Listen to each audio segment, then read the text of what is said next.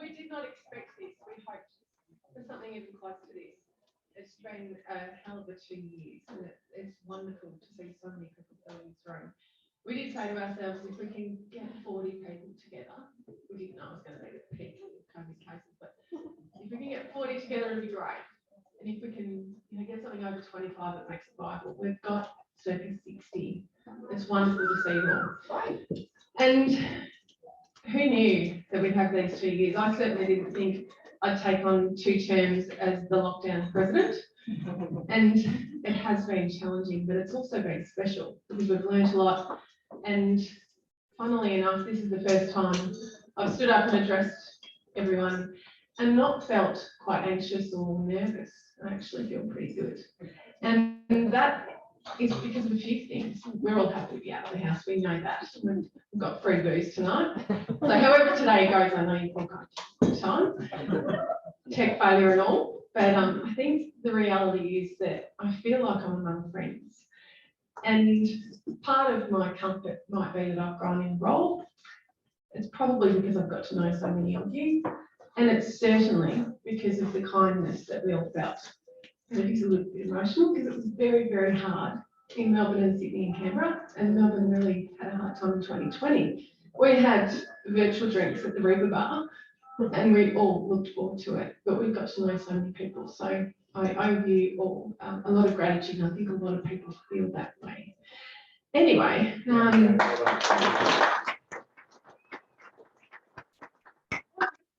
really special, particularly looking around the room today, is we've always talked about getting more members. And through COVID, when we didn't have much more to offer than hooking up on Zoom and running training sessions, and it wasn't the same as getting together, we still had membership growth. We've had affiliates join us. But we haven't been driving for lots and lots of members. We've been driving for lots and lots of excellence and quality. And that's really, really apparent. And that's something that I'm thrilled to be a part of. And I think as big or as little as we are, we're very, very different. And we're differentiating ourselves all the time. Our exposure is great. Merit's social media is great. Every time I get an opportunity to talk to the media or talk alongside my REBAA colleagues, we're all showcasing our commitment to the consumer. We're showcasing our skills and our insights, and we are really standing apart. So super proud to be a part of that, and I know that that will continue because that's the path that we've all taken. Now, as for today, we've got action-packed everything. Our 2 external speakers are going to be presenting on Zoom because they've had close contacts or been involved in COVID cases, and that's just the way it goes. And the amazing Claire Corby's organised the tech, got everything sorted. I want to say a warm welcome to those who are streaming, so they're with us in spirit and they're watching all of this unfold. We're quite a united group, so there's more than 60 people at this conference, but 60 in the room. Speaking of conferences, we do need to have a little think about our next AGM conference, and we've got an idea out there for Adelaide, Barossa or McLaren Vale. Chris Waterman's putting his hand up to organise what's going to be the most amazing winery tour ever. I do want you to think about it. Now, on your tables, we've got feedback forms, and we want feedback on all kinds of things, but do have a comment about the government's idea. We'll collect those tomorrow afternoon. Quick mention about the videographer. We've got a videographer here today who's capturing a few things in this room, but mostly lots of one-on-one interviews during the breaks, and we're collating a video for REBAA. But in addition, we also have the opportunity to capture people in their own businesses. Merit put a call out. It's $50 for 10 minutes of videographer time. You can have your team involved if you want. If you need more than 10 minutes, it's another $50. If you haven't already registered and you'd like your own branded video done by a videographer, now's the opportunity to talk to Merit during the break. And we've got a few places there for people. The money that we collect goes back into the REBAA kitty and covers some of that cost. So it's an offering, it's not an obligation. Mask etiquette. When we're outside this room, we wear masks. If you need to have smoke, you go outside. The bar downstairs is closed today, and it's open officially, privately for us at 5:30. So no loitering down there until 5:30. Toilets are outside to the right. And lastly, this is all about sharing and celebrating what's an amazing milestone. REBAA turned 21 last year, and it's nice to do away with the formalities that we covered off in the online AGM. So this is all about having a wonderful time. On that note, is Scott McGeever in the room? No, he's 15 minutes away. 15 minutes away. So we're going to call on Brian to be Scott. And our first session, actually, let's do a little icebreaker first. Perfect. Brian's itching to do this. All right, everybody standing up.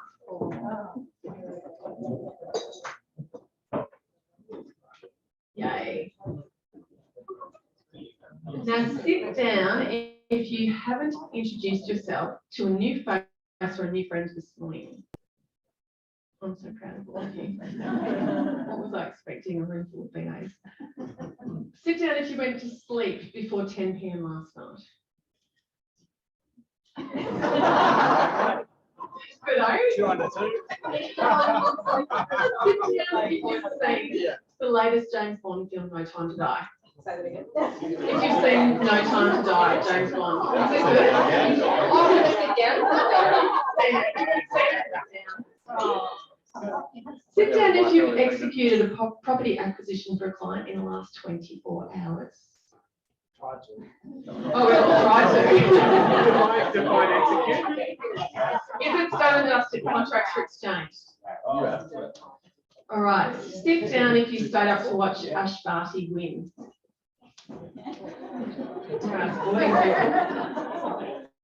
Sit down if you've ever stayed up watching the whole finale of Eurovision. Oh. Sit down if you have currently a pet other than a dog or a cat. No human pets allowed. Sit down if you've ever been suspended from school. Oh, this is great. Sit down if your flights got changed at all for this trip. Oh my gosh. Sit down if you haven't had a COVID test up your nose. If you haven't. Okay. I've got one here. Sit down if you don't have Netflix at home. Everyone's got Netflix. Sit down if you bought a coffee before you got here today. Sit down if you have been overseas in the last 12 months. Sit down if you drive a manual car right now, if your car's a manual car. Sit down if you've seen an international band in the last 12 months play live. 12 months. What are you doing? Sit down if you've got a CD player in your car. Right, okay, tiebreaker question. Which state do you work in, Ben? Oh, yeah, of course. Okay. How many vendor bids are permitted in South Australia? This is the winning question. Okay, what about in Victoria? How many vendor bids allowed in Victoria? 2. That's your guess? Yeah. 2? As many as you like. Amanda wins.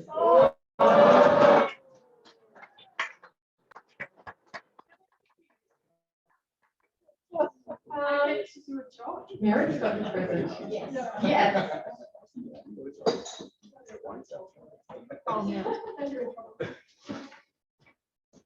All right, Brian, you are right. Now we have a hot seat session, and the whole idea of hot seat is we've got a couple of people that do this. They run a property management arm and vendor advocacy. Now I know a few of us do, so I've handpicked people that are happy to sit on these high chairs and answer questions. But what we also want is other people who are doing it too. Feel free to comment. So we'll have some roving mics. Brian is our facilitator, which is also like being a security guard. I'm going to give him the microphone. And we're going to ask Chris Waterman and Ramon to come up here. And for anyone who doesn't do these two activities in their business, they want to know a bit more, these are the guys to ask. Thank you. Awesome. I've literally been called into this 30 seconds ago because Scott's conveniently is running late. So yeah, as Kate said, we've got Ramon from a property management perspective, and then Chris from a vendor advocacy. Both. Okay, there we go. Both. There we go. So we're now opening up the floor questions for either of these gentlemen in relation to property management or vendor advocacy. Who wants to jump in first? And yeah, go for it, Clay. You want to? Sure. What made you start vendor advocacy?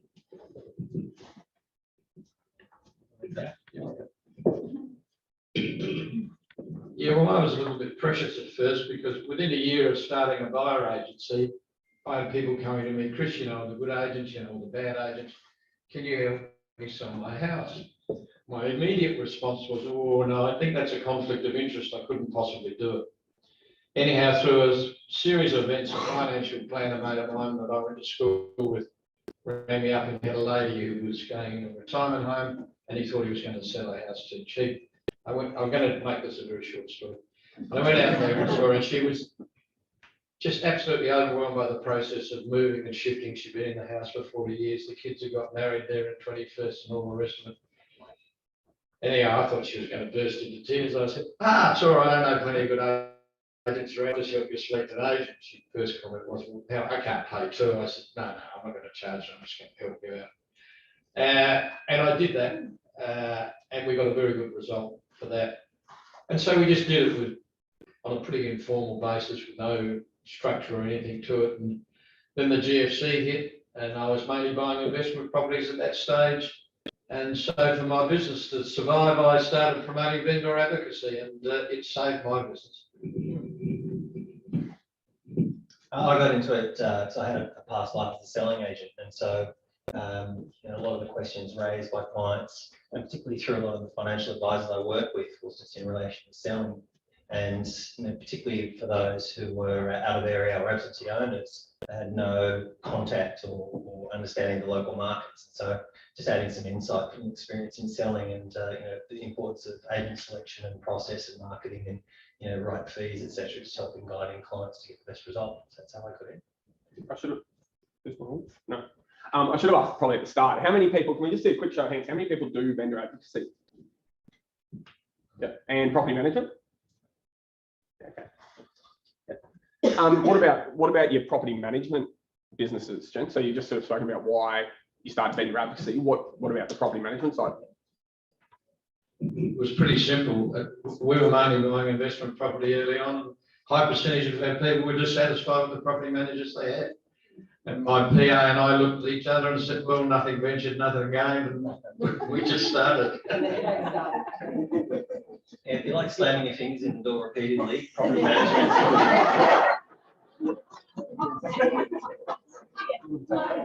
Seriously, property management is a hard slog. For anyone who's thinking of starting it, think about it. I had a full name of dark hair. So for those of us who don't do property management, why do you say it's so hard? What are the 2 or 3 things that you find the hardest or most challenging? And it's laughing already. I know. Narrow it down to 2 or 3 for us. Two or three.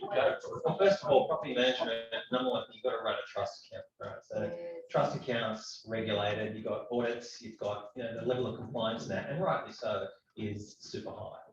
So there's a lot of time, energy, and resources that goes into that. On top of that, the property management business is, it's hard from both sides of the fence. So, tenants, they often get a pretty hard go. They're living in someone else's property. They've got obligations to look after it. They've got restrictions on what they can and can't do. So depending on what market you're in, it's hard for a lot of tenants to get in and retain a place. And then on the industry side of things, it's such a thankless industry that, and the turnover of property managers is ridiculous. I mean, the average life cycle of a property manager is about 6 months, 6 to 9 months, right? And I know there's a session today on workshopping around hiring and retaining staff. Property management is probably one of the hardest to really attract and retain good quality staff. The burnout is just ridiculous. And so, there's a lot of time and resources that goes in attracting the right talent and then nurturing and guiding them so that they don't burn out and in turn, facilitate that high turnover rate. So I'm happy to chat to anyone after this, so it doesn't all line up when we start being it. Can I ask a question, Ramon? Given that with property management, and I agree with you, I think property managers are, underpaid and overworked and all the rest. But if, in hindsight, being a wonderful thing, if you were now to start property management, what would you do differently? Yeah, it's a good question. First of all, the reason why I got into PM was because, and I think as Chris said, we're spending time with clients who, we're in it for the long haul in terms of the relationship goes. And property management is the backbone of the investment lifecycle for the client. And so we work hard in building a relationship up front, putting the right strategy in place, the right debt structure, the whole lot.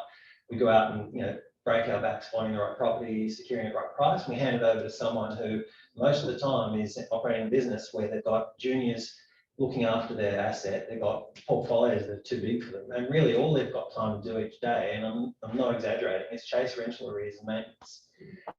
And so quite often you have clients who, they want to find out what's going on in the property and they ring their property manager and say, where's so-and-so? Well, he's not here. Who are you? I replaced such and such. I don't know who so-and-so was. And it's in the space of 11 months. And so, properties are left there. They're on rolling leases. They haven't had a rent review in 2 years. They haven't had routines done. They don't know what's going on with the property. All this work we've done to get the client set up to that point is being undone by being managed really poorly by someone who's, not that they don't care, they just haven't got time to care and spend time on it. And so that's why I got into it. The relationships with the clients for me was such that I really wanted to be part of that process through the whole life cycle.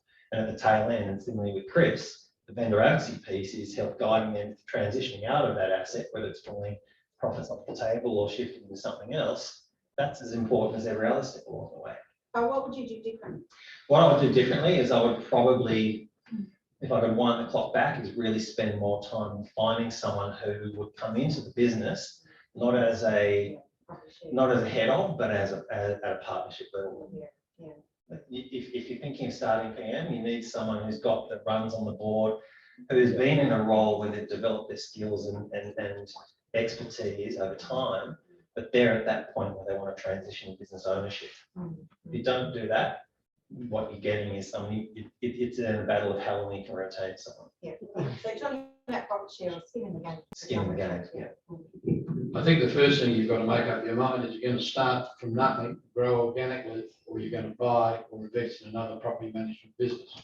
We went down the track of starting with nothing, but it's a financial impulse that's quite severe because it takes a while before you break even on them. So you've got to be in it for the long haul. What I did to solve some of the problems that Ramon was talking about was Kelly had been with me as my PA, started the property management side of things. And when we got to about 40 properties, I incorporated a new company, instantly gave her 10% of it and threw the golden handcuffs around it. When we hit about 80, she then bought another 40%. And then I haven't done anything in property management since. I just come at the end of the year and where's my fully franked dividend? I know we're having a bit of fun with it, but she was a quality person and was always going to take it seriously. And we've made a conscious effort not to have a big property management business, but a very personal property management business, where the two ladies I have looking after it, you would think it was their properties the way they look after it, and they are long-termers. We don't overload them with 170 or 80 properties. We work on 125 as max, and we look after them. And they stay. Can I add to that about whether you start organically or buy a rent roll? We would highly recommend starting organically because when you buy a rent roll, garbage in, garbage out. So you inherit other people's bad tenants, perhaps landlords who don't care and won't spend a penny. Whereas if you are growing it yourself and they're properties you bought, one, you know they're good properties and you know what the issues are from buildings, you know what the landlords are like, and you know they're not gonna be tight about spending money to fix things when they need to be fixed. That was the It's a lot decision easier. It's a we lot made that, and then, you know, it's our rules. Yes, Yeah, and probably the greatest point of difference we've done with everything, we are so strict on our tenant selection. yes. You know, I had to rent while we were renovating a house recently, like, said to the agent, what I had to do to get the place. Oh, well, Chris, first in, best dressed. Could have been anybody. They did get it. I got it. I said, give me the form right now. But, you know, we spend a lot of time, and we reject a lot of tenants. And a lot of our tenants become our best property manager referral people. They're either new business or other friends to buy or to sell.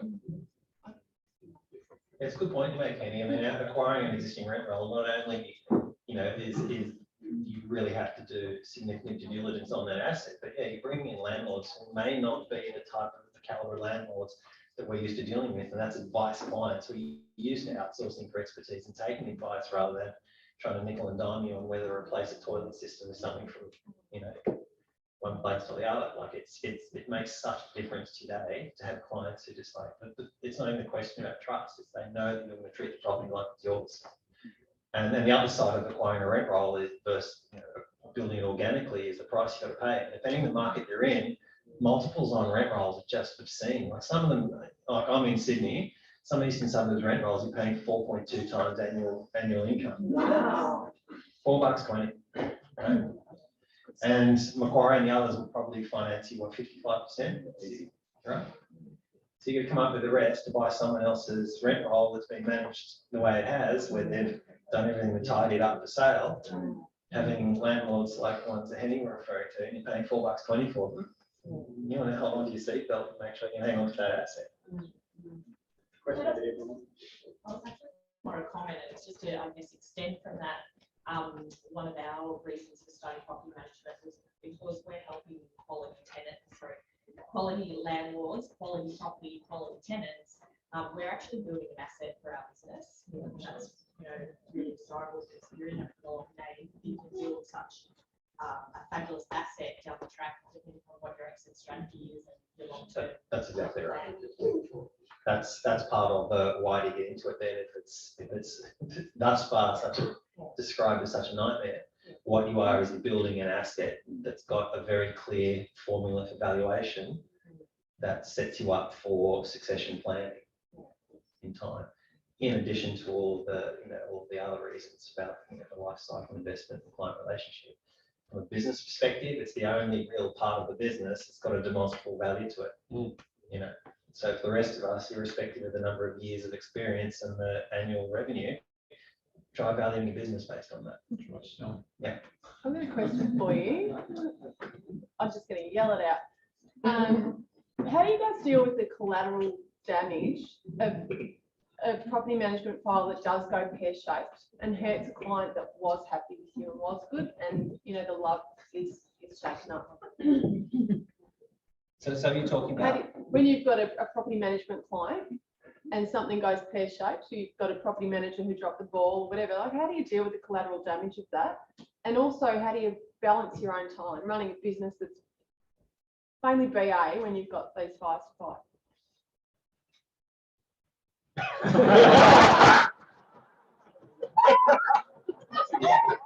just trying to think of the time. But the bottom line is neither of us let anything go that pear-shaped. It's kind of And down. to answer the problem of running it the day, give them equity in the business, find a partner. That's my answer to it. Look, I mean, things will go wrong in property management. Yeah, I've seen you get off that Zoom before. Like it's seriously, it's like herding cats. So you know, there's so many variables in it, and you know, depending on the level of screening your tenancy, if you acquire a rent roll and you are at the behest of the screening activities of a previous property manager, and let's be honest, a lot of property managers, no disrespect, it's the shortest distance between point A and point B, and it is almost first come, first served. And so we've had clients that we've bought for who've said, oh, you know, can you manage my partner, my friend, my family's property, and that's taken over from a previous property manager. We see the file and it's skimp. There's nothing in there. Yeah. It's terrifying. And you get tenants in there, and yeah, stuff does go wrong, and you know you've just got to own it. You know, you're dealing with the client, and I think the benefit of having that advice-based relationship, if you're straight on top of it and say, yeah, look, stuff, the wheels will fall off on this, is how we're going to manage it, and, you know, come up with a solution. That's one part of it, but actually it's working through it, and you know. It really, you know, the old saying of a stitch in time. If you can properly screen tenants and get the right tenant in there and take the extra time to do all your checks, you're less likely to end up in tribunal, which is an absolute kick in the proverbial, because it's just months and months to even get a hearing unless it's an emergency hearing, because they're all backlogged from COVID. And you've got tenants in there. If you've got a really bad tenant who knows how to game the system, you just can't get them out. Yeah. And you know, touch wood, fortunately, we don't have those, but I have seen it. And it's exclusively from these managements where someone said, oh, you know, my partner, can you manage this property? And they bought a dud asset in a really bad area with really, you know, poor quality tenancy demographic. And it's just been a nightmare. It's a management I wouldn't have wanted to have taken on other than to preserve the relationship for my main client. And we've ended up in NCAT. And, you know, the tenant, you know, they stop paying rent. You can't send around the cleaner to ship them out the door. You've got to follow the process, and if they know the system, they'll game it. So, you know, to answer your question, you've just got to pick that up straight away. You've got to have, you know, even though you are spending time over in BA, you've got to have the understanding of the machinations on the PM side to know what to look for when you're auditing. Not only auditing what's going on, make sure nothing's gone through the gaps, but also if, you know, God forbid, you have a property manager who might be lazy or they miss something or whatever, it's knowing what to look for so that it doesn't fall through the gaps and stay through there, because that's when you have issues with clients where things, if they've missed deadlines for giving notice to a tenant, for example, or they haven't done, you know, for those MCAT proceedings, if you haven't done everything by the book, they just throw it out and go, this is an incomplete file, and put you at the back of the list for the next hearing. Clients don't warm too much to that sort of outcome. So, yeah, you just got to stay on top of it. I just wanted to comment on that as well, Kate. I have a very good senior property manager, and she is gold to me. She doesn't have equity in the business, that she doesn't want it, but give it to her.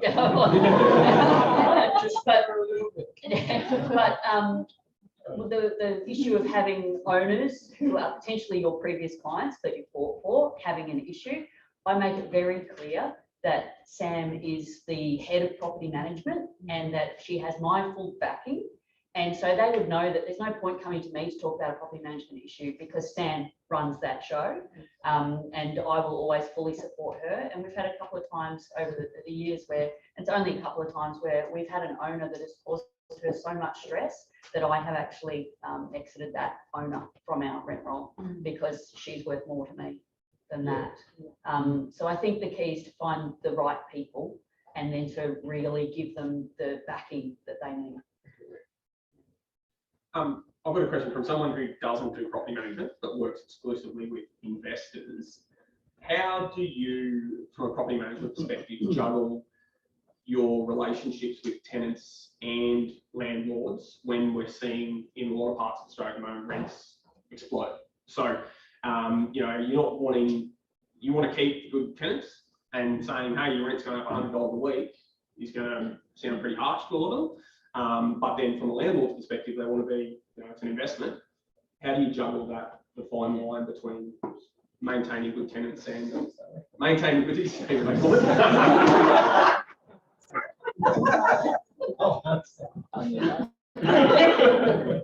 Look, I really don't think it's a problem. It's not an issue. They're two separate roles.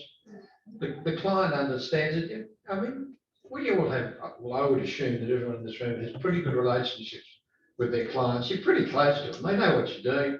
They know who your staff are. In my office, they know Kelly's the partner and heading up property management. They don't hassle me much. Usually it's to say she's done a good job. They want to talk to me about it. I just don't, I think basically tenants and landlords actually understand the game. The worst problem is the tenant who really knows the rules. They're the ones you've got to worry about. Look, I find that again, the tenant experience, if you went out and sort of canvassed 100 tenants out there and see what the relationship's like between them and their managing agent, you may not get a super high score. And it's not because people don't care, it's again because they're overworked and under-resourced. And so if you can change the experience of the tenant and, for the day-to-day stuff for them, be there for them, be responsive, act on the issues, get the maintenance stuff fixed in a timely manner, when it comes time to doing a rent review, and if there's a justifiable case for a rent increase, I've found you get a much more understanding and acceptable response from the tenant because they've been looked after the whole way along. And chances are that's not their first tenancy, so they've got a really good basis for perspective on what their other experiences have been. And if it's a better experience overall, and you're not being ridiculous with the rent increase, I found it's a reasonably okay conversation to have. Look, we don't concentrate on the bottom line. We concentrate on building a capital asset. We don't screw every last dollar out of, like a lot of agents do, out of their property management. It's about building a genuine capital asset. So we want quality tenants, we want quality landlords, and we want to do it right. And if we don't make as much as we could, well, that's just bad luck for us. It's about building that, and we find that works for both sides and takes most of the problems out of it. I think we have one-on-one sort of assessment for the properties we manage, and we have a discussion with the landlord. Look, are they good tenants? Do we want to keep them? If they're a couple, no kids, no pets, they've been there 3 years, do you want to really, piss them off and increase the rent and then they move out and then you get somebody who's not as good? And on the other hand, also like Ramon said, if you treat the tenants well, they're a little bit more forgiving when you do ask for things, right? So we encourage our landlords, Christmas time, give them movie tickets, it costs nothing. Give them a pair of movie tickets or, whatever, a bottle of champagne or whatever it is, if there's any special occasion. And that goes a long way in terms of goodwill. And they remember you then as nice people, not just as somebody who's looking at you with dollar signs. I mean, it's the same experience for anything that we individually do. You're prepared to pay a little bit more for something of equal quality, and service falls within that category. So if you've treated the tenant poorly, if you've, maintenance stuff is left undone, you feel they're sort of dealing with the slumdog landlord, then when you circle back for a rent review, they tend to get stuffed, and I think that's very reasonable. I would, so it's kind of shielding the other sort of stuff. Just on that, as property managers, do you have like a third-party rating system, like a TripAdvisor or open agent type thing on property management at the moment? No, I just do Google reviews, and I actually find I get tenants giving us reviews.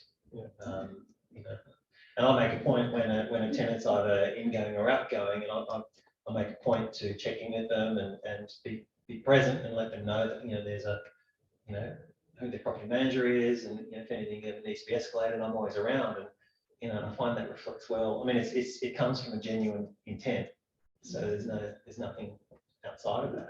But I find that just Google reviews, tenants jump on and happy to do a review, and they know it's a pretty thankless industry. So, Ditto.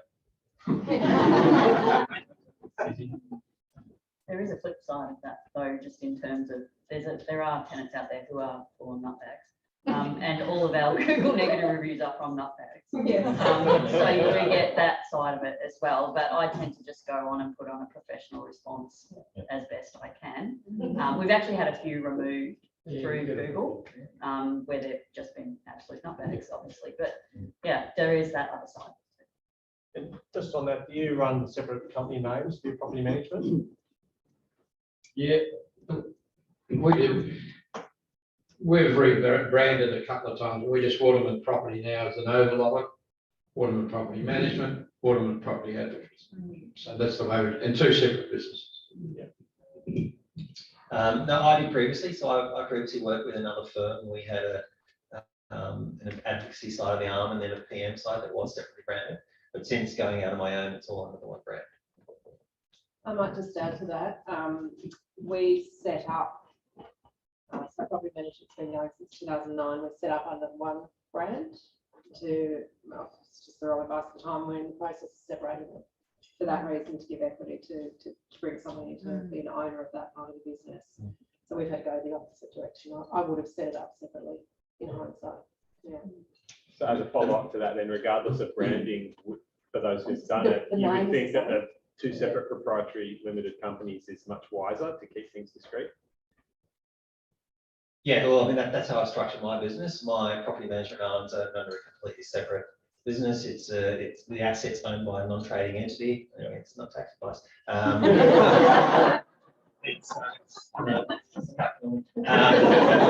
So it's set up as a non-trading entity, and there's a deed of property management services back to the main business, which is responsible for running the whole business, everything.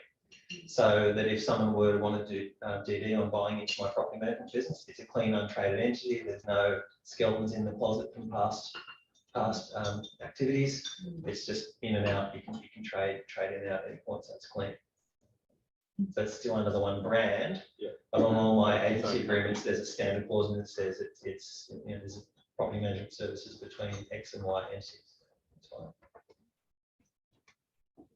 Vendor advocacy, gotta ask. I don't do vendor advocacy, but I've always wondered how you balance that a disappointment for the agents that miss out on the job and then recover the relationship if they take it hard. How do you deal with that? Well, we've been on with vendor advocacy for a lot of time. So and look, there's a lot of different models of vendor advocacy, from not charging the client to getting a referral fee from the agent, your point, to charging the vendor. So you've probably got to first off say which model you're going to go down. We invite 3 people every time. We don't charge our client. We get a referral fee from the agent. And yeah, people do get a bit peed off with it. But look, I use the people that I like and do what I want to do and do a good job. And they understand they're not going to win every one of them. I mean, I don't think it's a big issue. I've never had anyone get so upset it's going to ruin the relationship I've had with the agent. I've never had anyone do that. Do you really And sometimes it could be, they're just simply wrong. I mean, I've rung up agents and said, look, you've just missed this by a mile. I mean, I had a guy put 800,000 on that house the other day. We got 1.16 for it. I mean, does he expect to get the job? No. You're going to give him the job? No. So, usually there's a reason that people miss out. Sometimes it's your vendor. I don't like that bloke with the red hair or whatever it is, or I do like that young fella you brought in here. I've had clients of mine pick the agent before I've even looked at the submissions. And they say, that's the one I like, that's the one I want to do it. So there's no one rule. Just on that advocacy, maybe this city area is a bit different, but how do you educate your vendors to that as a service that is worth the exercise?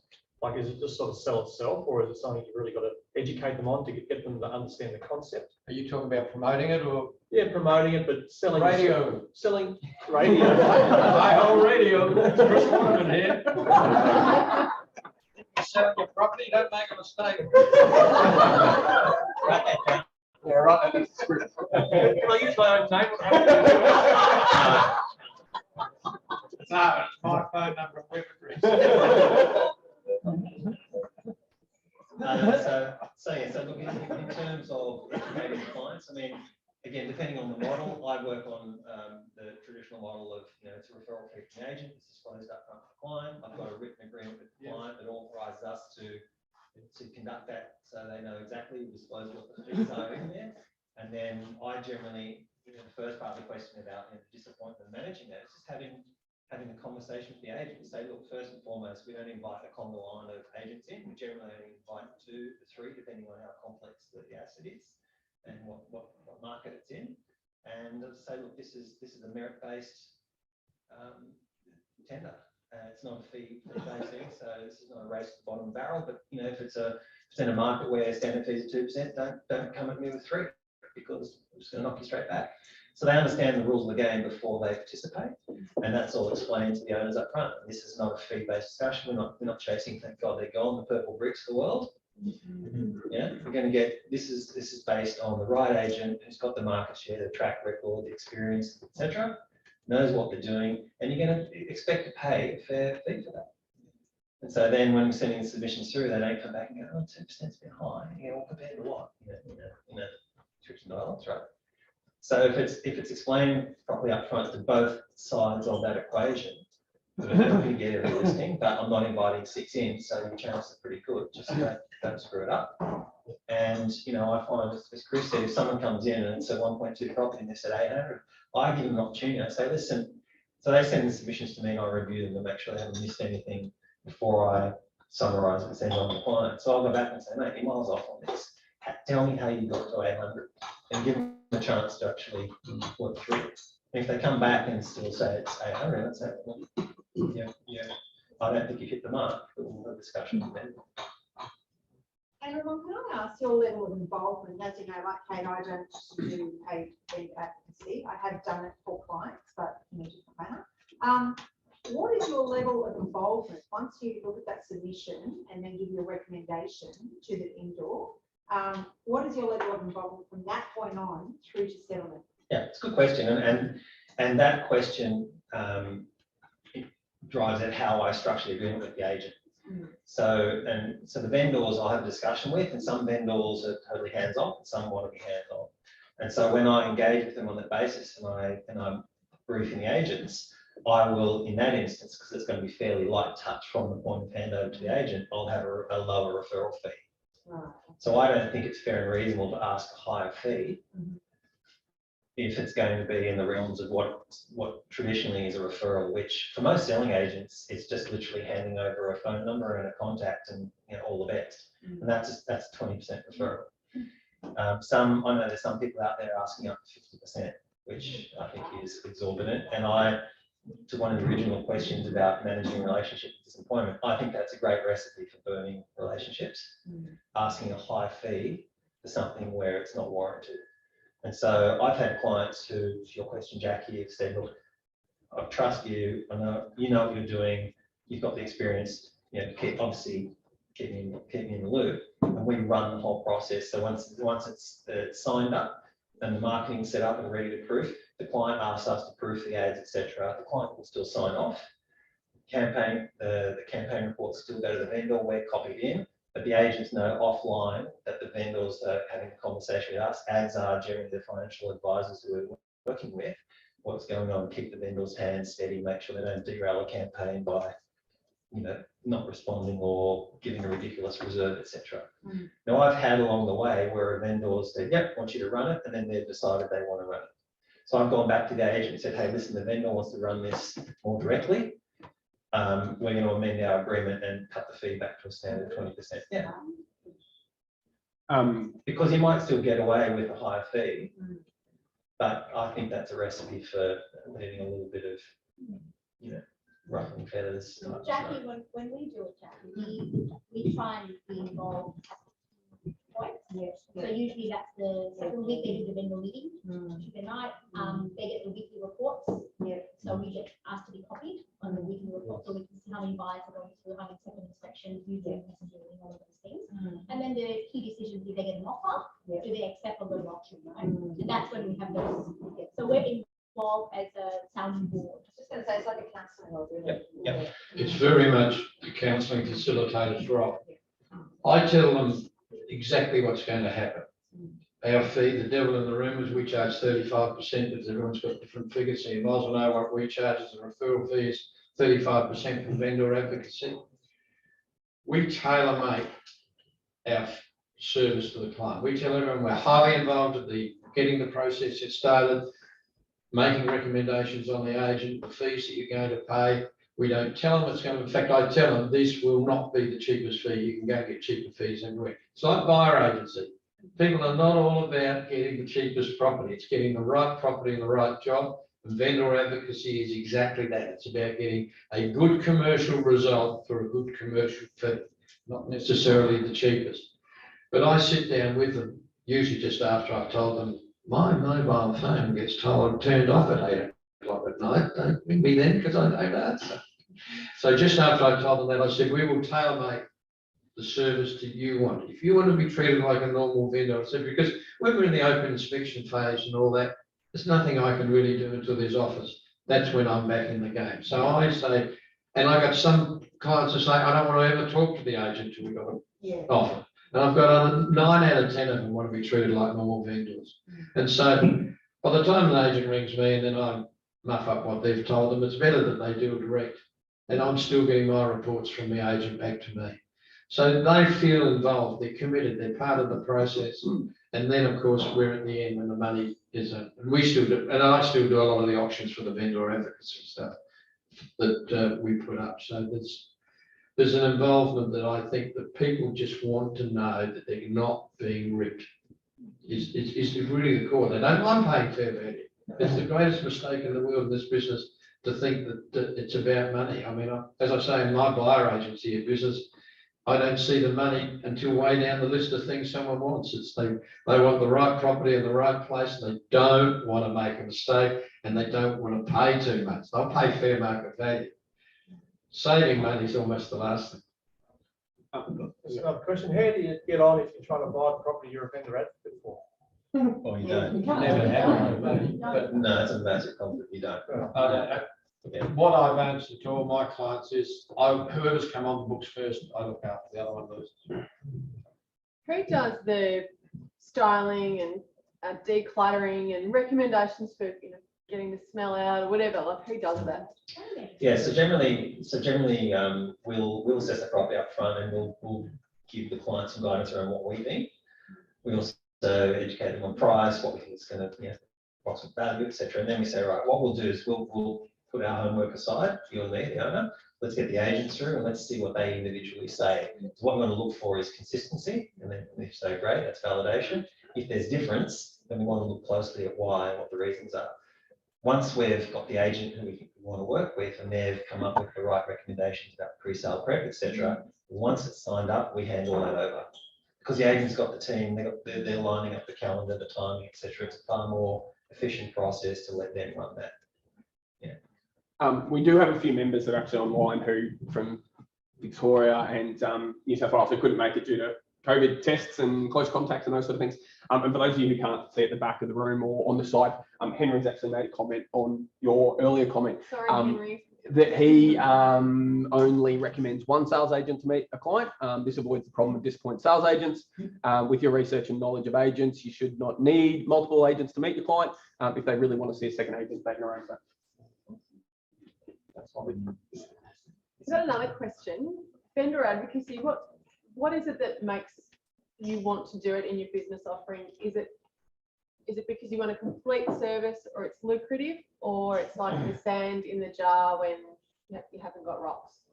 So like it's regular cash flow when you can't. Well, as I said earlier, I got into it because of survivorship of the business, to be perfectly honest. But I come from a background of running big sales teams, and it was just like old times again. I got all these salesmen out here working for me. It's fantastic. Got the strings on the puppets. Okay,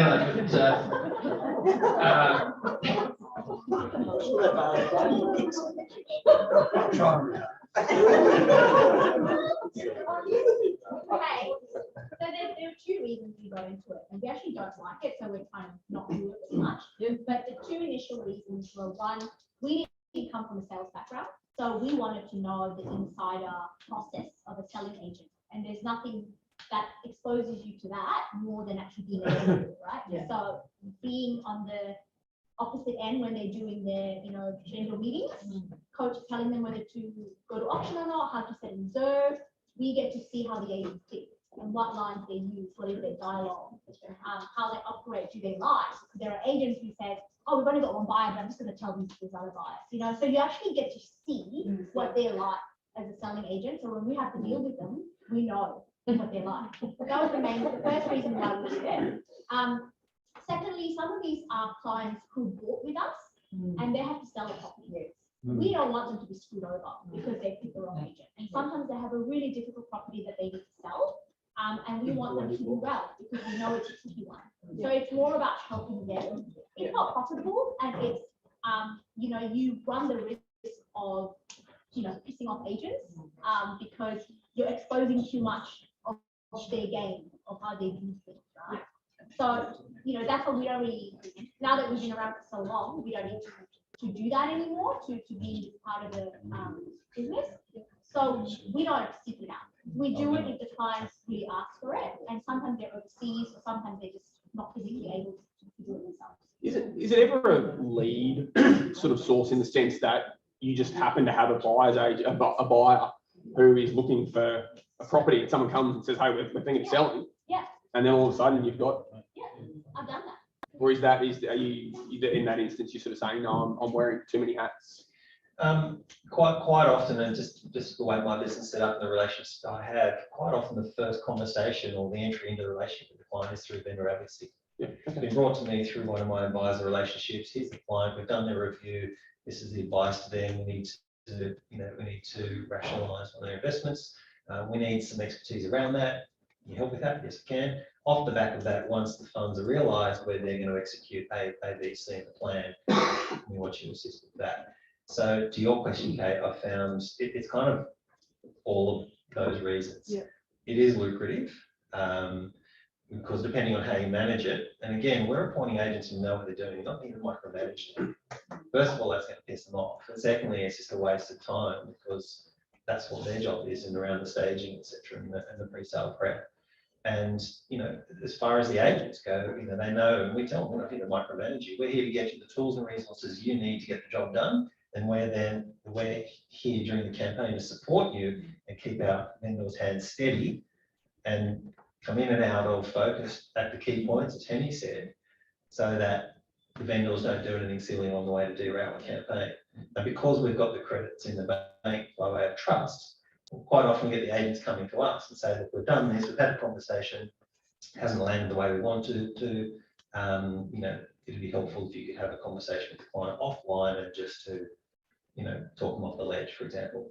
So in that instance, we find that the response from the agent is actually positive because we're actually earning our keep. Where agents get pissed off is if you hold your hand out for 30, 35, 40%, whatever it is, and then just disappear, that's where they'll come back and bite you. I think Chris has got a Do question. you ever struggle with finding the right agent because they may not want to give you your 20% or 35%, because they're so busy, they're just saying, well, I'm not going to pay you your share. So you basically have to pick, you can't pick the best agent because they don't want to pay you a referral fee. I've had, it's happened rarely, and the only times it has happened is when it's been a regional, no disrespect, like but out of interstate or out of the really high competitive markets. And so out of probably 100 vendor advocacies, I've maybe had 3 where the agent said, oh, we don't want to pay a referral. And as it happens, they just weren't the best agent in the area in any case. They were one of the people that we've researched and conversation with. So most agents are happy to do it.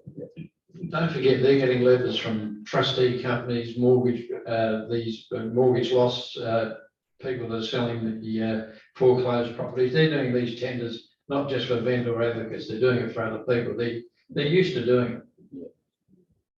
But just getting back to the presentation, like Roman, I basically leave that to the selling agent. But our vendor advocacy's gone down a bit of a road where the legal guys have picked us up. We do a lot of estate work. We do a lot of transitioning people into aged care, which has caused us to open a division to clean up houses and do property clearances. I've got a team of blokes where we physically clean up the houses, particularly some of the old estates, which are just jam-packed full of rubbish to the eyeball. So it's opened its second division to our business, and we now get court appointments because when lawyers know us, they'll be in court and say, well, there's someone out there that can look after this. It might be a divorce case, and one side wants to deal with this agent, the other side wants to deal, and the friendly judge says, you'll get that little fat Chris Waterman in there. And it's wonderful. You sit there, you do sit with these people and you explain what you do, and you can almost see the tension coming out of their shoulders when you say, well, when I send an email, you'll notice that one you don't like anymore is getting the same email. And if I ring you, I'll be ringing the other side. And that's suddenly, you got to remember when they're in those divorce disputes, the teams have divided for 2 or 3 years, and everyone on their team agrees with them. And suddenly someone comes in the middle and say, look, I'm only interested in just doing my job, which is getting you the best deal for your property. And they start to relax and they become good clients, a lot of them. Yeah, no, I was just going to go on what Kate, from what Kate said. I think a lot of us now are doing the vendor advocacy side of things for the long game. It's, you buy to the client, you build that relationship, but you still want to be involved in the sales process when it comes time to sell, rather than just say, go and deal with that real estate agent down the road.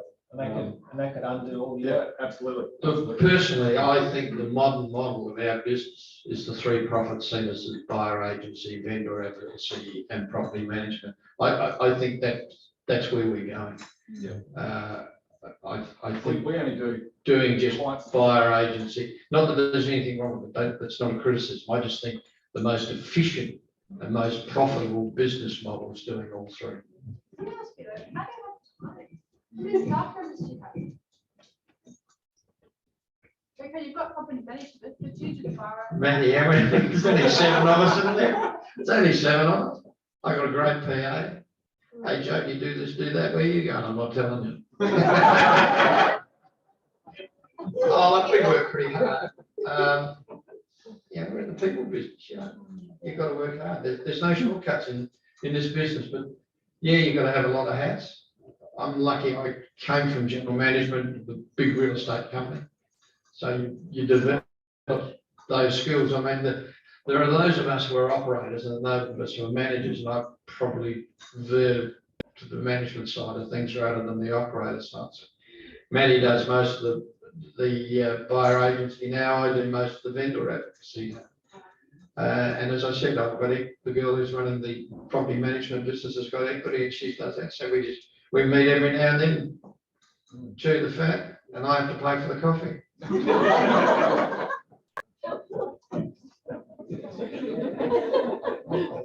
Sorry.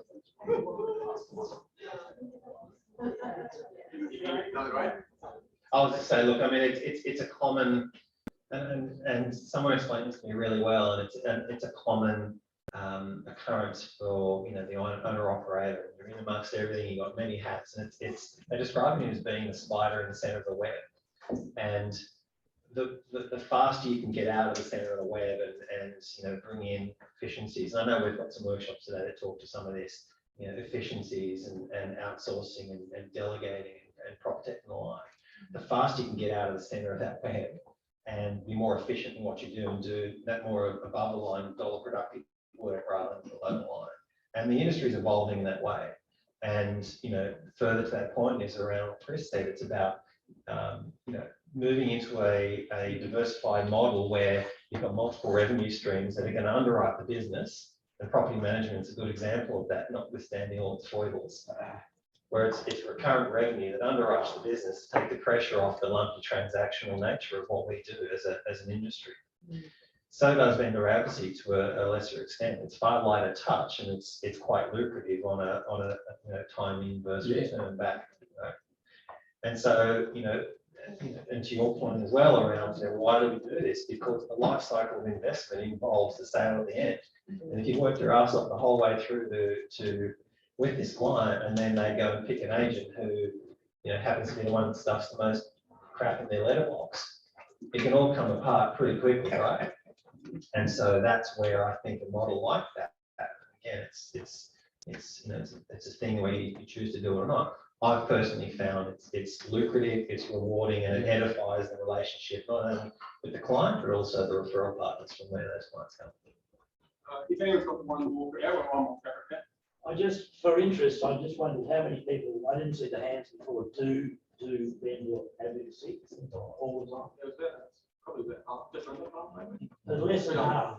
I was just thinking, because in the early days of REBAA, we were conscious of whether that should be part of the program or not. And I got into my first vendor advocate job about 16 years ago, but that just came about. You're old.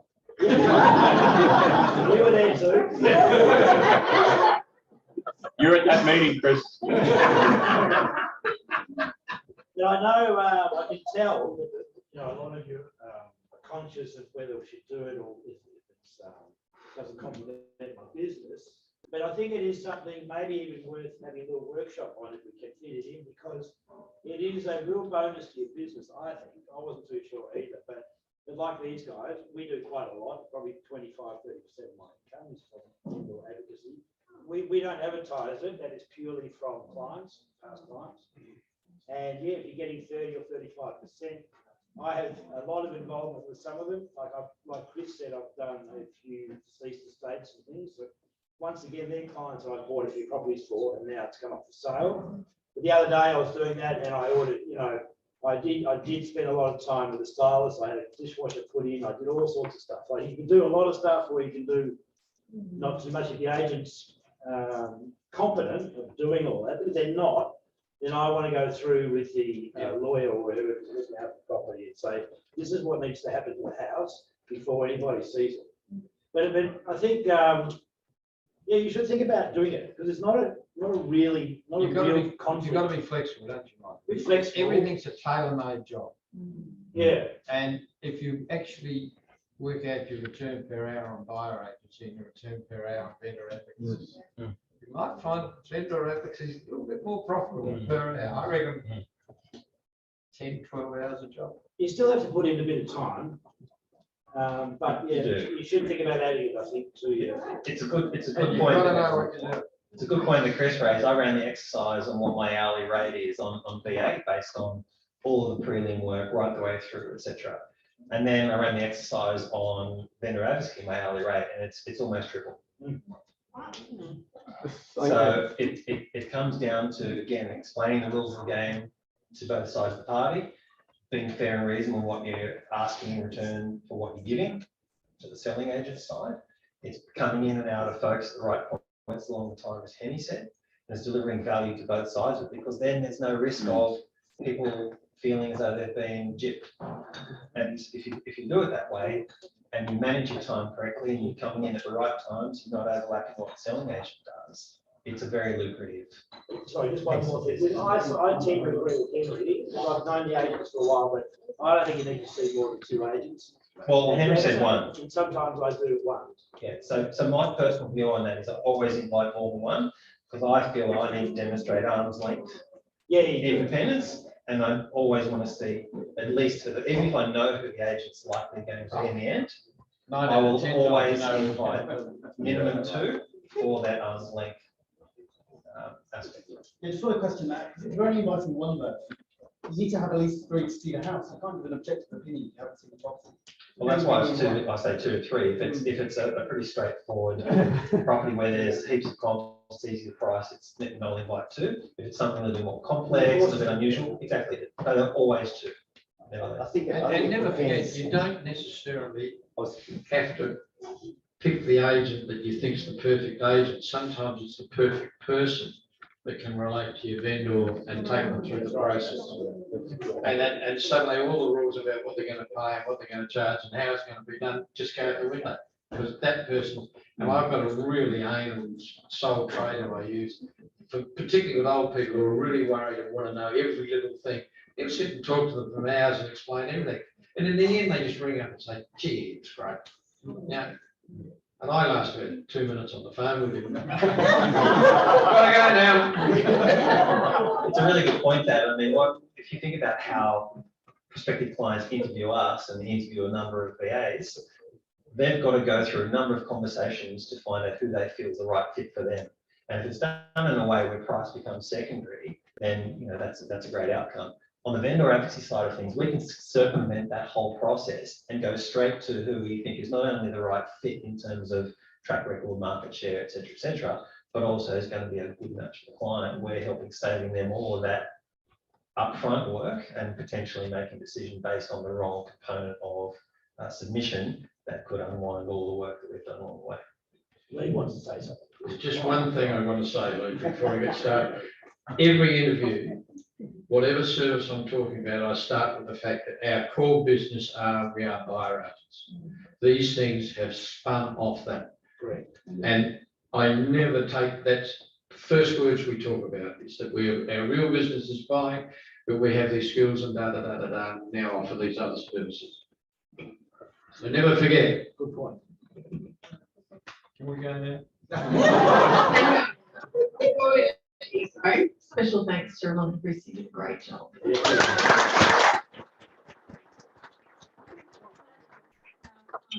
It's going to be it for us, I think. Thank you so much, both of you. And Brian, thank you, wherever you are. Wonderful. Okay, so our next session is a table-based session. We're doing the workshop. And we've got 4 different themes that are floating around. And that's going to drop a couple on each table. So each table gets one thing. And there's a few questions. I'd like you all to talk for about 20, 25 minutes and formulate some ideas. And then pick a spokesperson who's going to come up and present ideas for 3 or 4 minutes. We're going to collate these ideas because when we're presenting them, it will help everybody. The first table, or number 1, whoever table gets this, how do you get the best work-life balance when it comes to taking a break from the office? You know, regular half days, leaving it with others to manage, mini breaks, whatever it is. We want to hear about how you all get a little bit of work-life balance. So the tables that get that, hello, the tables that get number 1 are coming up. Number 2 is about social media, how we manage all of that, and also our regular marketing of our own businesses. Number 3, what are the various ways you've advertised and hired for staff? And number 4 is moving on from tough feedback, whether it's a client being upset with you or a bad Google review. I'm sure we've all experienced that, and it's a horrible feeling, but we have to be able to learn from it and move on. So these are the topics that are flying around, and pick a team leader. Take some notes on your little pen and papers next to you. And we've got 40 minutes until lunch. Yeah.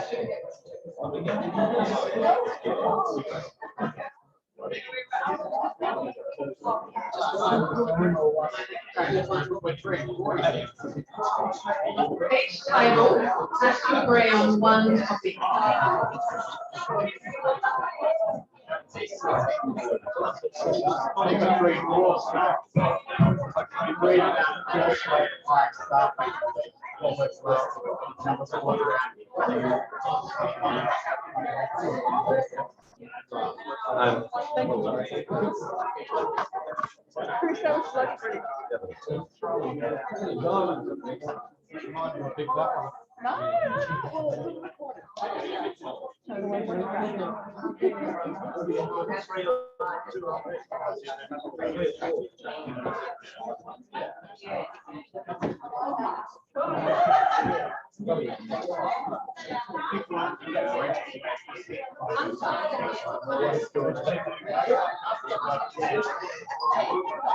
We've got 7 overseas now.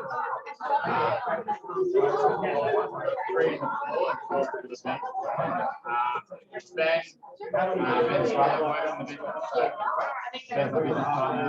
Ben's brother's now joined. And I've got another lady in Melbourne who helps me in the front desk.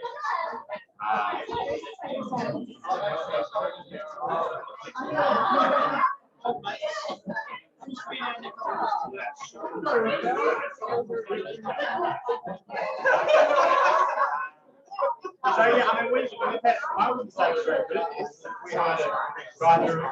So I am something. I'm very fortunate to enjoy business owner. He's got equity ownership. His brother, you know, the relationship there. Except overseas, everything they had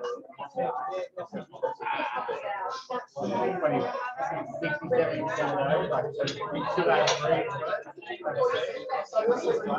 Yeah, I think because we've gone through 8 training. And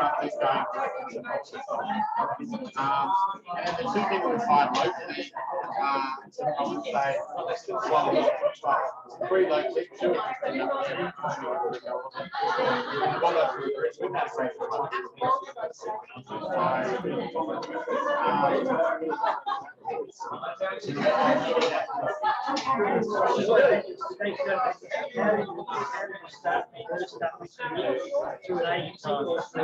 we find out first, and he, I don't know, we, like, I'm not very quiet, I like the person, I'm going to help them, and I'm not thinking about my phone, I'm thinking about their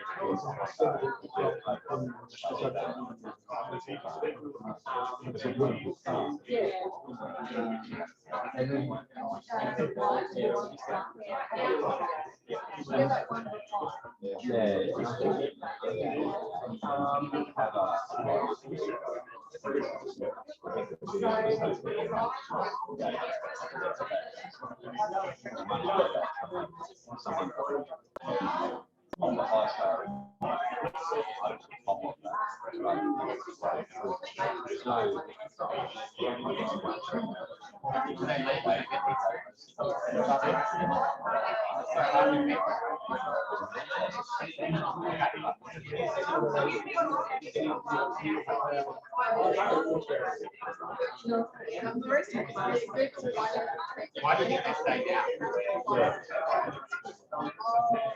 Pay them more or do you want to be a split? Even something that wouldn't get to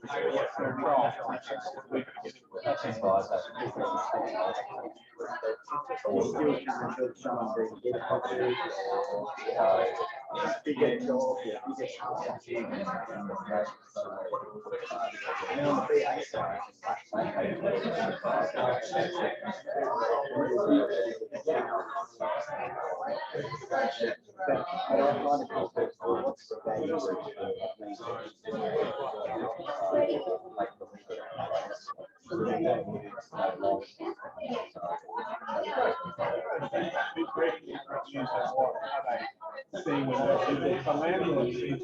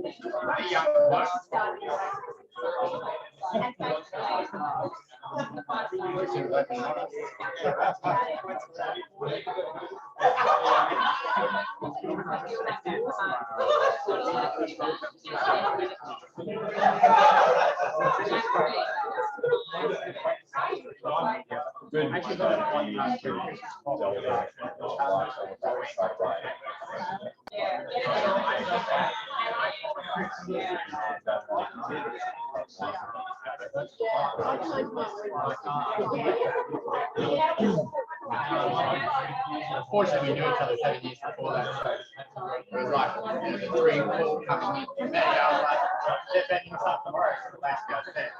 But I mean, I do agree that if I was honest on that, sharing this stuff. Yeah, probably a great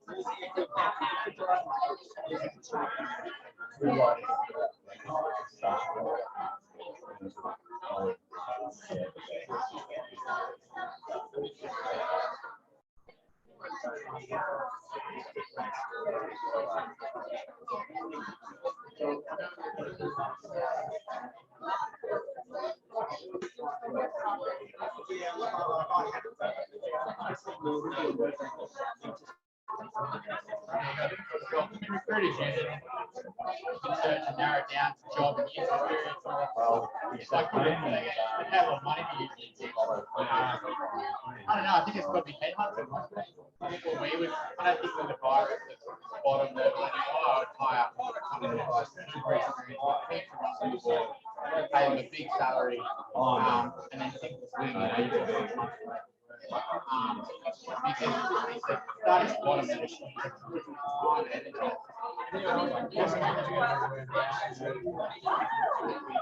I think we're proactive with also doing pay rises, like John, 6 months with his brother, smashing it. So, we just sort of up the base 25%, we can already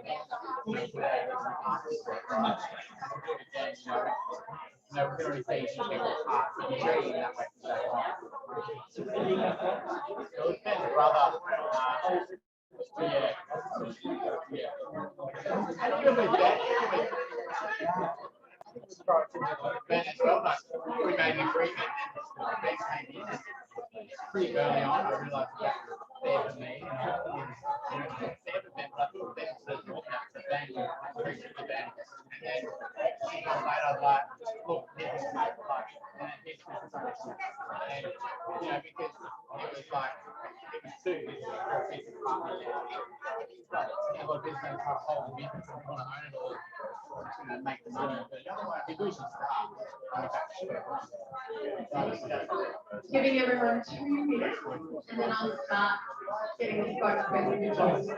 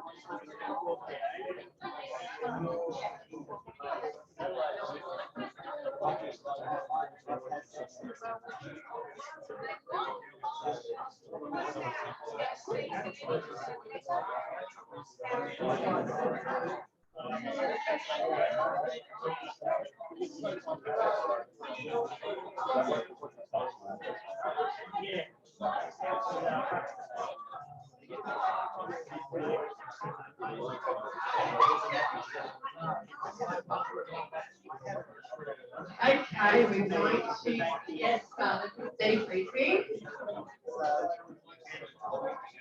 Lunch is waiting. Hello. I'm me. All right, we're going to start with our debrief. Is this table over here ready?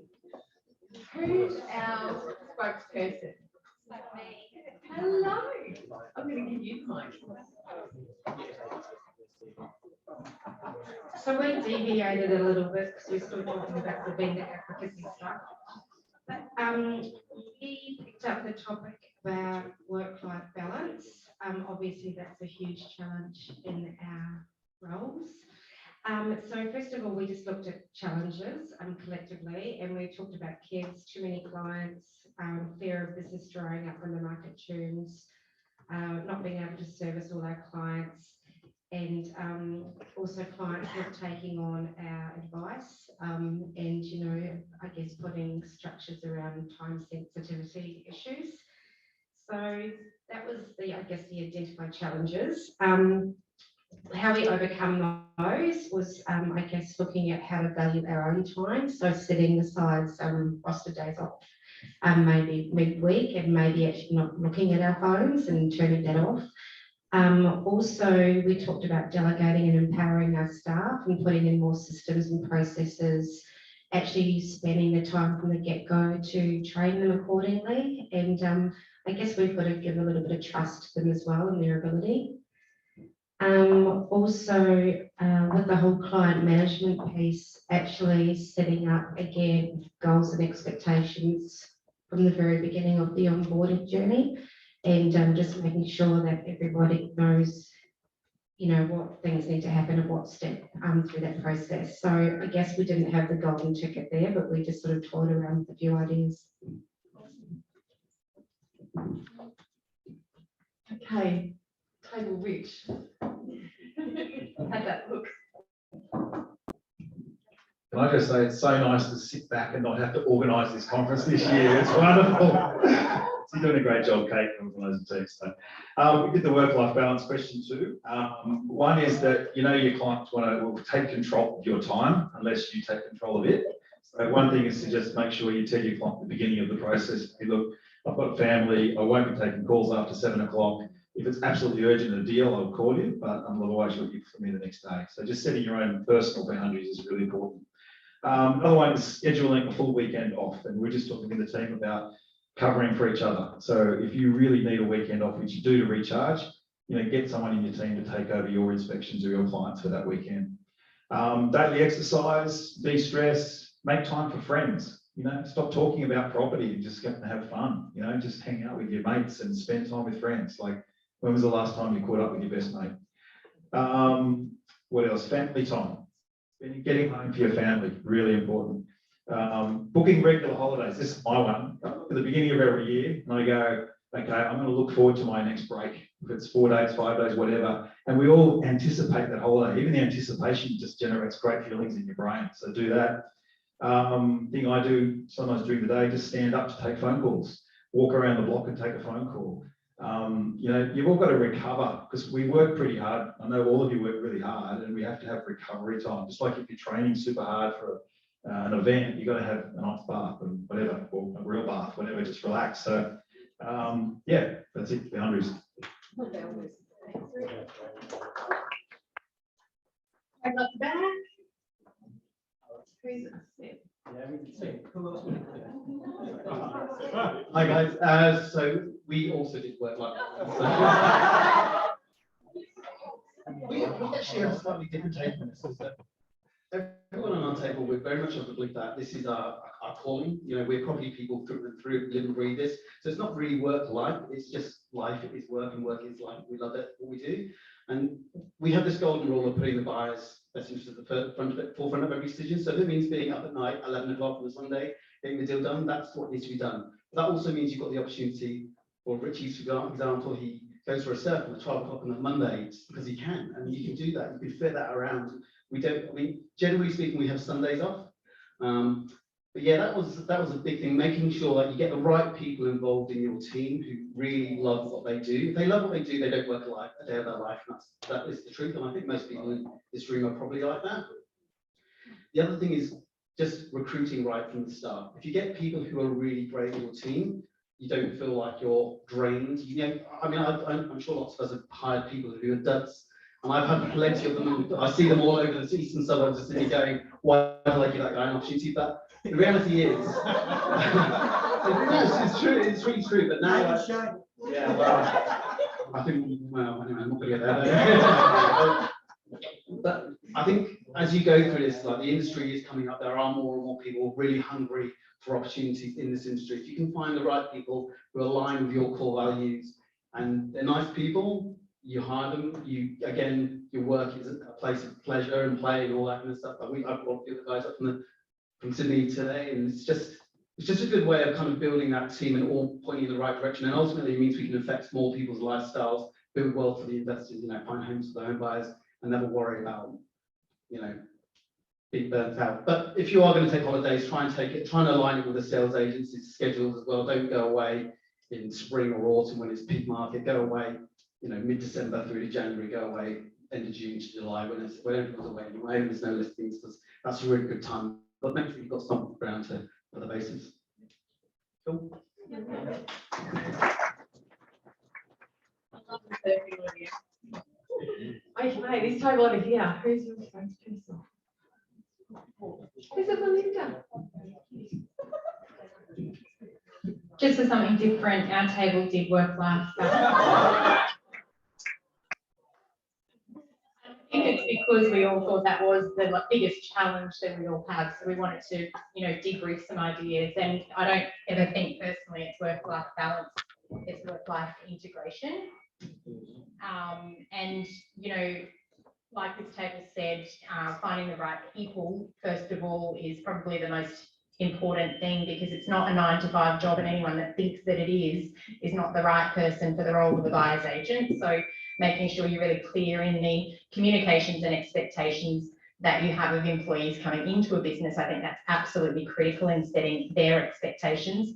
Now, around our table, we had quite different styles in the way we manage clients. We talked about some of us we all set client expectations up front. Some of us are very specific about not communicating outside of business hours unless it is in negotiation phase or unless it is by appointment. Others are much more responsive to clients outside of business hours, but that's just to alleviate the concerns that clients might have and put their minds at rest. And I guess that comes down to different business models. But in terms of setting client expectations, we sort of debriefed a few ideas, communicating when you will be available and when you won't, when you will be online, when you won't. I think that we all discussed the urgency of the market, especially in the last 12 months. It's made work-life integration much harder because work has sort of seeped into life a lot more than it otherwise should, but that's a response to the current market conditions more so than our role. Agents have placed a lot of time pressure on buyers, which in turn places a lot of time pressure on us and eats into that life component. We did discuss delegation to staff, like one of the other tables, giving more ownership of tasks, because I think if you've got employees that want to switch on and switch off, it's really important that you've got others that can take over at that time. So it comes down to employing the people that potentially are going to take more ownership of their client, regardless of what time of the day or night that might happen. And we also talked about scheduling responses. So let's face it, who doesn't work outside of hours? I think we all are guilty of that. But if the clients don't see that you're doing that, it's a way that, I know our team, we do a lot of scheduling. We might respond at the time we receive a message, but the client doesn't receive that response until business hours. So it's ensuring that they're respecting our time as much as we're respecting theirs. So that's it.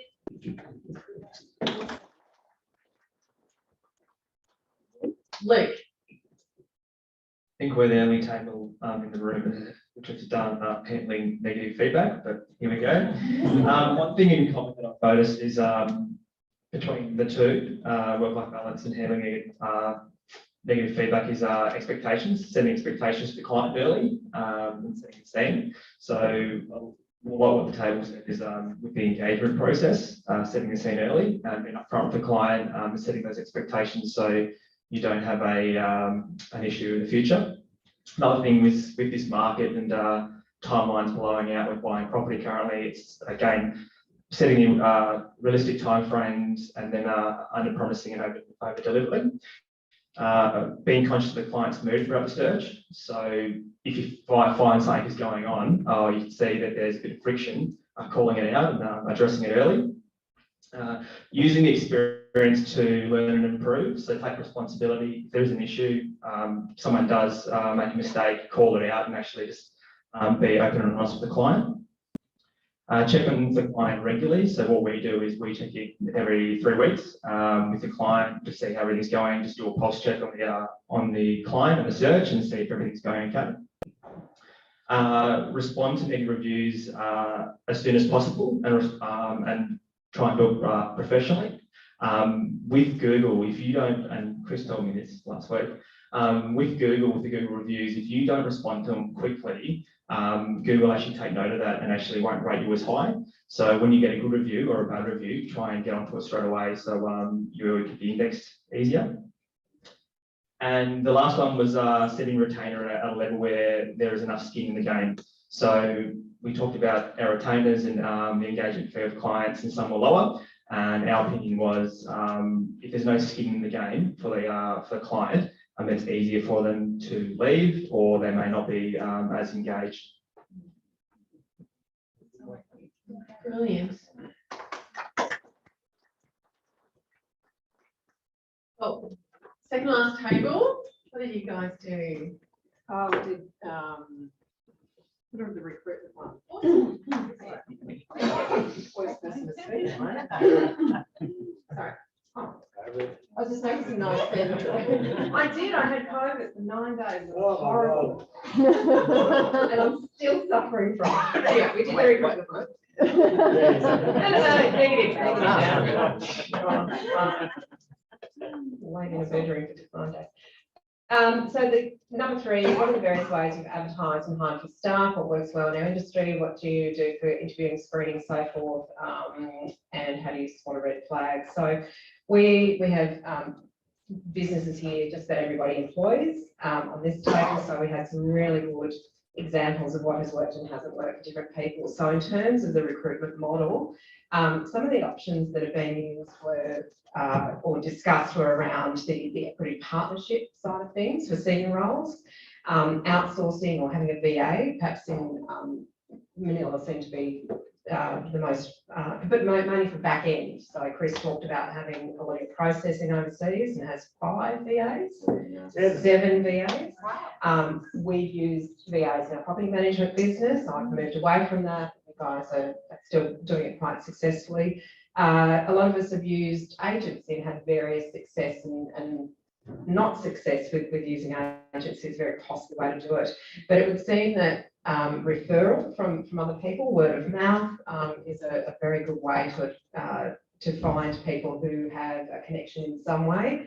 Clients, so I've had past clients come and work for me. They know our business, they know our value, the alignments and team culture and so forth. So clients have been quite successful for us from a recruitment point of view.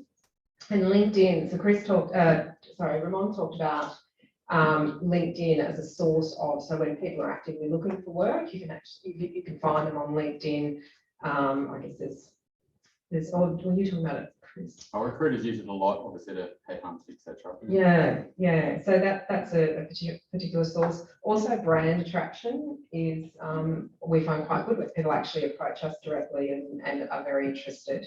And I think buyer's agency and property management, 2 very different recruitment processes is what we sort of worked out.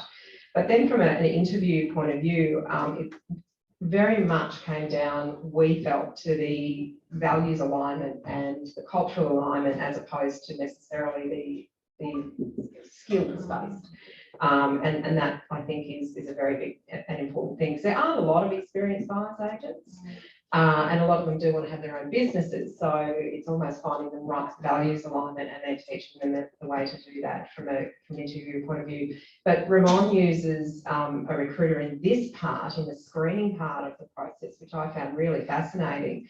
The recruiter doesn't do the skills-based assessment. They do a values-based interview. And then those people are shortlisted based on their values-based alignment to the organisation. And I found that really fascinating. So what then happens internally is the skills-based assessment. And I think the other thing that's really important in talking about work-life balance particularly is the realistic job preview, because it sounds incredibly sexy to be a buyer's agent, particularly to property houses and people who are just complete tragics. But without a realistic job preview, it is possible to end up with someone who thinks it's a 9-to-5 job.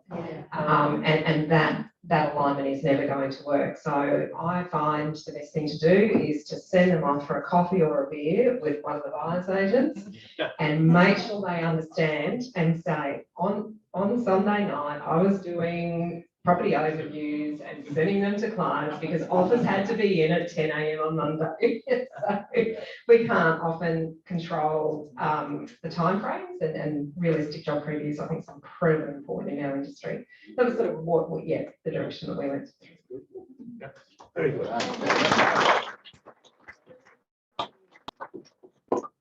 table did handling negative feedback as well, and Matt. Thank you. So yeah, we also talked about the feedback and reviews, and also the last part of that question, which we found quite interesting, working with a tough client who you sense will be only displeased with you no matter what. So in terms of reviews, there was a few tactics because we'd all, well, a number of us had had a 1-star review at some point or another. First thing, if you're going to type something, type it, but don't send it. So if you're in this meeting and you need to be a keyboard warrior and you need to tell them what for, type it, but not in the email, just or on the review. Type it in notes and just leave it there. Makes you feel better. And then simmer down. And if that's for 3 hours or 2 days, whatever you need. Use caps lock. When you do write a response, shouting. When you do write a response, it needs to be professional and not backbiting and factual. If you have a chance to call up a few clients who can write obviously genuine 5-star reviews afterwards, it'll obviously feel much less onerous looking at you on the Google review page. So just brute force it with more good reviews. Manage your own feelings. Just recognize that, you know, you're feeling something and be honest with yourself about it. Learn to let it go, and that however you do your personal mental health stuff. I think going back to many of us were not in business, we were employees or we did something else and then we were in business, and just a pure acceptance piece around you're working with humans and at some point they will write things that are either untrue or unfair or not nice, and accept that. It's okay. In terms of managing difficult clients or getting them removed, there is sometimes on certain digital platforms where you can either negotiate or have that review removed if it's not factual. Many times it's very difficult, particularly with Facebook and Google. There were 2 of us who had negotiated with a person who was not a client who had written a really nasty 1-star review, and we spoke to them and actually removed it, which was a good outcome. In terms of managing behavior in difficult clients, very much focusing on setting the scene right from the beginning. So how we talk with them, how we assess them interpersonally as we take on clients. And a couple of us, Scott had mentioned about using specific clauses about client behavior in the contract. So making sure if you've got a certain type of bad behavior or flippant or difficult behavior, you can actually write that into your contract. Say, if you do this, we will be at the right to terminate. Thanks, Matt. Hopefully everyone got something out of all of that. We'll keep working. Start our afternoon session.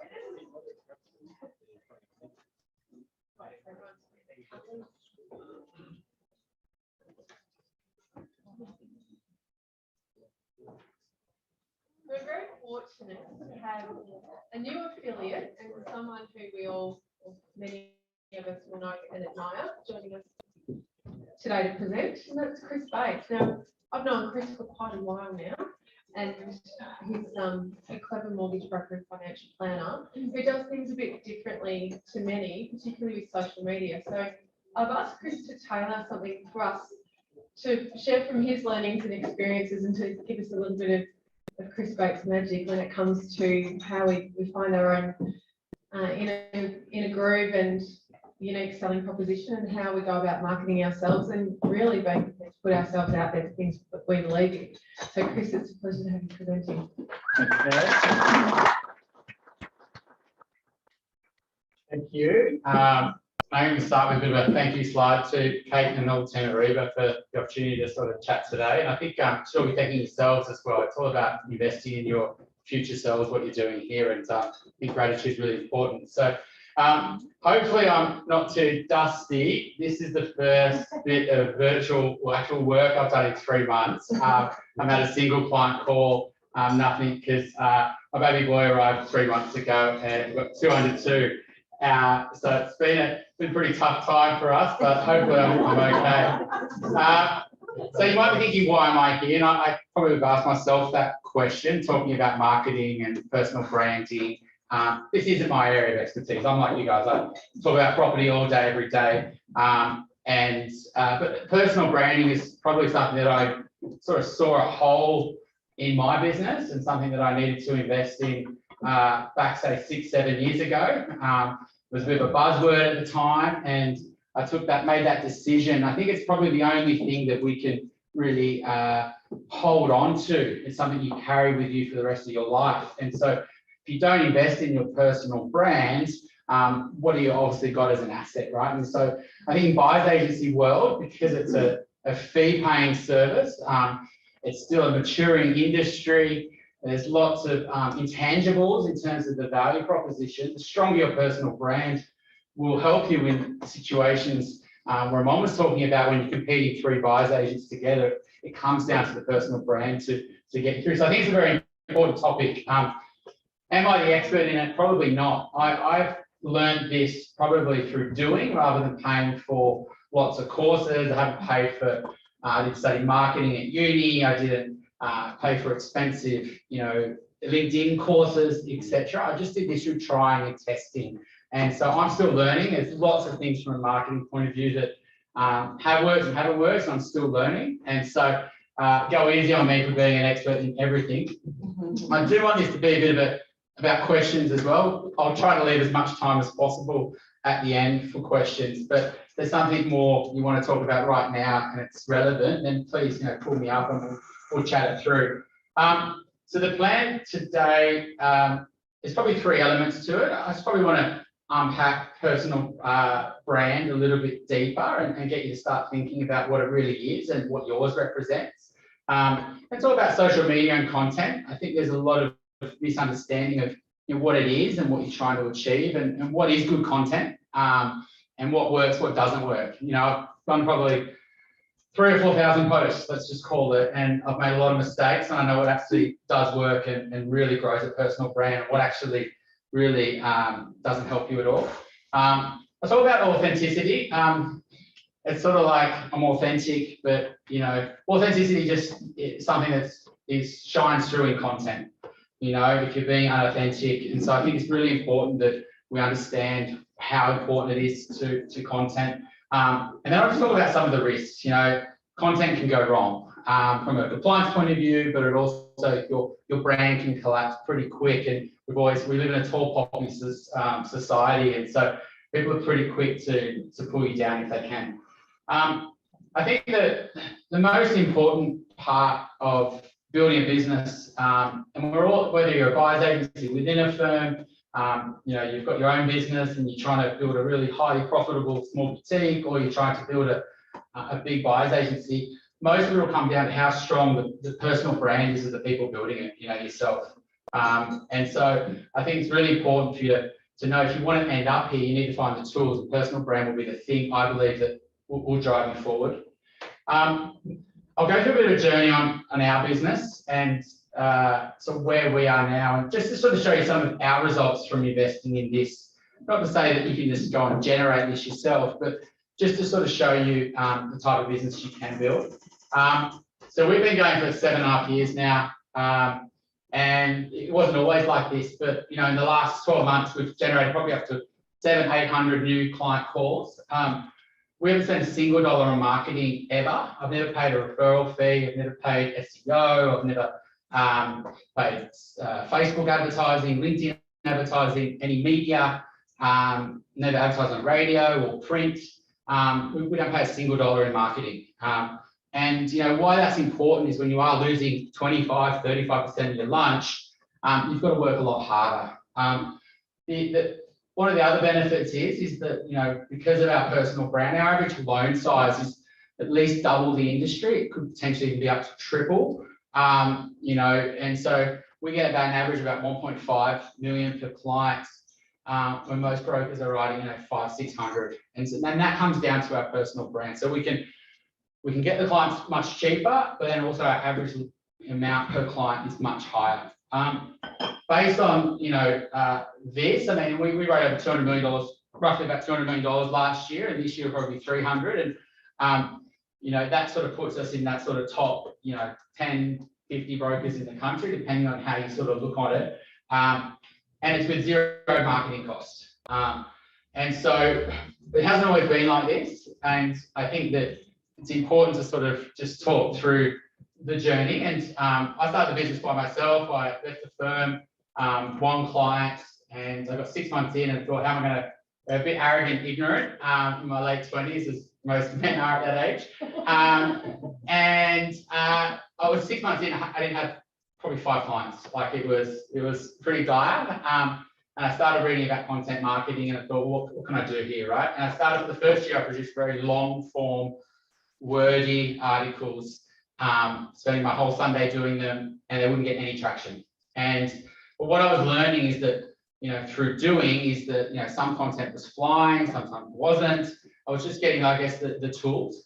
And after the first year, I sort of shifted and sort of did more snippets, just finding something I found was interesting during the day, and then I would post that, and this was starting to get traction. And so I would just, keep on producing these snippets. And I think after about sort of 3 years, people were sort of saying, oh, hang on a second, I really like your post, keep posting. You sort of get this sort of positive feedback loop.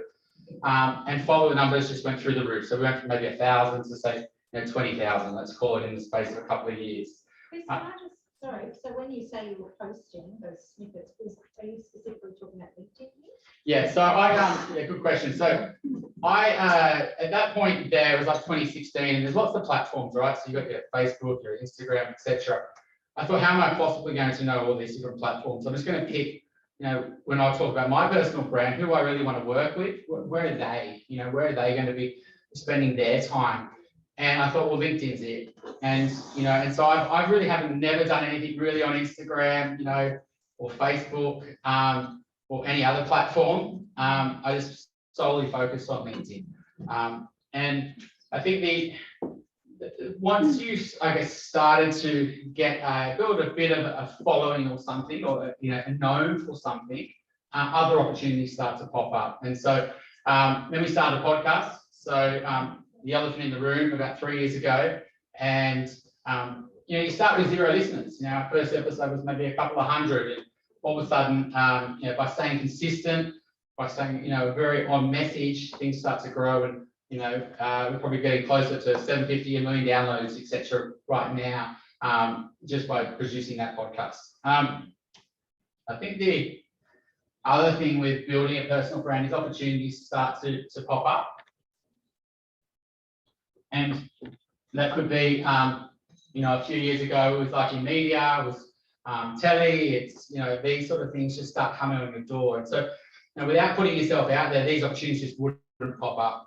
Referral partners in particular, if you sort of go around, knock doors, refer to me, they don't know you, they don't know how quality of your advice, they don't know what you really believe in, they don't know what your values are. If they're reading your LinkedIn posts, after say 10 of those, they've got a pretty good idea of what you stand for. And so referral partners started to refer to us, even though they didn't even know who we were, we don't actually reach out to them. And so it's not until you start making these sort of steps that they start to compound. And so this is sort of, I guess, a little bit of our story. I'm not saying that just to say, look at me at all, but it's what it's trying to say is that if you start to invest in your personal brand, it starts to compound. I think the thing with personal brand or company brand is that, I guess it's, if you're in an industry, buyers every year, they're sort of growing in numbers. There's 16,000 brokers. As a financial advisor, 25,000. How do you differentiate yourself? And it's very quickly within a marketplace. If you don't, and someone else does, then you can easily fall behind. And so I think that the most powerful thing you need to do is figure out what is your personal brand. What do you really stand for? And I think that the thing that really stuck with me 6 years ago is, what do I want to be known for? What am I the go-to person for? In your customers' minds. And the challenge with building a business that's maybe got vendor advocacy and property management and buyer's agency, etc. It's hard to then say, well, I'm the go-to person for buying, for example. Or if I buy in all these different areas, you want to. So you've got a niche, like you've got it in terms of your market that you're helping, the area that you want to be known for. You can't be the go-to person for everything. And that was one of the biggest things, changes we made, is we didn't want to be the go-to people for older families. We said, look, we only work with younger families. And we guide them on their big property decisions. We don't do all the other stuff anymore. So we started to let go of services, and we started targeting deeper and deeper into the market. and focus and hone our craft on that one problem. And I think that's where I think it's really daunting to do that, because you think, I would love to help you, I'd love to help you. But until you make that big decision to be that go-to person, you'll never be known for anything. That's really probably the truth of it. So Jeff Bezos calls personal brand is what people say when you leave the room, you know, and what they really think of you. And I think that's more to do with the experience and the feeling that you give people.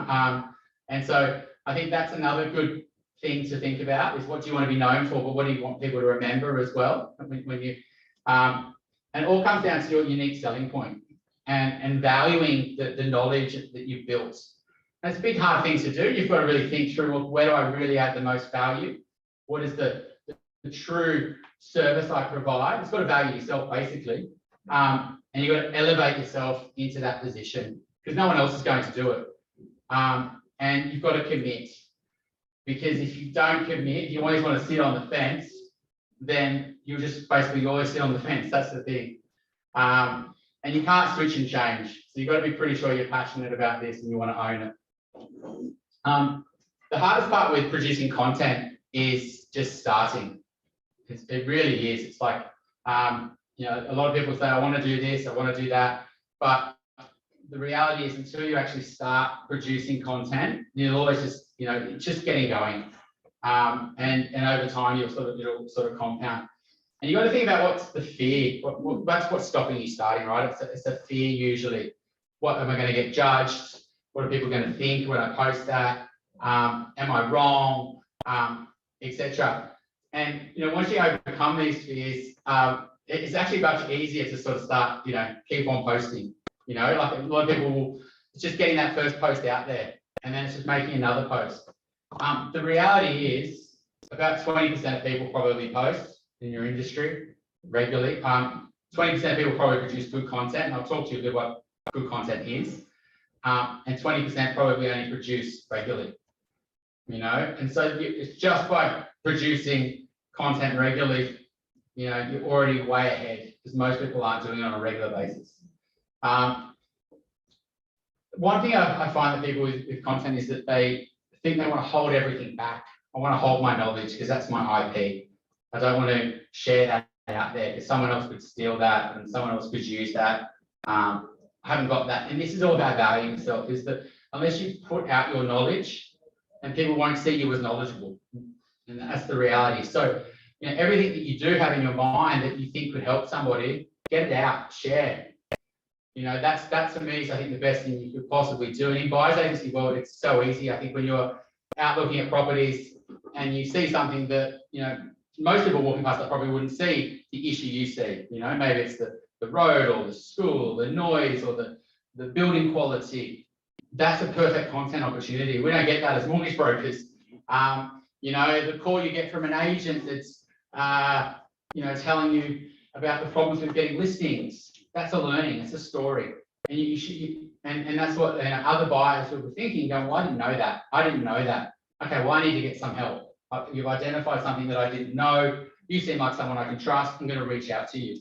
And I think it's an amazing opportunity in buyer's agency world just to be producing content as you go around in your daily lives. You know, go to open inspections.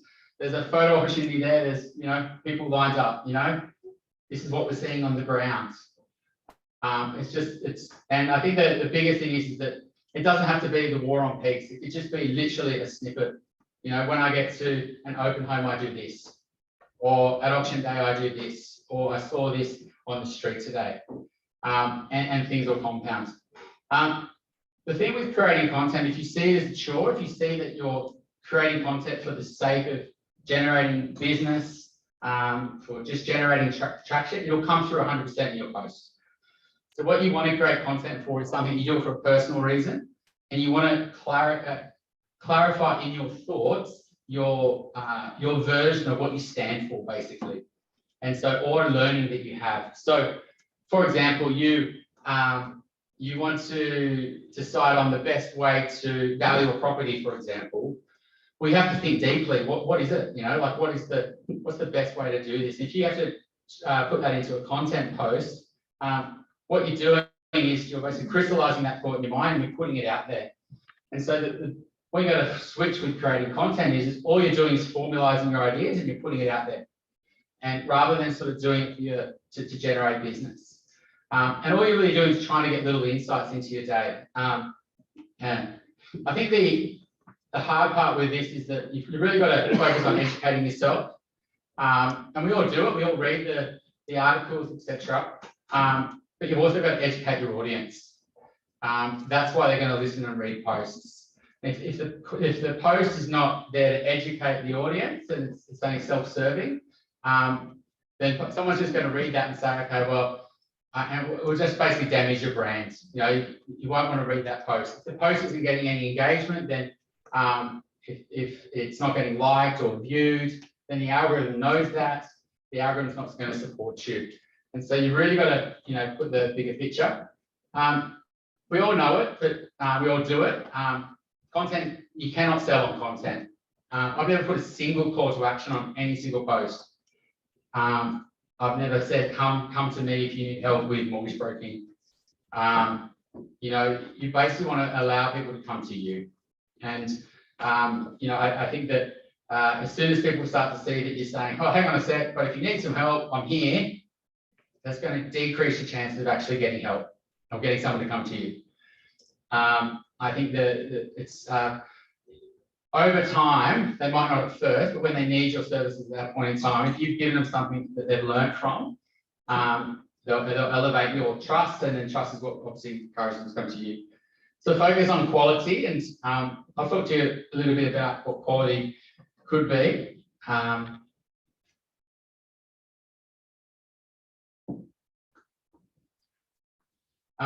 So LinkedIn in particular, and I've really sort of stepped back to focus on building our team to allow us to handle the volume, because we've got that many, I guess, different antennas out there that, you know, it might be the podcast, or it could be LinkedIn following, it could be guests on other podcasts, it could be media, etc.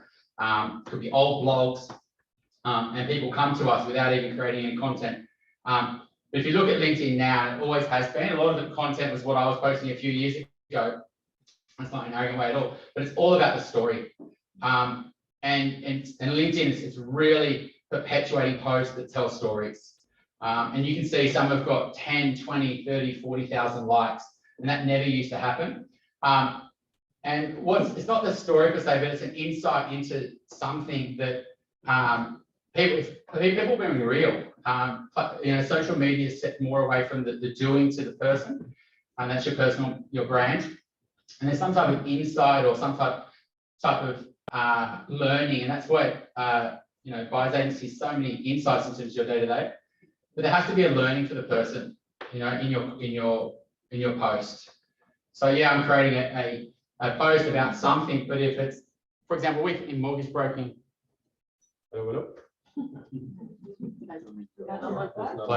Yep. Apparently the batteries have a very short shelf life. Yeah. That's all right.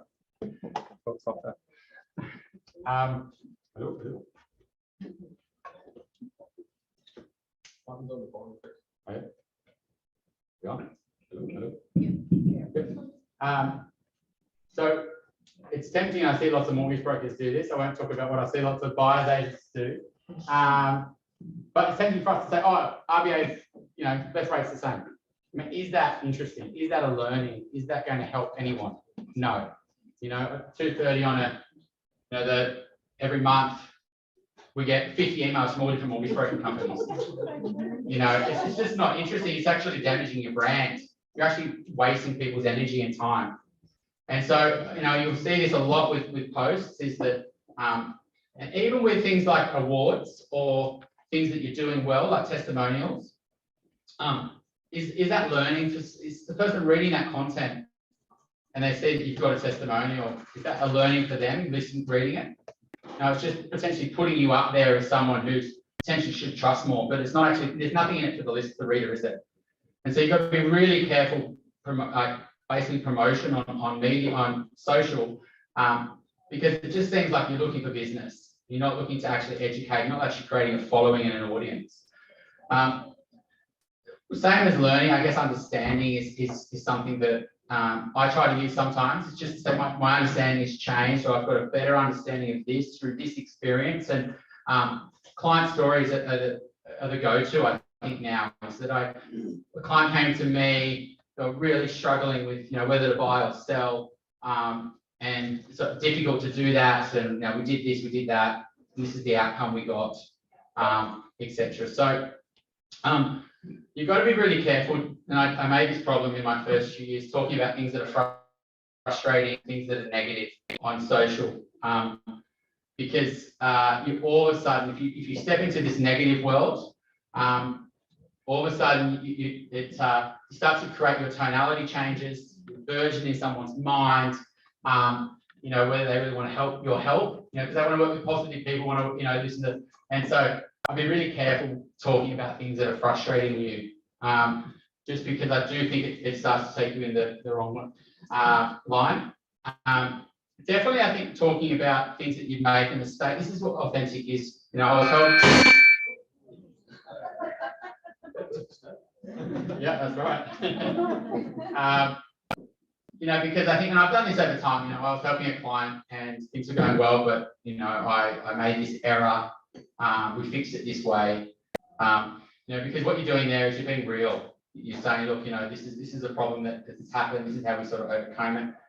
A big challenge with content that I see, and it's really dangerous to do, is to swap lanes, and to start moving into fields. And I've seen these buyers agents do this, I see brokers doing it, financial advisors, and they start to comment and make posts about topics that they're not experts in. And it's really, really dangerous to start doing this, because if you've got other experts on that topic who are following you, one comment back from them can rip you to shreds, basically. And so I just be really careful as you're producing content. Don't get too cocky, I guess, and start stepping into other areas. And I've made this mistake, and it's things that you didn't know. And so just when you are starting out, be careful with that. I think that the consistency is the thing that builds trust. It's not the consistency in posting, it's the consistency in your message and what you stand for and your values. So, I was posting, every day for, basically 2018 sort of time, 2019, and absolutely just by being more consistent, that increases the algorithm, and then you get more views. But if my thoughts or what I stand for changed, then the trust goes, and so you've just got to be really careful that what you are posting, you're not going to next week change your mind and not believe in anything. So consistency is so key, and I would definitely try to be as positive as possible in terms of leaning back, not so much on those sort of frustrations. The thing that helps you the most is being self-critical. We're all our biggest enemy, and we all are judging ourselves more than probably other people are judging ourselves. And you have to be judging yourself on your posts. Why didn't that work? What was about it? Was it poorly worded? Is it not interesting? Is it too long? Is it just not? Is it too about myself? Etc. And you have to judge. If there's the learning in that, the posts that don't fly are the ones that that's where you learn. And so I just really encourage you all to do that. Is be extremely self-critical, and just be patient. The personal brands don't happen overnight. It just comes through being committed to a certain topic that you want to aim, and then trying to make a name for it in that by just producing content and sharing your learnings. Confidence comes. I think it's when you start making your first post, and I'm not saying you have to do this on LinkedIn. This could be on any platform. This could be a podcast, etc. Don't be too hard on you in early days, and look at the numbers, because, which I'll talk about later on, is there's a lot of people who are reading stuff that don't comment.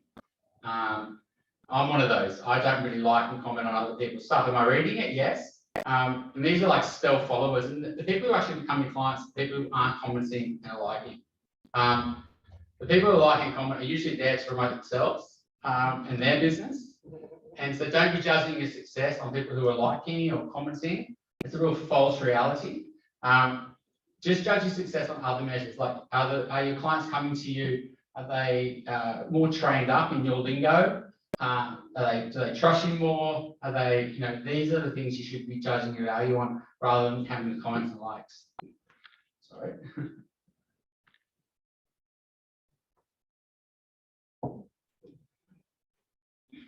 So I'll talk about authenticity for a little bit.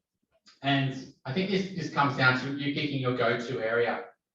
And so we can all see the people who are passionate about their jobs. If you're looking to hire someone, if they're not passionate and they don't feel like it's their calling, and so, I do think once you do make that decision that this is what I'm going to own, it's not what I'm going to do for another 5 years. It's not what I'm, just going to do right now. Maybe next year I'll do this and I'll do this service. Until you make that sort of decision, this is what you're trying to go and invest in long term. It won't show through in your posts. You'll always be looking sort of in the short term, and you have to be focusing on the impact you're making in life. It cannot be about the financial rewards or whatever it is that you're getting out of this. If you're not creating content, it's about the impact that you're making in the world. It's very easy to sort of get found out, I guess, that you're always just in it for yourself. I think you also need to get personal. I remember I was on platforms and everyone was like, you cannot post that because it should be on Facebook. Absolutely, you've seen everything shift. Everything now is personal. This is the tragedy that happened to me, and this is how but it's also just celebrating life events. I'll put things on that are happening that are going well. Sometimes things aren't going well. But unless you bring that personal element in there, and it's then people want to know those things. People want to know what's happening in your life, and if they want to work with you, because they've got choice in terms of who they work with. And if you want to elevate yourself to that professional in their mind, that they can pick and choose out anyone out there, I think they want to know a bit about you. And so don't be afraid to share things that are going on in your personal life. I think it's key. It sort of really takes it next level. Without doubt, though, number one is obviously your best personal brand is your clients. This is where I've definitely seen problems where people are producing great content, and then you hear on the grapevine that the service they're providing is nowhere near what they're saying online. And so if it's not a perfect match between what you believe online and then what you're saying, clients will figure it out pretty quick. And so, I can see this sort of happening as well, where people are producing content that's saying X, and then when, what they're doing is Y. And so I'd be really careful on that.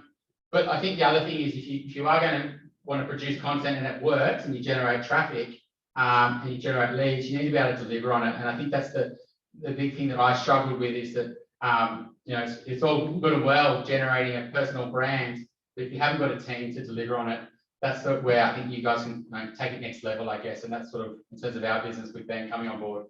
I could focus solely on finding clients and winning clients and a strategy and everything like that, and then the team can make it happen in terms of the advice. In terms of the risks of sort of personal brand and content, I think not everyone in life is going to like you, and not everyone's going to want to be your best friend, and that's totally cool. And content's very much the same. If you're producing content that everyone's going to like, then it's probably not real content. The reality is it should be a little bit polarizing. It should be a little bit make people feel uncomfortable, and especially if it's calling out certain behavior. I've been very public around, say, for example, off the plan or building issues or poor advice in financial advice, or poor advice around property, or issues we've seen with different type of property people being, selling certain strategies. And, yes, that might be confronting for the person who's doing that type of advice. But if you really believe that, and you really stand by that, you're going to have to potentially, that's where you're going to get the best traction, really. Because you put a stake in the ground, this is what you believe, and that's what people are going to trust. And so don't be afraid of sort of doing this. You also don't be afraid to delete posts, or delete, content. Some content you'll look at the next day and you'll wish you never did it. And a lot of people leave it up. And in my advice is just delete it, or if you do something that's just, or if you do something that's not right, or it's, don't try to fight it, just get it down. And because, if you do something that's, a lot of people just say there, keep on fighting it, I think you're just creating problems. Haters do exist, and they will start targeting you. It's naturally in social fields, especially on platforms like YouTube. There's a lot of sort of trolls out there, It's something you're going to have to get comfortable in if you're looking to step out and make a name for yourself in whatever it is. There's going to be an equal number of people trying to cut you down, and you've got to really get comfortable with it in terms of, and it's actually great for actually growing content basically. And so while you want to be careful with sort of it too much, but if someone is commenting on your post that's disagreeing with you, if you really still back what you're writing about, which you should, because you shouldn't post it, don't be concerned. It's actually good that the conversation is starting, and you can come back and then hopefully someone else says that. And the more that sort of, we've had posts go hundreds of thousands of views because people keep on defending their point of view, and then I keep holding my view, and all of a sudden, thousands and thousands of people are reading it. And so if haters are coming on there, as long as you're really confident that what you're writing is actually true, don't be afraid of it. All content platforms are allowed to block people. And there are certain people that will, especially in haters, that will naturally just want to pull down every post. There's a lot of people who hate property, right? So there's a lot of people who have missed out in terms of buying their first home, have made a poor investment decision. And whenever someone makes a post around properties, they just come on here and say, buy Bitcoin, etc. Right? And their arguments are not really relevant, and they're trying to promote themselves. You give them a few chances, and then after a while, you send them a message. I usually stop after that, which if you start targeting my posts, if they don't stop, then you can block. And I think it's people are afraid to use the blocking of those type of people, but the reality is they're just trying to service their own interests and cut you down. And so don't be afraid of just doing that. And finally, I guess on the stealth followers, this is where we've seen the biggest, I guess, success is, a lot of people would say I go on Martin North, for example, and every couple of months I go on there, and they're all sort of property bears, and they all believe the market's going to crash. But we've got an amazing amount of clients from there. It's not the people who are on there commenting and saying that they know that property, they're trying to learn about property and going into the lion's den, I guess. And then lots of people will come off that because the people who are a bit switched on understand the bigger picture, and they're looking for someone to help, and then they come. So don't be too concerned about what you see online. Lots of things are happening offline because they are watching or listening to your sort of content. So hopefully that sort of helps sort of, the benefits of it all. And any questions that sort of people are keen to talk through? Yeah. So you talk about creating content frequently, and obviously over time you've got a lot of engagement in that as well. Yeah. How do you manage your time in terms of responding to comments and keeping that dialogue? So I was like social media 101 would say to reply to every comment and like it all. I didn't really focus on that too much. I would just like everyone's comment unless it was a real question that I thought. Because the reality is you can get yourself into becoming like a forum moderator on your posts. And so, but that's not what a LinkedIn or a social media marketing expert would say. So get in there, try to generate traffic, try to go on other pages. I would say that, focus more on making more content rather than sort of trying to engage too much. Because I don't think they're your clients. I think your clients are reading it and they're not really liking or commenting it, and they'll send you a private message and just off to the side. I see you made that post. I really agree with what you say there. Can we have a chat? Well, I remember you did one of the series that you did that really stuck with me. You were down by the harbour there, kind of like the walking along with camera tracking. Oh yeah, they were really good, really impactful. So my question is, at what point do you bring a team in to sort of work with you, the production team? And I think video is an interesting thing. I think it's a huge opportunity, especially on platforms like YouTube. There's a lot of property spruikers on there doing extremely well on YouTube. And I think video. I think the problem with video, people try to do it. It's all about quality. It's like with our podcast. Veronica and I sat down and said, if we're going to do this, we're going to do it properly. So we're going to do studio editing. We're going to get an editor. and we're going to build a quality product. And so I do think it's the same with video. You don't have to go, it's much easier now even with phones, etc. But walking down the street with a video, no one really wants to watch that, right? But if you are looking to do a video series, then pay a couple of grand and produce those videos. So you're evergreen stuff, right? Yeah, and so I've done a little bit on that sort of video stuff, but I mean, it's quite costly. And I think that a lot of the, you know, if something doesn't look like it's well produced, then no one's really going to watch it. I think it just looks like you're trying to push stuff out rather than carefully create something. Yeah. Chris, you said earlier on that you started writing really long, wordy posts, and then you brought it back to snippets. So are you talking about you just got an article from the Fin Review and you comment on that, or you've just come up with an idea and now do a snippet? How do you take it from what you thought? Because you've got some great content. How do you decide what to snippet? So I think that, you know, I see this quite often is that people read an article and I really learned something from that article, and then they'll post the article up and say, you should read this. I don't think that's really helpful. I think, you know, what would be helpful is to pull out the words in that article, the learning that you really took away, and have your own thoughts on it. You've got to then make your own opinion on why you either agree or disagree. And so I think it's sharing, you know, other pieces of content. It's just sort of lazy content creating, I would say. Is you're just sort of, you know, just doing it for the sake of it. So hopefully that answers your question. Well, I guess the other question, subsequent question is, what has brought you the most attraction? Like what topics or what sort of snippets have you gone, wow, I didn't expect to get that sort of. I think personal stuff is, you know, storytelling. Yeah, and it's you know, whether it's stuff happening in your life or it's a learning or a client story or things that are, I think absolutely, and you can see that on the platforms and stuff that goes really nuts. I think on topics of properties are very, everyone loves property, right? So you know, I think you're in a good industry to produce content for.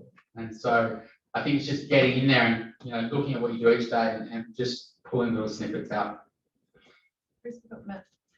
I was on that story issue. You said before it's all about story, and you just mentioned story again.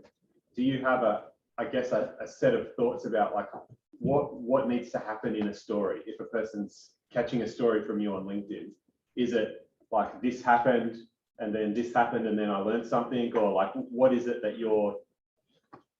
So in your sort of market, there's so many stories, right? So we're helping this Sydney family move down, and they're really nervous about schools in Gerringong and what private schools. So if someone's moving down there, they're going, well, this guy knows all about schools in Gerringong, and he had this client that was really concerned about moving to the south coast for the schools, but we overcame that because they're going to. So it's not the actual full story of them buying, but it's a little snippet of that story that could be a fear or something that we really help someone overcome. Or it could be that we've had lots of people moving down for Airbnbs, but the issues are with, you know, it's just a little insight into what your marketplace is. And 99% of people aren't going to find that interesting, but someone moving to the south coast or is thinking about that, they might even tag their friends who have been talking about it. Or I didn't know you were thinking of issues with schools down there, for example. I'm not saying there's issues with schools on the south coast. Go high. Time for one more question. We have something interesting happening in our market. So we have copycats. So we have a number of buyers agents locally that copy us almost verbatim with our content, and then also going as far as we're trying to use our colours as close as possible, our look, our feel, etc. Even some selling agents as well. So Michelle and I are believe, you know, people can copy where you think that they can't copy where you're going.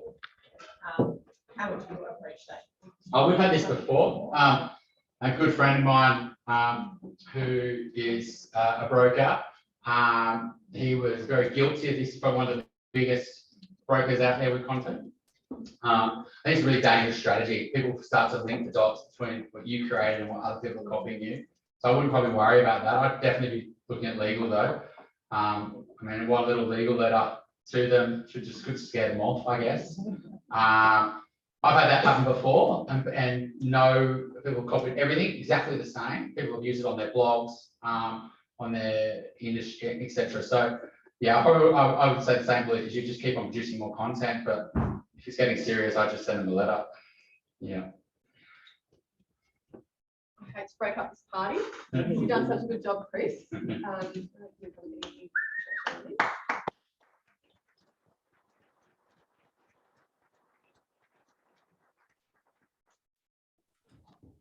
we've got Chris as an affiliate and staying around, so he will be able to take questions over here, I'm sure. Now we've got our next guest speaker joining us remotely. Poor Dr. Christie is home recuperating and couldn't fly up here. So hello. Almost, hang on. Hello. Great to be here. Big thanks to Claire. So here we go. I'm going to hand over to you and we'll keep an eye on the audio. Dr. Christie, it's great to meet you.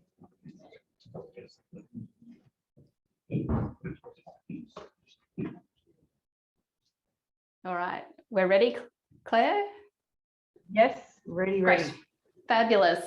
Well, it is great to be here, and I'm going to talk to you today about a topic that I'm sure is very near and dear to you. In fact, it's probably in your pocket or on the table in front of you, and that is your relationship with technology. And research tells us that we are tethered to technology. And as buyer's agents, I am sure that having access to technology is integral for both your professional life, but also for our personal life. But if we're really honest, I think technology has crept into every crevice of our lives. And I don't know if you're like me, but I have a complicated relationship with this device. Anyone else have a complicated relationship? I can see a couple of nods. Well, I often think of my relationship with my phone a bit like the relationship with my husband. Hard to live with it at times. I couldn't imagine living without it at times, and it's always turned on. Anyone else feel like that?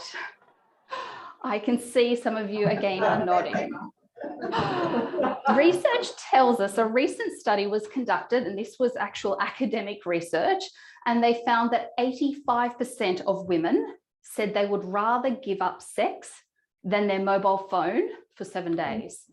Now, I think we'd get different results if we surveyed males, but research also tells us that 90% of adults reach for their phone before their partner first thing in the morning. Research also tells us that 47%, and this is where I'm glad I cannot see your faces, this is when it becomes awkward, but 47% of us are so tethered to technology, we are using it in the bathroom, referred to as toilet tweeting. And I think we'd all agree there's a name for it, and I can hear some guilty laughs in the room. I am glad I am not there to make eye contact with you. So I know that the last couple of years has thrown some professional curveballs. We've probably spent more time than ever online, dealing with clients, dealing with agents, dealing with conveyors. And so we are experiencing an increase in our digital load. And I know many of us have been suffering from Zoom fatigue. Give me a show of hands in the room, and if you're online, you can give me a thumbs up in the chat. Who's had a good dose of Zoom or Teams fatigue? Well, I don't know about you, not only do I find it draining, I have been psychologically scarred by some of the background things I have seen in Zoom or Teams calls. I don't know if you've got any horrendous stories. I guarantee you today, I'm trying to stand back so you can see, it is not pants off Friday. I've lost track of the days. It's not pants off Sunday here in my studio, I promise. And so I think we would all agree we have been experiencing significant digital disruption, particularly about how and when we work. But I also want to challenge you today, professionally and personally, to say not only have we experienced digital disruption, I think as a result, what has happened is digital distraction, that we have become a slave to the screen. We need, I think, to start to tame our tech habits so we can build sustainable habits. Why do I think this is a problem? We now have Android users who get alerts like this on their phone to remind them to look up when they are walking along, looking down at their phone. The phone's gyrometer notices when the person is physically active and sends them an alert, ironically, on their phone to say, look up. We have some warning signs in some countries warning people to stay in a phone pedestrian lane. And so if you've got your phone handy, which I'm assuming you all will, now is your chance to pull it out. We are actually going to use it. For those of you online, I am going to pull out, pop the link in the chat. So hopefully, and I'm hoping the technology works here. I hope that the image is clear enough for you to see that QR code. But I would love to know, as professionals, How long out of the digits you see on the screen there, how many, and these are minutes, how many minutes do you think most knowledge workers, so as buyer's agents, you're considered a knowledge worker, how many minutes do you think you can spend on a focused, sustained task without a digital distraction diverting your attention? Has anyone been able to scan the code, and it will take you to a link, and hopefully you'll be able to tap. Claire, can you just let me know if the link Yeah, works? yeah, couple of minutes, Christy, we just had a cord fall out, sorry, so, yeah. How are we going? Everyone got a chance? Is that? No. Not picking up? Stand up if you need to. For those of you online, I've popped the link in the chat for you if that makes it easier.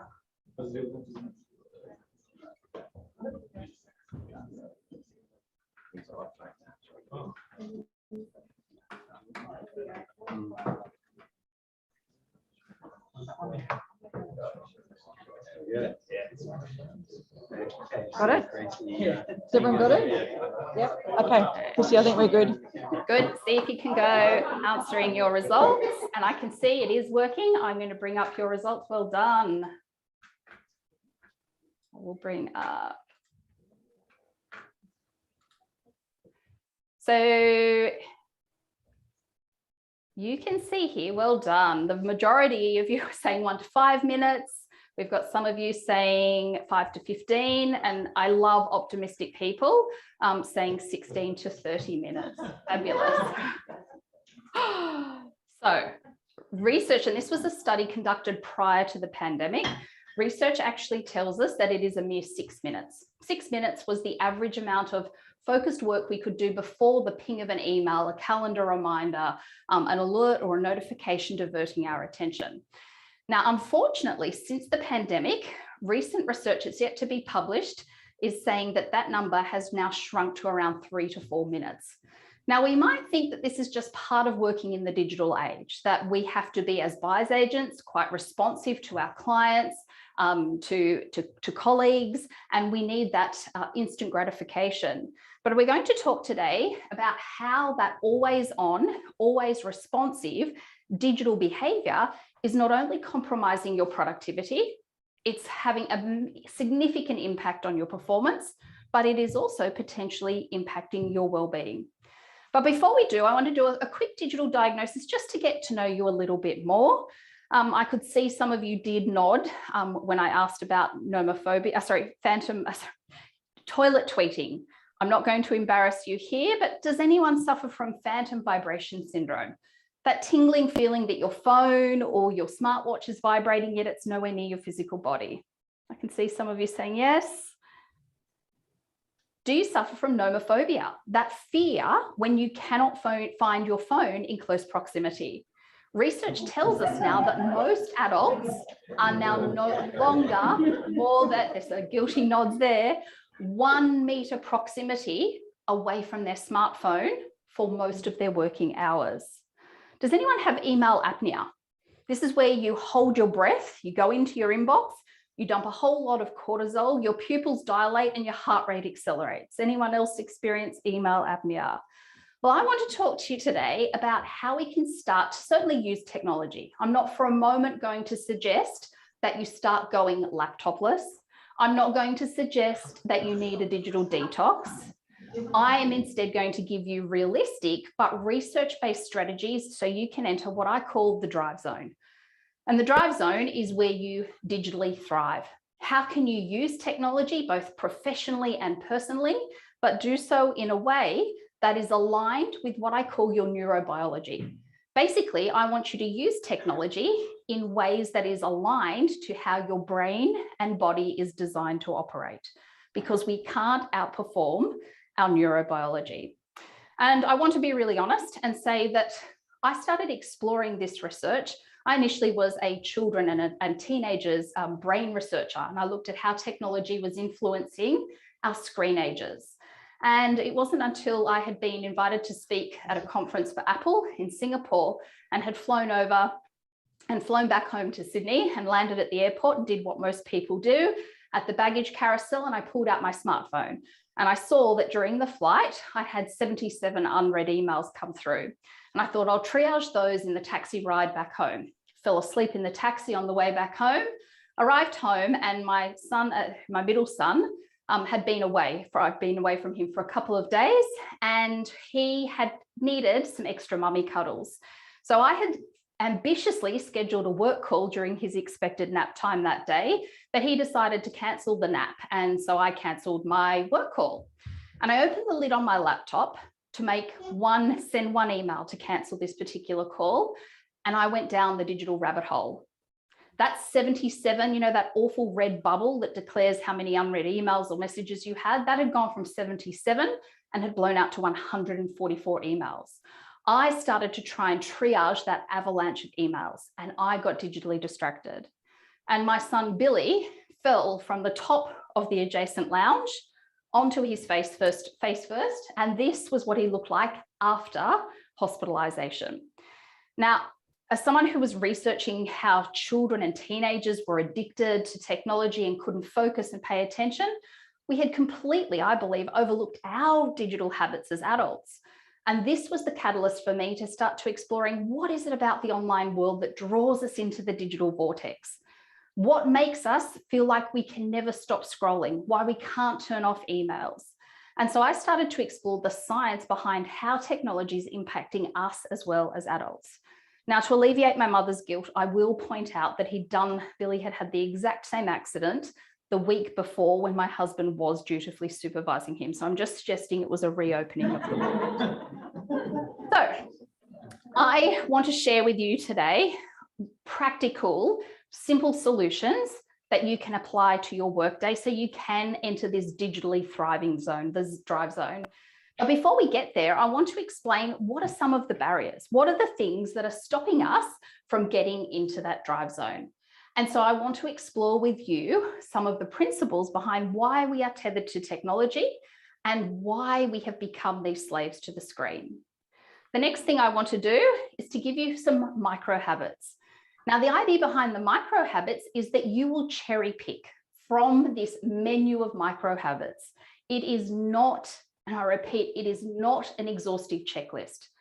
When I run these sessions, I love it if people can walk away with 5 ideas. I call them the 5 to thrive. And so I'm challenging you today to think about 5 strategies, 5 behaviors or micro habits that you might be able to apply to your context. So what are the barriers? Why have we become so digitally dependent?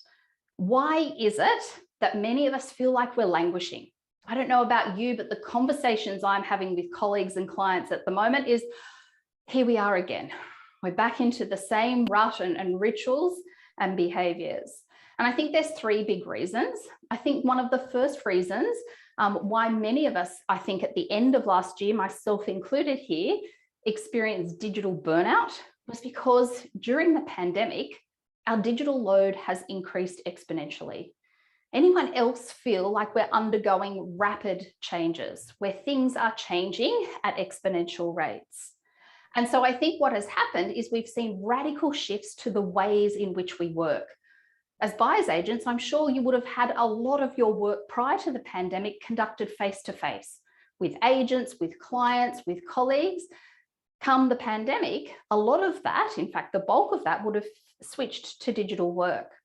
And so what we have seen is radical shifts to how we communicate, the hours we work, and also the location in which we conduct most of our work. We have gone from predominantly conducting and communicating in person to the bulk of it now being on Zoom, Teams, or Slack or online. We've gone, and I know as buyer's agents, none of you ever would work 9 to 5. But we've gone from having fairly predictable, or to some extent, some predictable work hours to now literally working 24/7. And we've gone from having an office or perhaps a fixed location to work to now literally being able to work anywhere, anytime. And so whilst we've seen radical shifts to how we work, what hasn't shifted is our neurobiology. And so we can't shift the way our brains and bodies are wired. We have a biological blueprint that determines how our bodies and brains operate.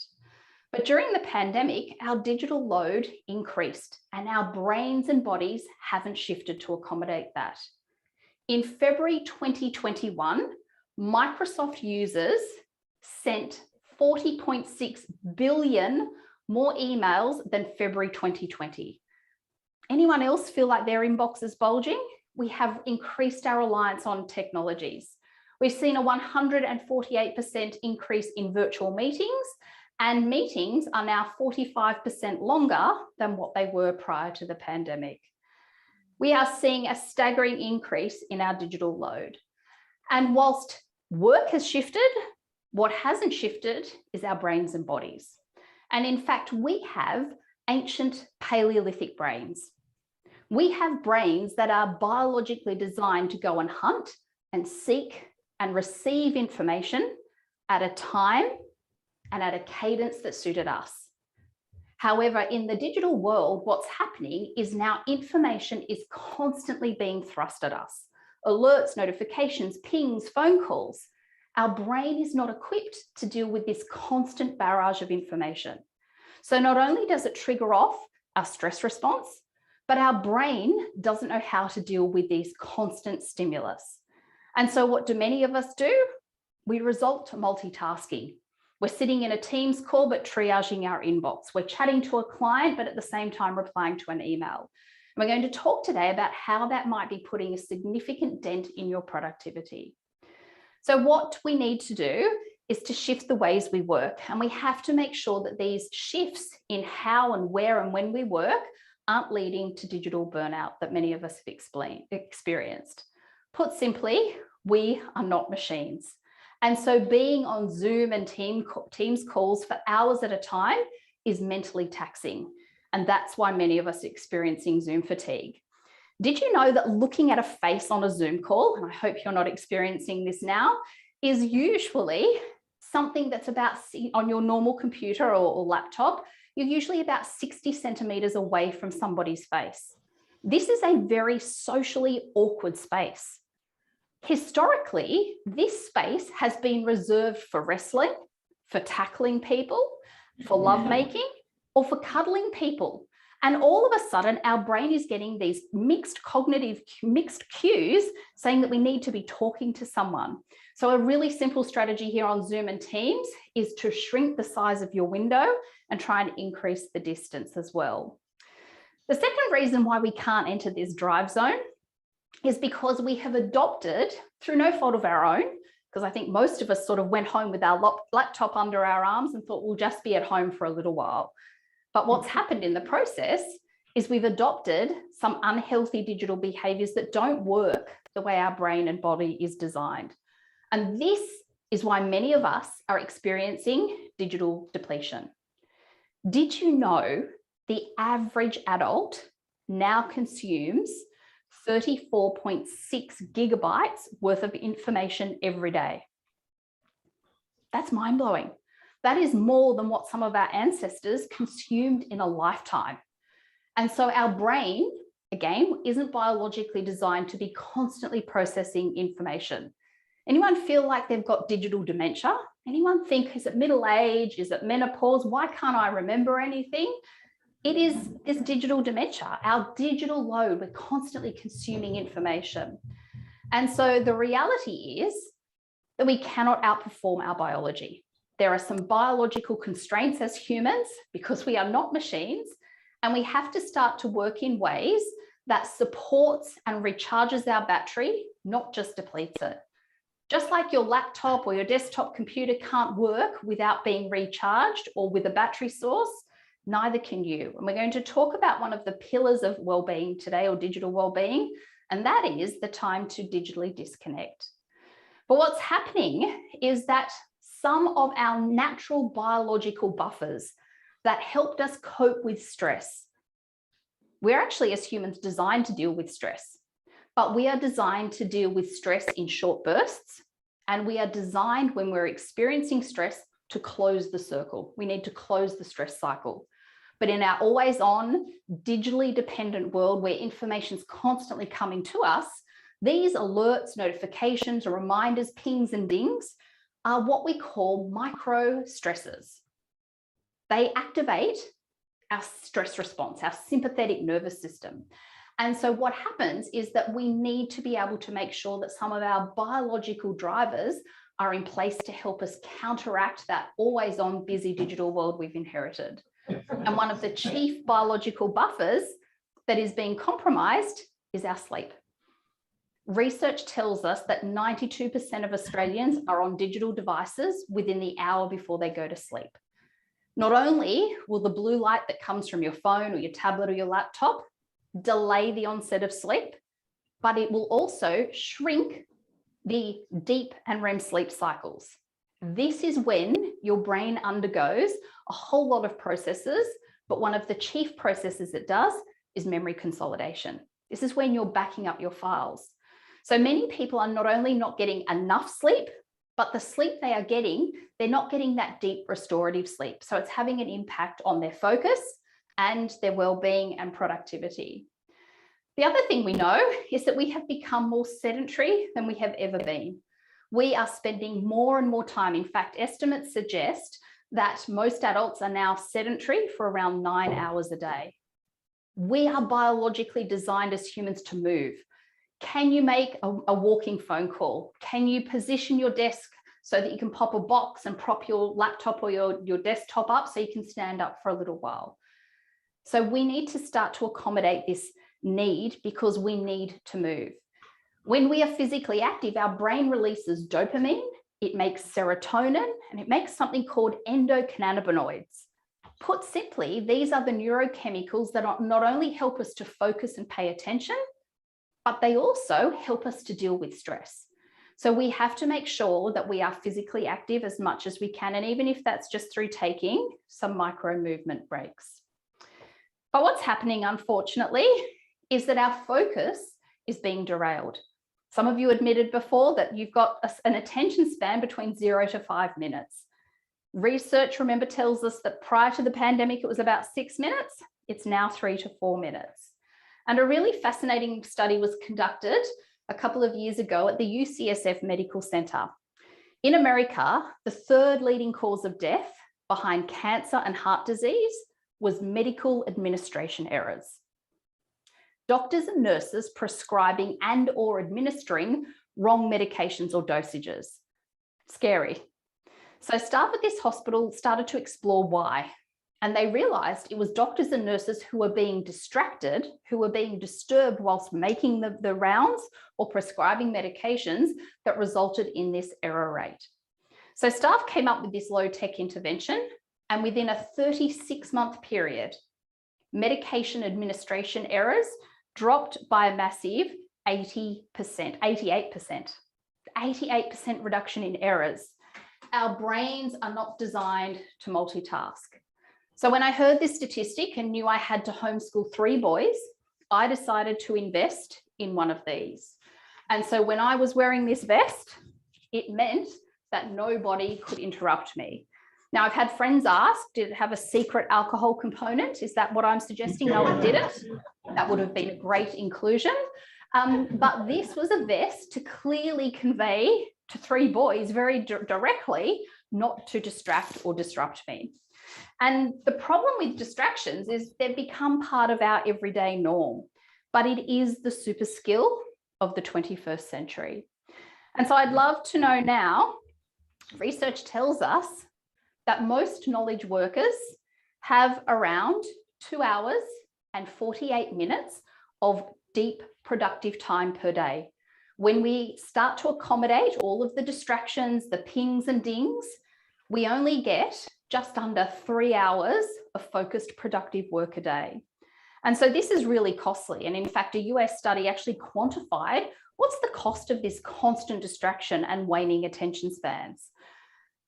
What it costs organizations, and if you work with colleagues or maybe you just want to quantify your personal costs, we know that constantly being distracted has a salary cost of around $34,000 per employee, resulting in about 28% of our weekly working time, or over the course of the year, it's 581 lost hours. Now, I know as buyer's agents, you need to be responsive. I'm not suggesting that you put your phone on silent and you never answer a client's call. That's not the case. And I'm going to give you some strategies to tackle that in just a moment. But we have to be really mindful. I mentioned that I was going to share with you what the costs of distraction are. So if you've got your phones handy, and I'll pop the link in the chat, we've got another poll here. How long do you think it takes the average knowledge worker to reorient their attention after distraction? So let's say you're doing some market analysis, you're writing a proposal, something that requires your deep focused attention, and you get the ping of an email, or your phone starts to ring, or Chatty Cathy drops by your desk. How long does it take you to get back into that deep focused state after the distraction? I would love for you to pop your answers in. And if you're at home tuning in, I will pop the link in the chat.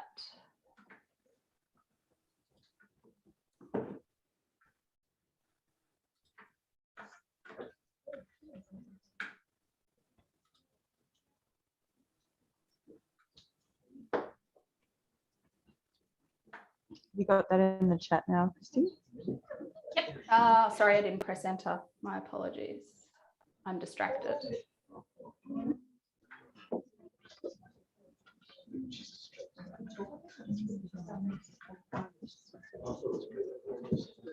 Okay, so you can see here.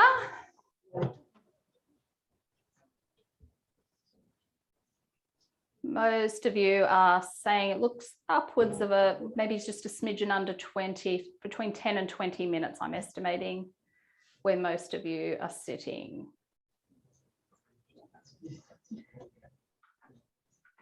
All right, now still time. I'm going to turn the screen share off, but please feel free to keep submitting yours if you're still answering your question. Thank you for doing that so quickly. Well, unfortunately, the research tells us, and this study has been conducted and replicated numerous times, it takes the average knowledge worker 23 minutes and 15 seconds to reorient your attention after you have been distracted. So think about the number of times in your day that you are distracted. Now, I'm not for a moment suggesting, as I said, that you disable all notifications and you put your phone on silent. That could potentially be lost business for you. But we're going to talk in a moment about some of the things that you can do so that during what I call your peak performance windows, the times of the day where your energy is at its peak, where you would be best to be doing your deep focused work, that is when we have to build a fortress around your focus. And we have to try and eliminate as many, not all, but as many digital distractions, so we are not constantly switching our attention. So the third reason, and we're going to come up with solutions in a moment, is that this is not unique to your industry, unfortunately. We have, I think, in the Western society, adopted this always on culture. Because technology has crept into every crevice in our lives, it's so easy for us to always be on and to be responsive. And in fact, a study by PwC suggested that only 37% of adults said that they could digitally disconnect outside their traditional working hours and during their weekends and holidays. The vast majority of us feel like we need to be tethered to technology. And so this is why I think we've developed a culture where rest is seen as something that is optional, where restoring and unplugging is seen like a luxury or the optional extra that we get. But breaks are critical. Having opportunity to play is vital for our brain, and we'll get to that in just a moment. But I want to implore to you so that you are not experiencing digital burnout. If we are going into another year of potential, I'm hoping it's not, but restrictions or continued remote work, we have to make sure that we prioritize rest and that it is a priority, it's not a reward. I'm going to suggest that the silver lining of the pandemic, especially for us as knowledge workers, this isn't the case for all industries, but we have a unique moment in time where we can redefine how we work. How can we start to exploit these wonderful digital technologies so that they can work with us and with our brains and bodies?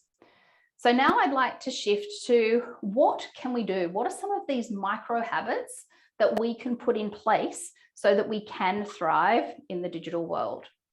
And Remember, this is not an exhaustive checklist. I'm not saying you need to do every single one of these micro habits. I'm encouraging you to try and walk out with five ideas. Don't try and eat the whole watermelon. Instead, what I would love for you to do is just take small bites. Pick a couple of micro habits that you can implement in the next few weeks, and then over time start to stack them, because I want you to digitally thrive. And in order to digitally thrive, I've come up with a framework. And what we know is that there's 5 pillars for thriving in the online world. The first pillar is that we have to establish borders and boundaries. We need, as knowledge workers, to come up with the parameters, or as I refer to them, our digital guardrails about where and when we use technology.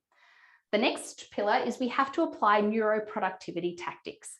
This means we have to start to work the way our brain is biologically designed. Then, during our peak performance windows, we need to disable as many distractions as possible. And the fourth pillar that's critical for us thriving is we have to unplug. We have to digitally disconnect. So what does this look like? Let's look at pillar number one, and that is establishing our borders and boundaries. So really, really important that we stop technology bleeding into every crevice of our lives.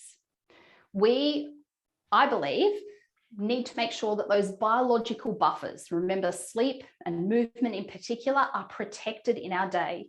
So when you are working at home, can you come up with a digital curfew? A set time of the night where devices go away. Now, ideally, research tells us that 60 minutes before you want to fall asleep should be device-free. Now, maybe technology is part of your evening wind down routine. Watching Netflix on a TV is better than watching it on your phone. It doesn't emit as much blue light, and hopefully you don't sit as close to the TV as you do your smartphone or tablet device. So come up with a curfew. Have a set spot in your house, a landing zone where digital devices go. In our house, we have got a set spot, and this is a lockable box, and I've filled it with other things. It's a charging box. So here are your charging ports for up to 12 devices, and there's a key, and you can lock it away and the devices charge. So you can have a curfew. Now, if your phone's coming into your bedroom, which I know it is for many of you, ideally it would be out of your bedroom, but I know that advice falls on deaf ears many times. If your digital appendage is coming into your bedroom, my 2 golden rules: it must be on do not disturb or airplane mode, and it must be out of your line of sight.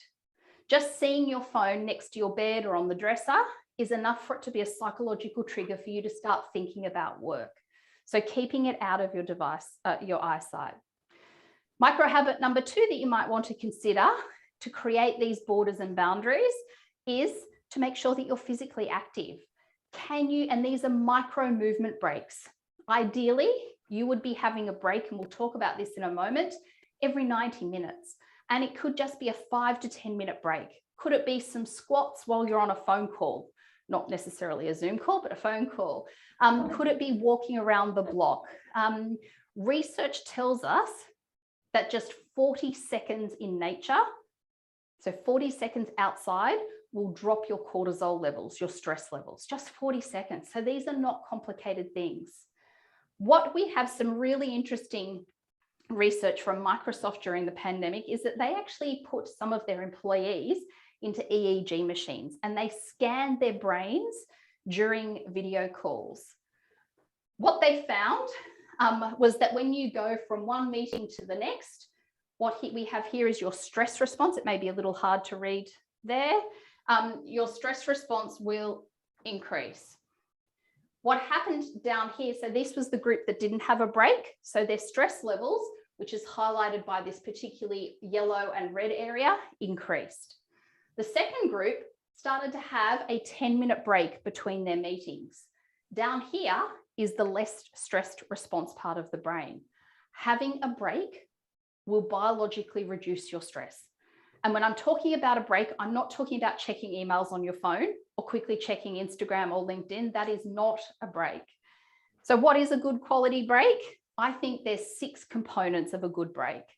The first one is it has to be something that is restorative. You have to do something that is restful. The next one is you need exposure to light. Research tells us that just 30 seconds in natural sunlight, again, can help to reduce your stress levels. Remember, 40 seconds in sunlight will reduce your stress levels. So can you get some exposure to sunlight? We know that during the pandemic, we saw a huge, really worrying increase in diagnosed rates of myopia. And myopia is nearsightedness in children, teenagers, and adults. And what the research was suggesting first and foremost was that we were spending more time with devices, and this looking at a screen was problematic. But new research tells us that it might be another culprit, and that is we're not getting enough natural sunlight. Children need 2 hours a day. Adults need 90 minutes spread throughout the day. You can have 10-minute intervals here or there, but 90 minutes in total of exposure to sunlight to not only help protect myopic progression, so stop that myopia, and they don't know if it's the sunlight and the vitamin D or that when we're outside, we look at things long distance away. The other reason that we need to get outside is we have spent more time than ever looking at our screens that emit blue light. Remember, blue light stops our bodies getting sleepy. During the pandemic, the average adult was spending 13.28 hours a day looking at screens. So make sure you're getting that 90 minutes spread throughout the day. A good break, you also need to be physically active. You need some time in nature, green time to balance your screen time. You need to have some choice, some autonomy over what you do. And the last one is that you need to make sure that you connect. And that leads into my next micro habit. You need to make sure you create your digital borders and boundaries, and that technology isn't seeping into your personal lives. Research is now confirming that the digital intruders are having a significant impact on our interpersonal relationships. Techno stress. A mum came to a seminar a couple of years ago and she told me this story with permission to share it. Her daughter had come home from school one day. She'd picked her up from after school care and she got in the car and she said, "Mum, how much do you make an hour?" And her mum thought, wow, that's a surprising question. I didn't think you were ambitious at all. And she explained to her daughter that she didn't make an hourly rate, that she earned a salary, but she'd do some calculations and get back to her. As she was tucking her daughter into bed that night, she said to her daughter, "I've calculated my hourly rate. Why did you ask?" And her daughter turned and she said to her mum, "Because I'd like to buy an hour with you without your phone."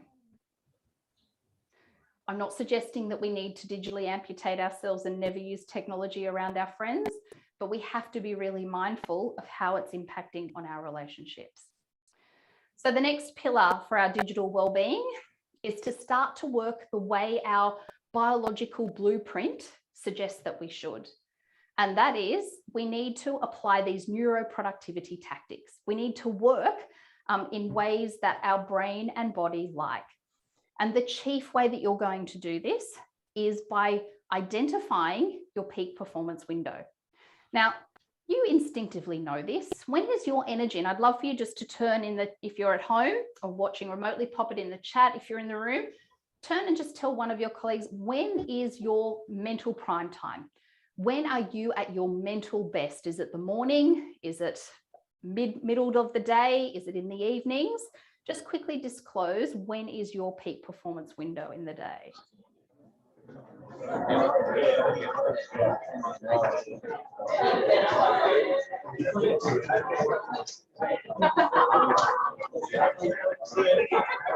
All right.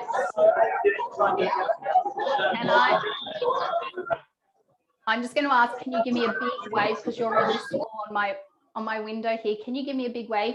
Who is the early bird? Who fires on all cylinders early in the morning? You love a 7:30 a.m. coffee meeting. Anyone? We're a loud bunch, sorry. All right, we're back. We're back. We're back. So give me a big raise of the hand. Who is a morning bird? You love a 7:30 a.m. coffee meeting. You fire off your emails. You do some proposals early in the morning. Okay. Who's a night owl? Who is instead the annoying person who's firing off emails at midnight, 1 a.m.? Couple of night owls. And who is themselves? A middle bird, somewhere in the middle. Okay, so we have something that's called, and it's a fancy word, but I'll explain it, our chronotype. And our chronotype is don't worry about the code here, is our biological predisposition to be alert and focused at particular times. Now, your chronotype shifts throughout your lifespan, but you cannot change it. It's actually determined by something called your PE3 gene. So you actually cannot change it. And research tells us that we fit into one of three categories. Most of us, in fact, 65% of us are considered middle birds. Our energy peaks usually between 10 a.m. and 1 to 2 p.m. in the afternoon. A smaller proportion of us are owls. And during the pandemic, we actually saw more people thinking that they'd become an owl because we saw from some Microsoft data something called the third peak. During work days, knowledge workers have historically had 2 peaks in our productivity. But during the pandemic, many of us had a third peak where we jump online and try and wrap up some work that we didn't get to during the day. And a smaller proportion of us are larks. We're the early birds. Now, the trick here is that you want to be doing your deep focused work. Some of you may be familiar with Cal Newport, and he talks about deep work. Deep work is anything that's mentally taxing. So for you, it might be market analysis. It might be preparing a proposal. It might be doing some quantitative measures. We also have, in contrast, shallow work. And the trick is, and I think this is the silver lining of the pandemic, given that we no longer are bound to that 9 to 5 schedule, you've now got schedule flexibility. You can start to structure your day as best you can. I'm not suggesting that if you're an owl that you tell your clients that you'll only be doing Teams calls from 11 p.m. to 1 a.m. That's not what I'm suggesting. Although you might have some clients that quite appreciate that. But what we need to start to do is map our workday to our chronotype. So for those early birds, you would be best placed to be doing some of your deep focused work in the early hours of the morning and doing some of your shallow tasks later in the day. Our middle birds, your day would look slightly different. You would want to preserve that middle part of your day for the most productive deep work. So can you start to take some client calls early in the morning and in the afternoon when your energy tapers? Now, I'm here to say, unfortunately, owls, our society really isn't geared up for you.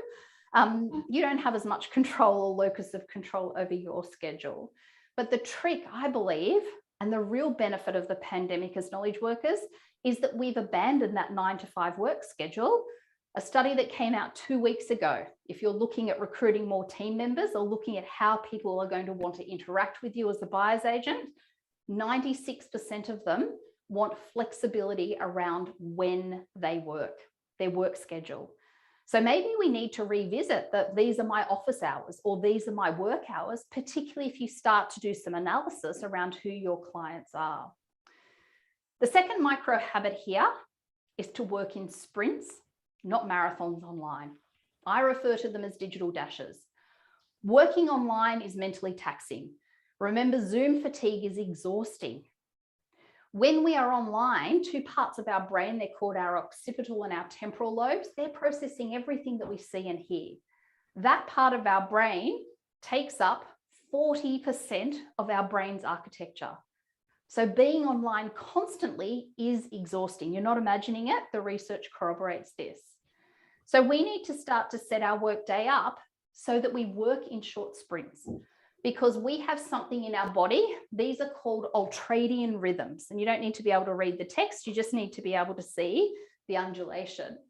We, every 90 minutes, roughly every 90 minutes as humans, go through peaks and troughs with our energy. That has always biologically, historically been the case. We need to make sure that we are working in short bursts, so no longer than 90-minute work intervals. We have done a fascinating study, and up the top, these were EEG machines watching what's happening in the brain during video calls. So these were Teams calls. Down the bottom here, we have a group that did have a break. So this is the no group break, the no break group. And you can see here, anything yellowy red is a stress response. Anything blue is a stress level, a reduced stress level. Watch what happens down the bottom when we started to implement 10-minute breaks between meetings. Oops, not that. Stress response radically reduced. We've measured cortisol levels and they reduced significantly. So working in these shorter sprints is really important. And the third thing we can start to do, especially if you are working remotely, you're not perhaps back in your office or you're in the office sometimes and at home, you have to create rituals because your brain is getting what we call muddled associations. If we are used to working in our office and now all of a sudden we're at home, or maybe we're at home on Tuesdays and Fridays, what's happening is our brain is getting confused sensory information. Every single second, our brain is processing 11 million pieces of sensory information, particularly what we see and what we hear. This then activates neural pathways in our brain and then determines how we behave. Now, the problem is if we're sitting at the kitchen table where we're used to having a glass of wine, having a laugh with our family and friends and relaxing, and all of a sudden I'm now sitting there and I'm doing data analysis, I'm replying to emails, our brain is getting these muddled associations. And so our work associations are at conflict. So we need to create predictable rituals to send a powerful signal, a sensory cue to our brain that it's time to work. Could it be a playlist, listening to a playlist? Could it be getting a tea or a coffee or a juice? Could it be going for a walk? And we need these rituals at the top and the tail of our day. We need a power up and also a power down ritual. So the next important pillar, if we want to thrive digitally, and I will send after today, I will send a link via Kate to a link to an assessment you can do, and you can actually get an overall wellbeing score and a score in each of these pillars as well. And we've got a chronotype assessment to share with you. So we have to disable as many digital distractions, not for the whole day, but during your peak performance window, so that when you can get the time to do that deep focus work, that you're not constantly being distracted and having your attention diverted. Tell me I'm not the only one that does this. Who else says I'm driving to a new destination in the car and I've really got to concentrate, so I turn the volume down on the music that I'm listening to or the podcast? Anyone else do that? Our brain instinctively knows that when we need to focus and pay attention, we need to remove as many distractions as possible. Pilots have long known this. In the cockpit, they have a rule called the sterile cockpit rule. They are strictly forbidden from multitasking when they are needing to focus and during critical phases of the flight. So strategy number one is that not all day, remember, but during that peak performance window, can you activate do not disturb mode? Can you try to eliminate as many distractions as possible? And I'm talking here about digital distractions, but also I'm talking about physical distractions. Colleagues, kids, pets, partners who are also working remotely are also a huge distraction. Can you put up a sign on your door? Do not disturb. I'm working with some teams who are slowly going back to the office, and they've got these little signs that signal whether you can interrupt and distract them. Some organisations I'm working with are putting a red or a green light to signal whether or not to distract people. So can you signal those cues to other people? The next one, and this is a scary statistic. A study from the University of Texas conducted a study, and they found that just seeing your phone, even if it is on silent and face down, if it is in your line of sight, will reduce your mental performance, your cognitive performance by 10%. Put simply, seeing your phone is a mental drain and makes you 10% dumber. So we have created, I have to be direct, it's true, and it's hard to argue against this study. So can you pop your phone in another drawer, in another room? We created these, they're little charging boxes where you can slip your phone in so that you're not distracted while you need to be working. So out of sight, out of mind. And finally here with this micro habit, and this is a really powerful one for you as buyer's agents. I worked with a gentleman who was a buyer's agent called Nick, and he said, I have to be responsive. Some of these strategies are great, but I can't apply all of them to my particular context. So I've got 3 rules with notifications.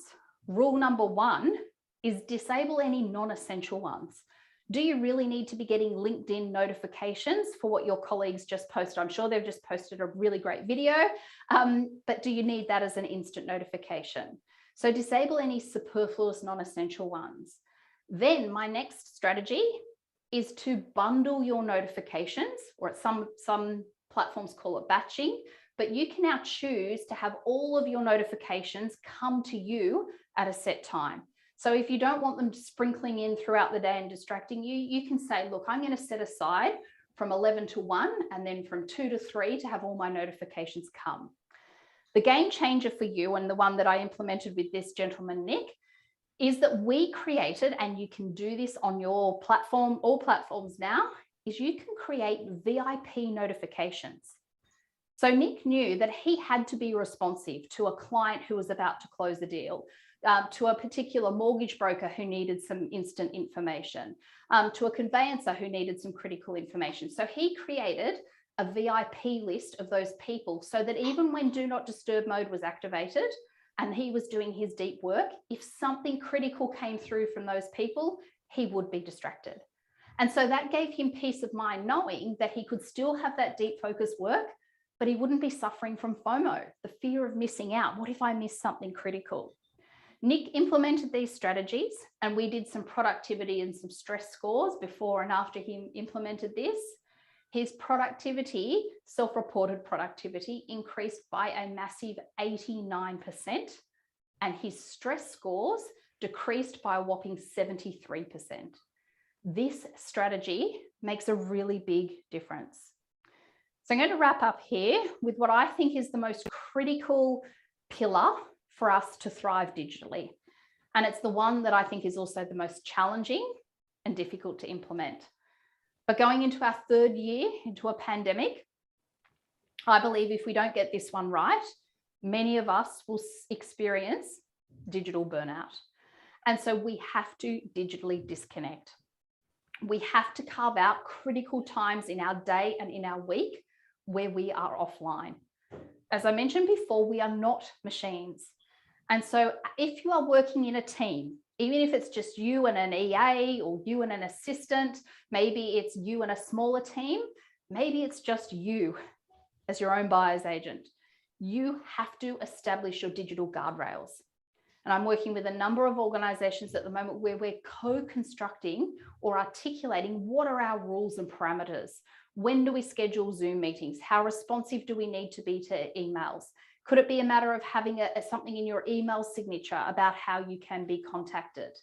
Nick, who I was just speaking about, he had a system set up. So when he activated Do Not Disturb mode, he had an automated text message and an automated out of office email set up. And he didn't have to set them up each time. It was just linked to his calendar. And so people got an automatic response saying, I cannot be contacted during this time. However, if it was a prospective new client coming on board, there was a link to Calendly or an online booking system for people to book a consultation call with them. They had another phone number, either his EA or his other office number, where people could ring and leave a message. So it gave, again, people that peace of mind, but those parameters were clearly established. The second thing about unplugging, and I mentioned it before, green time, making sure we're getting enough time in nature. Remember 40 seconds to reduce your cortisol levels and 90 minutes a day to increase your exposure to sunlight, which will help with your stopping myopic progression. And also, really critical, we think that one of the reasons many people had trouble sleeping during the pandemic was not often, it was partly due to increased stress, but many people were not getting enough sunlight. And so they weren't getting that reset. We know we have to unplug. And so you have to carve out time where you are offline. I don't know about you, but I have never had a creative idea, a solution to a complex problem when I've been in an Excel spreadsheet or in my inbox. Those creative solutions and novel ideas have come to me when I've been for a swim or a run, or I've woken up first thing in the morning. What happens is we turn off our prefrontal cortex in our brain and we enter what we call the mind wandering mode. We have to make sure that we have opportunities to unplug.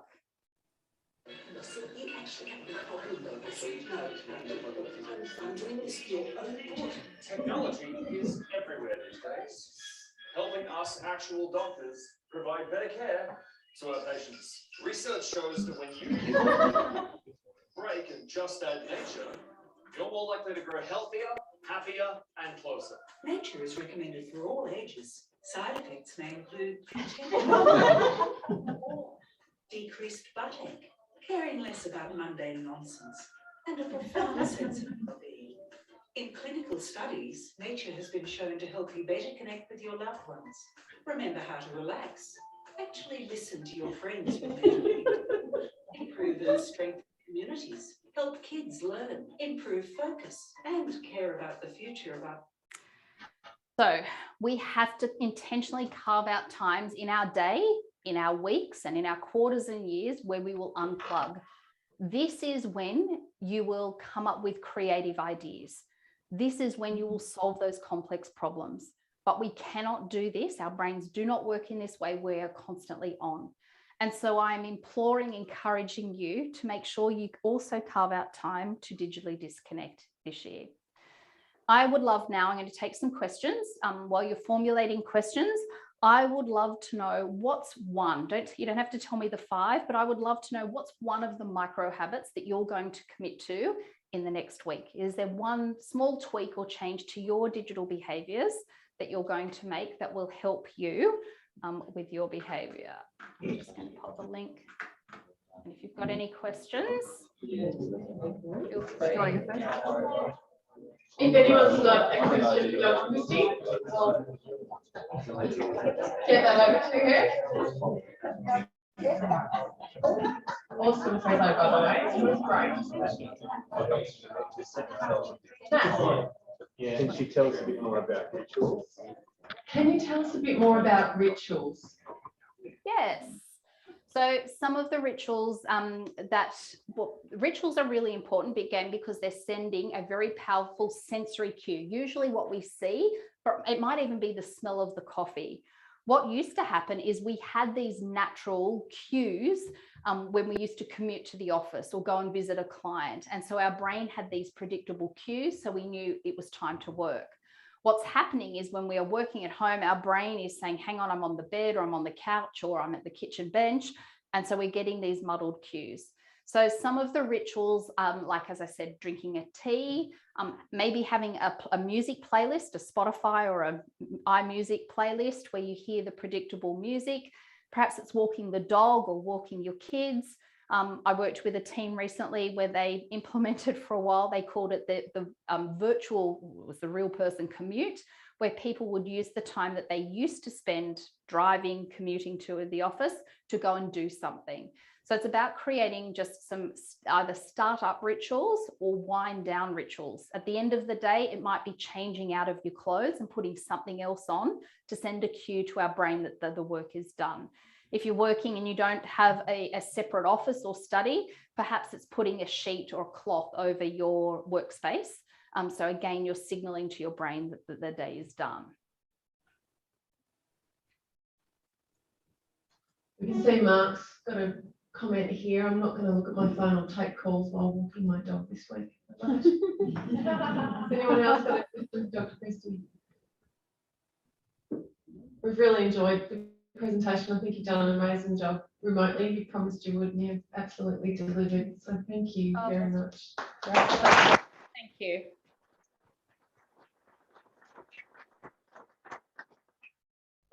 Well, I hope you have a lovely downtime now on a Sunday. I will. Thank I'm you. usually disconnecting. My pleasure. Thank you, everybody. Oh, so importantly, I forgot someone very special just before, we had lots of questions and I had to hustle to get Dr. Christie on. Chris Bates, thanks so much for an awesome preso. Tiny little gesture, to say thank you. Yeah, there we are. And we feel very complete. Now, in tradition, we're doing a brains trust, and I've got my wonderful two facilitators up here, Melinda and Kieran. They're going to ask the questions and get you all to contribute. And we're chatting about challenging clients, which we all love. So I'm going to hand over, and at 5 o'clock we'll have our last session for a break and drink. So Thanks, Kate. Does anyone hear me all right? Yeah, the microphone's not on. Got a green light. Kieran, say a bit more volume. Red light or green light? Awesome, great. So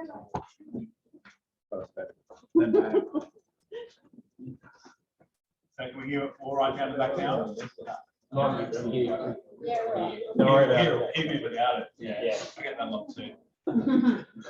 So we've got challenging clients. I'm sure none of us have ever had challenging clients, and especially at the moment. But I think like the first, I suppose, question we're looking at was, well, how do we screen them? And I suppose that comes down to the initial contact. So Melinda and I were just saying, well, how do we deal with client inquiry when it first comes in? And I think that kind of is a good starting point. So anyone got some suggestions on where they would initially start the conversation when someone either calls, emails, DMs? What's your first point of contact? When we sense that they're challenging? No, just what do you do when you first get that call? We just thought first we'd brainstorm, Yeah. you know, how, when a lead comes into the business, what are some of the different methods that we're using to funnel clients, to pre-screen clients, because in the conversations that we've had already, we noticed some significant differences in the approach that we both take, and perhaps if we share the approach that we both take first, and then we'll, you know, get some input from the floor as well. Do you want to just explain what you do when someone reaches out to you? How would they reach out, and what would you do, and how would you respond to that? So I get a contact form email, and at the moment, because of the volume, simply just reply with, thanks for your email, here's my fees, here's what I do. I have guided services separate, and I leave it with them and say, look, please reach out if you've got any further questions. And I often find that I'm saving time because I'm not dealing with people who are going to be objectionable to the fee. Do you actually release the scope and the fees upfront before you even had a conversation with them? Yeah. Yeah. So that's a slightly different approach to what we would take. And obviously the businesses are a little bit different as well. So we, you know, potentially depending on how many clients you're servicing and what that funnel looks like, how many people are contacting you. So we found that a lot of our time was being taken up through interruption from new inquiries. And when people were phoning, that would take us away from servicing our paying clients. So we identified the fact that we needed some sort of funnel to screen out clients that weren't going to be suitable, that didn't match what we would say is our ideal client avatar. So, you know, our approach at that point was that rather than just accepting phone calls directly and having, you know, our time immediately, when we've got paying clients that deserve our time, we set up a system where the first contact that we would have with clients is to actually say, thanks for reaching out. Can you please help us understand more about what you're looking for, so that we can then set aside time to have that conversation with you, and then our time together is more purposeful. So we do send a survey out. So that's all for us. In our business, it's an automated system. So the inquiry would come through the website, and then they'd share their email and phone number, and then they'll get an automatic response with a link to a survey to complete. Now, if they're a client that genuinely is interested in those services, they would complete. We do know that some people never complete the survey. but obviously they're not clients that we necessarily want to spend time talking to, because if they're going to take the time to complete a survey, you know that they're partially interested. And then once we know, based on their survey responses, whether one, they're looking for the type of product that you know you can find, two, whether you may have, you know, too many clients looking for the same thing already, then you know whether you can set aside time immediately to have a conversation with them, or whether you can actually take a softer approach and say, look, we're actually not going to be an ideal match for you at this time because, and then you can filter them out, and that's been a more time efficient way to sort of filter through. But what is others in the room, how are you approaching that? I had one the other day. This guy contacted me out of the blue, and he had 10 questions for me to answer. One was how you have been with REBAA. Yeah. Yeah. How long you've been a buyer's advocate? So he hasn't read any of my website. And it went on and on and on. So I'll go along with this. So I gave him one answers to each one of his questions. I thought if I do this properly, it's about 3 hours. So yeah, yes, I can remember how many years, yes, done this, yes. And how do you know Geelong? That's how I know Geelong. Have you got any affiliations in Geelong? Yes, I have, got blah, blah. Yes, no, yes, no, yes, no. So he came back and said, oh, thank you for your prompt response. I just need to got a few more questions. Oh, how long will I get to get response? And so it was all that was going to be about the fee in the end. Because he said, oh, can you do anything about the fee? I said, well, yeah, we can off the fee. And I knew exactly in Geelong, you've got to virtually charge 1.1%, or you don't get business down there. That seems to be to go from talking to other buyers advocates. I'm not sure about the Melbourne people, but anyway, I stuck to, I don't go below 1.5% plus GST down there. And so I think it came down to that. Maybe because he kept coming back about 5 times. So that it was just trying to get the fee down in the end. But I found it quite interesting. And I wish him well. So his approach is all by email and these 10 questions. Yeah, I couldn't bother ringing him. I just he wants to play go down his path. So that doesn't normally happen. Normally I ring them, policies within 24 hours. Normally within 12 hours, and then have a chat to them, make sure that they So are most people finding their inquiries coming through email? Quick hands up if it's predominantly email. Direct phone call. Depends if it's preferred or not. Yeah. When it's preferred, we call them, the first question I ask is where do you get my details from? But the emails and the trying to get information out of them, I just find it's a little bit too impersonal for the person on the other end. And you're about offering a service, not about offering an intel type one from them. And I just prefer to pick up the phone and call them. It only takes 3 seconds. You can tell by what they say. Yeah, if we get an email inquiry, we ring them and spend some time with them, and then we send them a briefing document and we explain. We want to know what you want so we can give you, because we do a fixed price thing. If you don't tell us what you want, what you don't want, what you must have and must not have, how can we price it? And they'll go, okay. So I think that. But I think you coming out got, is I got to tell you, if you questions emailed me you're back asking. and you didn't ring me back, I probably wouldn't be doing business with you. Yeah, if you just responded with an email like that, and didn't ring me. But then again, Chris, some people don't want the phone call and actually say that in their email. Well, I they want the usually don't give you their information. number. That's what I mean. Yeah, they don't want the phone call, they want the information.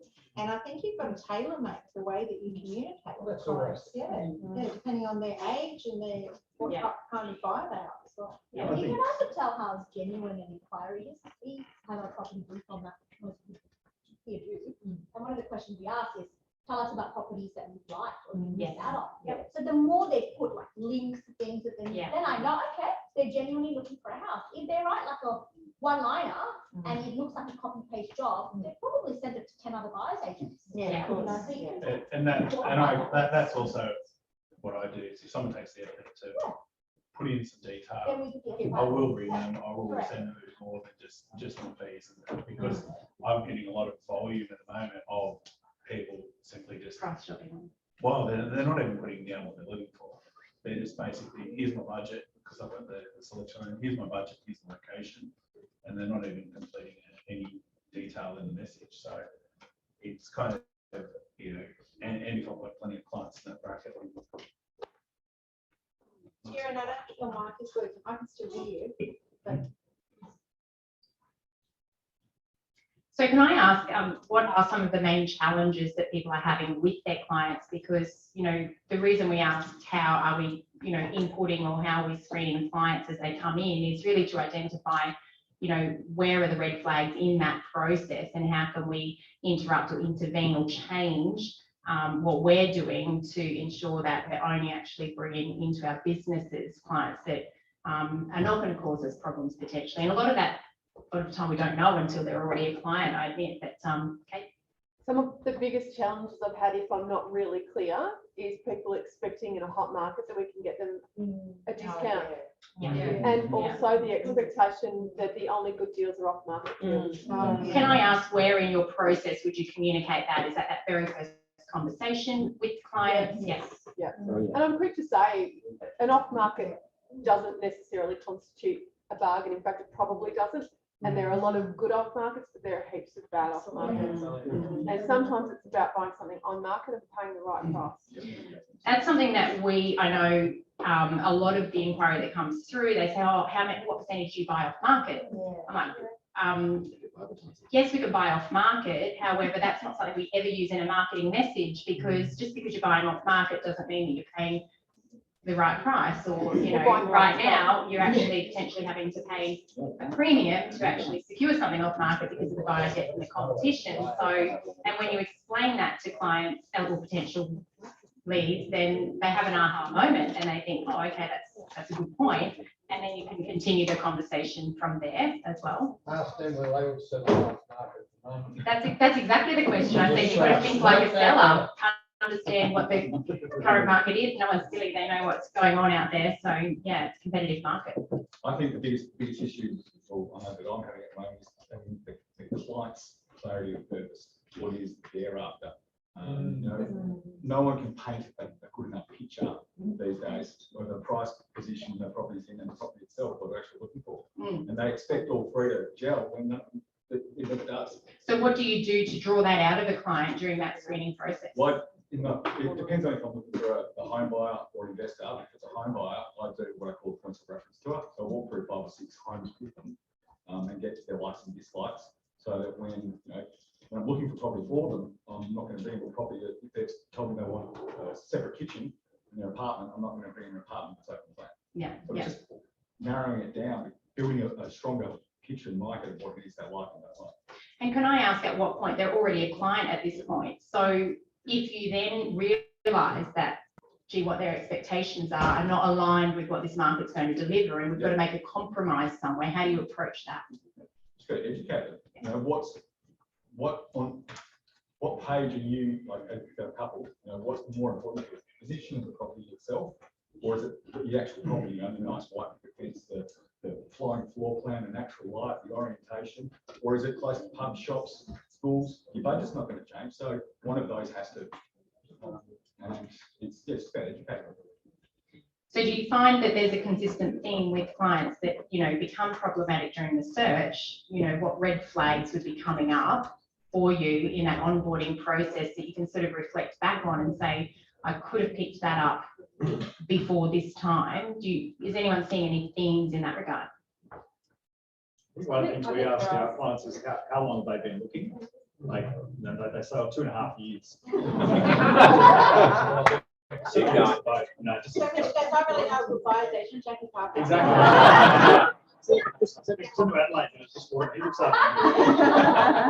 But asking just those pre-qualifying questions: how long you've been looking? Have you made an offer on anything? Have you come close to buying? What's been your main frustration? Oh, it's the agents, they keep dicking me around, I won't take them seriously. Because they don't see value in my offer. Because it's $200,000 under the offer. And leading on from that, and I agree with Rich, the other question that I asked that I found has been quite successful is, why do you think you haven't bought a property in the last 2.5 years? Self-reflection. Yeah, and that is a very telling response. What people will say, oh, agents have been dicking me around, everything's too expensive. I won't go to an auction. The rules again. Oh, I paid auction. I paid auction. Don't explain the property. Well, they let it get personal. Yeah. Matt, you were going to say something else? I guess I've had a number of bad client experiences over the years, and I always kind of reflect on, could I pick this up earlier in the process? And the one very consistent thing is anyone that makes minor changes to an agency agreement. They may seem like the slightest change, it doesn't matter to me either way. Do you mean on the buyer's brief or the actual No, your agency? agency agreement. Oh, okay. So they're negotiating with you. Lease break. They might be just correcting grammatical errors or changing time frames by small amounts, but it's been consistent. It just shows that someone is trying to exert control on the process. Has anyone else had a similar? We got a three-page letter from a lawyer the other day trying to change our whole agreement. I actually had a lawyer do that to an agreement once, try to change from exclusive to non-exclusive, and it was all red ink all over it, and I just had flashbacks to high school. And sorry, mate, can't help you. It's so whenever I get time before they tell me the lawyer, I can guarantee you the agency agreement will come up with all scribbled inside. I just email back. I'm sorry, it's not negotiable. Good luck with your search.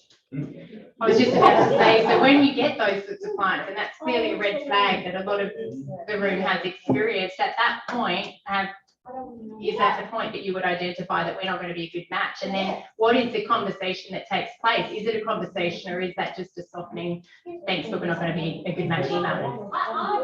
We get that a lot from clients, and we just need standard REI documents, right? So we have standard lines we use, but we've had some clients turn out to be really good, who are difficult in the beginning.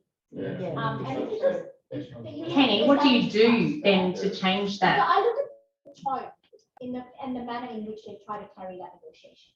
Because if they're, antagonistic and they're arrogant and they're cocky about it, that's not the right tone. If it is more questioning, oh, I'm sorry, I haven't done this before, or if it's, for example, we have a lot of clients who are surgeons and doctors, and we know that they're time poor, so they just send it to their solicitor. So we know that they're not questioning it, their solicitor is questioning it, right? So then we have to just reason with them. And generally, they turn out to be excellent clients. So you kind of have to understand the context in which they question it and the tone that they question it in. But it's not an automatic no. It depends on how they.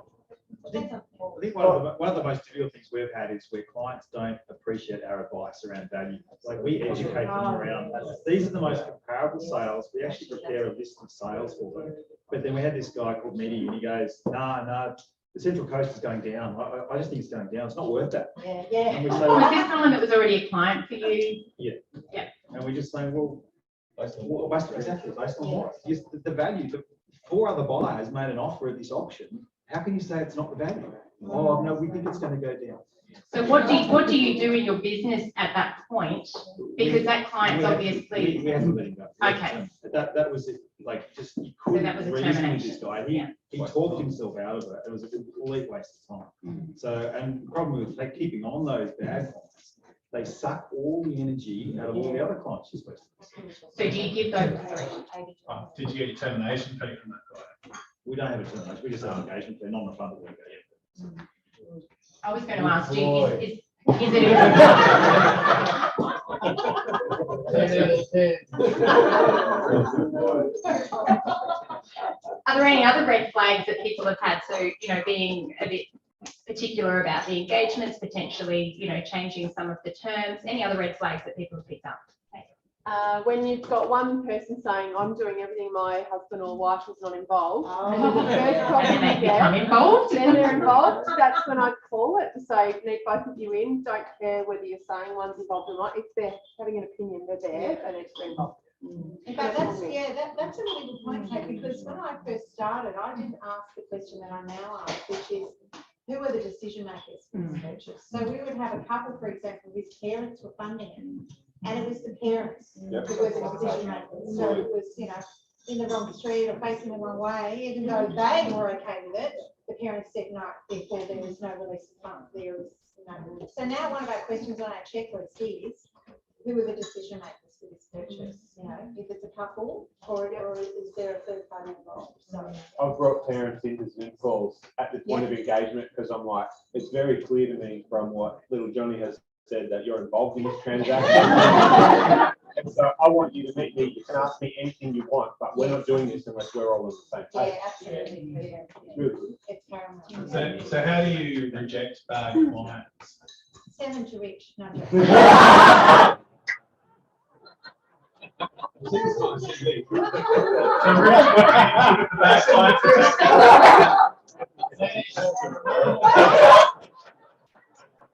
He sorts them out, the REBAA network. Yeah, maybe.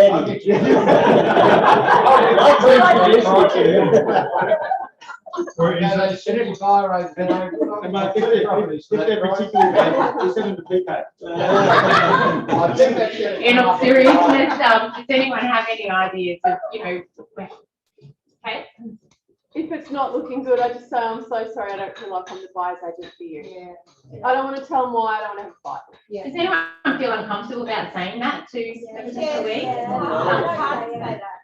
Especially if they're a referral. Just be really slow getting back to them. Yeah. Like 3 days to reply to an email. Sometimes it is harder. I agree with you about when they are referred. Sometimes just because they're referred, it doesn't mean to say that they're going to be a good match for. And that is hard because you They actually. normally expect twice the service. I have been referred by one of their existing clients, and the existing client has wrapped you up there, and they're expecting twice as much. Yeah, they don't know why people want to change now. So just back to what Rich mentioned earlier, when he had the client experience where, the client didn't see value at the price that the market was prepared to pay, and the approach there was that client, couldn't be helped. Does anyone have any other ideas of how you can potentially rehabilitate a client, or, potentially help them to come to reason? Obviously, when we first take on a client, I know it's been a challenge for us in the last few months with such significant growth in Brisbane, especially if they've been with you for 2 or 3 months and the market's shifted in that time. A big part of that process of partnering with us is education about that shift. So, their expectations might start here, but you've got to then realign their expectations each month that the market continues to shift. What else are others in the room doing to help with clients that, Yeah, I think there's sometimes you get to a point like I'll go along for a couple of weeks and seem okay, they're not really, their expectations aren't really they're matching what the market is delivering. And at some point though, and it usually these days quite quickly, I'll call it and I'll call a meeting and I'll say, look, we've obviously got a few mismatches here in what's going on with the market. Here are your options. What would you like to do? And I put the responsibility back to them, because it's almost like they're blaming you a little bit because they can't get what they can't afford. And so it's not there, and that's not your fault, but it's very easy. It's better for them to become disgruntled with you than it is to realise themselves they can't afford what they want. So I actually call it and say, look, this is the issue. Here are your options, and it might be increase your budget, move your suburbs, move your expectations. I'm going to put the project on hold. You can book a meeting in here and we'll have a chat about it. So I kind of bring it to a head rather than just let it, because it does suck the life out of everybody and it takes you away from other clients. So I think you got to nip it in the bud quite quickly. And put it back to them. Sorry, just random. Linda? We set expectations from the get-go, so we do a really thorough consult at the beginning, and we cover, before we even start, a lot of the things that could potentially happen, like the main things. So when we arrive at those difficult situations, they're already prepped and ready, and they're more receptive to hearing the information. We've already built a trust because we've highlighted it before we enter into the process. So a lot of our process is around setting expectations before we get going.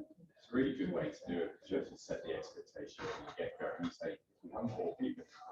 We're going to sit down, we're going to have this conversation. So when that comes up in 3 weeks' time, they're not surprised that you're telling them we need to shift.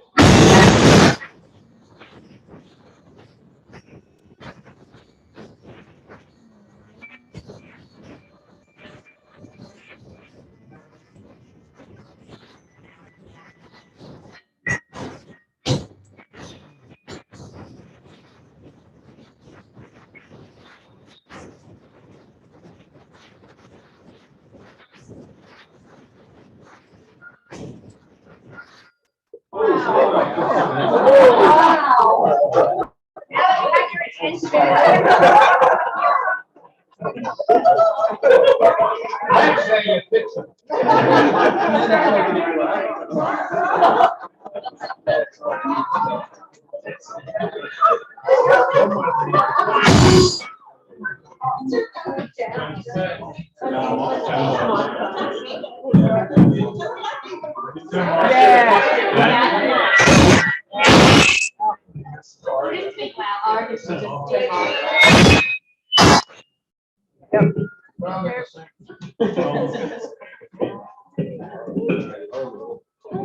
I just say, the biggest issue I'm having right now in Sydney, because it's a little bit of a slower start to January in my business, I don't know about everyone else's.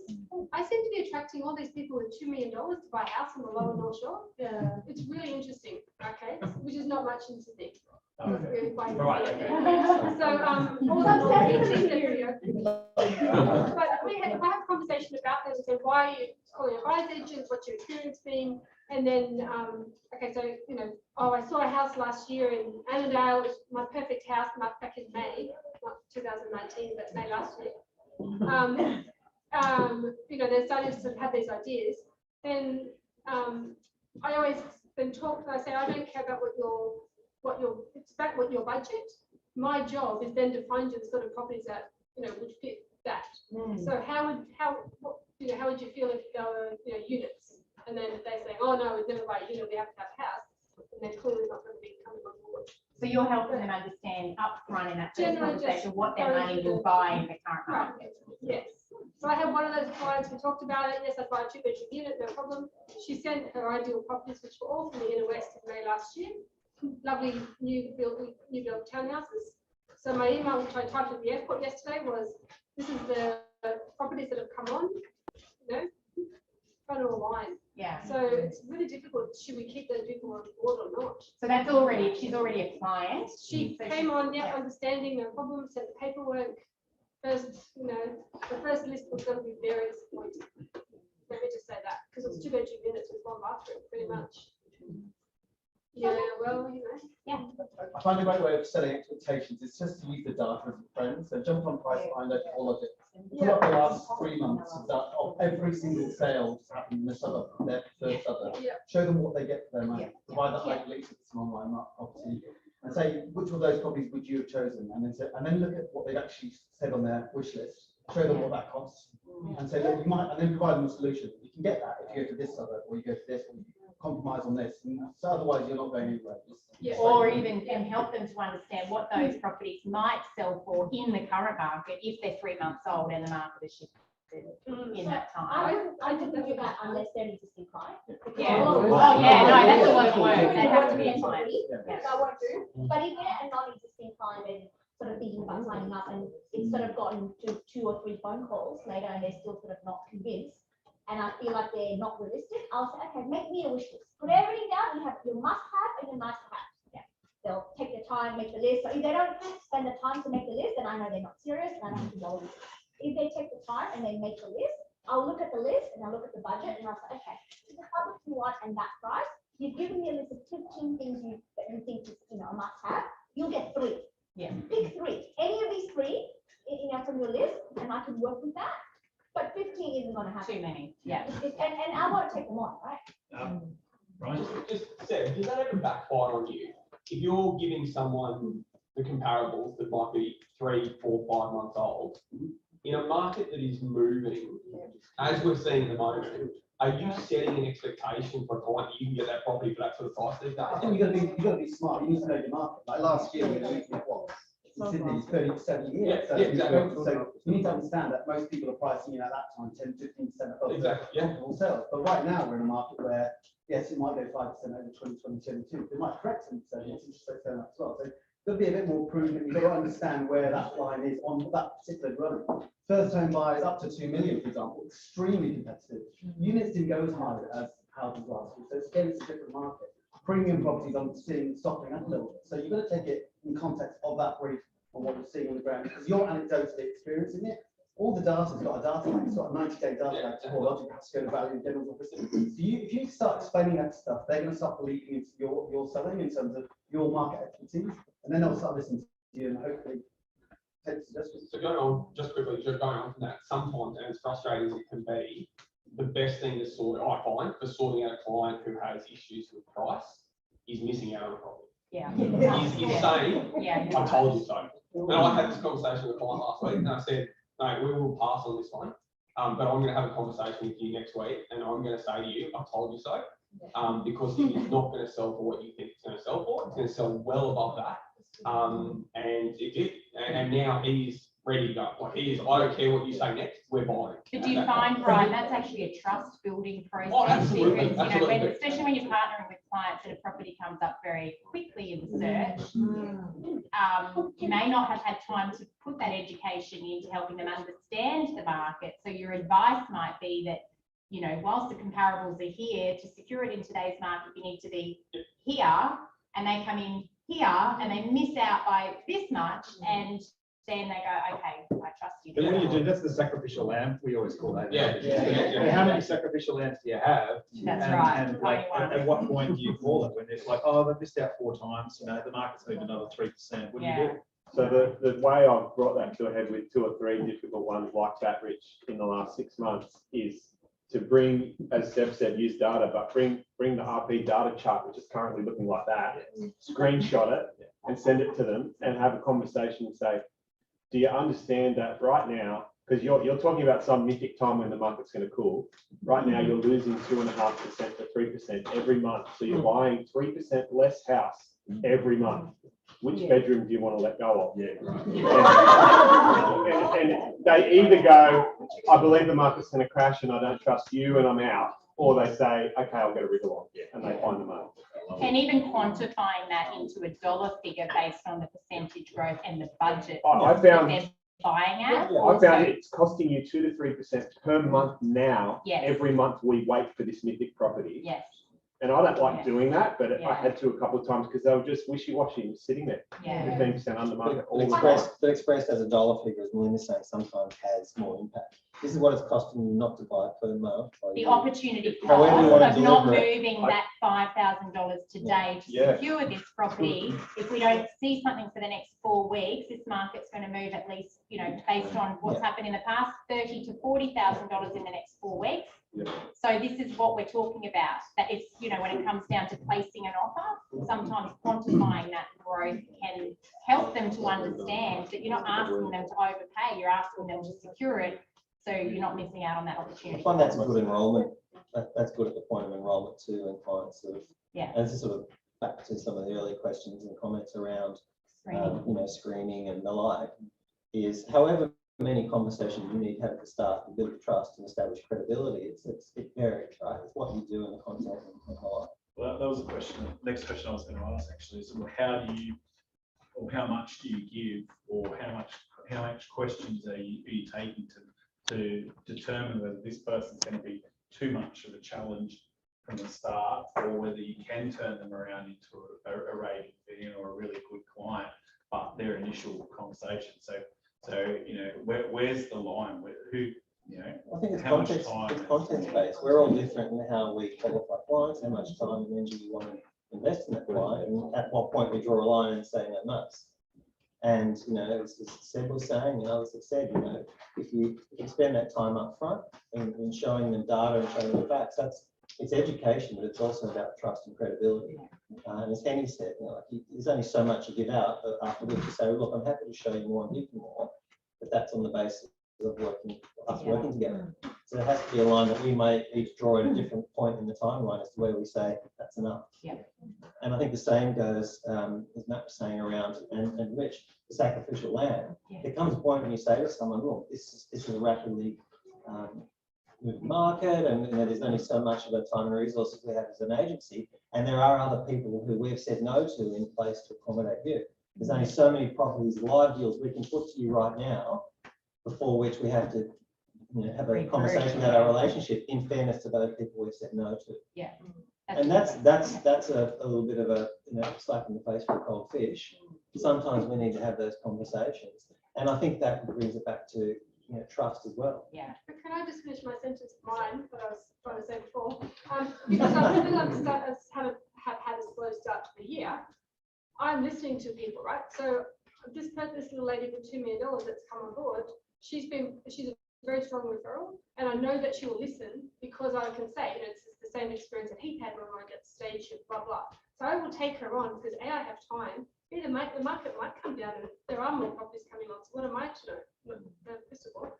So, I'm actually at this because I have space. We'll take on a client like this. Okay. But when it's a busy market like Queensland seems to be experiencing, I'd be like hidden away. So yeah, it's dependent on the market. Totally right. As well. I would prefer to have 5 clients that I'm working with. If it slows down, then no one because I was being tough at the beginning. Right. Yeah. So I think that would be sensible. It's the most powerful thing is just to challenge their assumptions. As soon as you start challenging it, you emphasize that you're the expert, not them. You're the one who does this day in, day out. If they keep headbutting with you, you don't take them on because you're not going to listen to my advice anyway. If they listen to your advice, great. You're someone like moles, buy the right property for one. I think it comes down to knowing your client too. Like I get a lot of military guys, and in one phone call, it goes from, hi, Claire, you're in Canberra, great, send me your paperwork. Yeah. That happens in about 5 minutes. So they'll sort of tell me a little bit about them, but it's just what you get, and that's your gut feeling. So we all run our businesses very differently.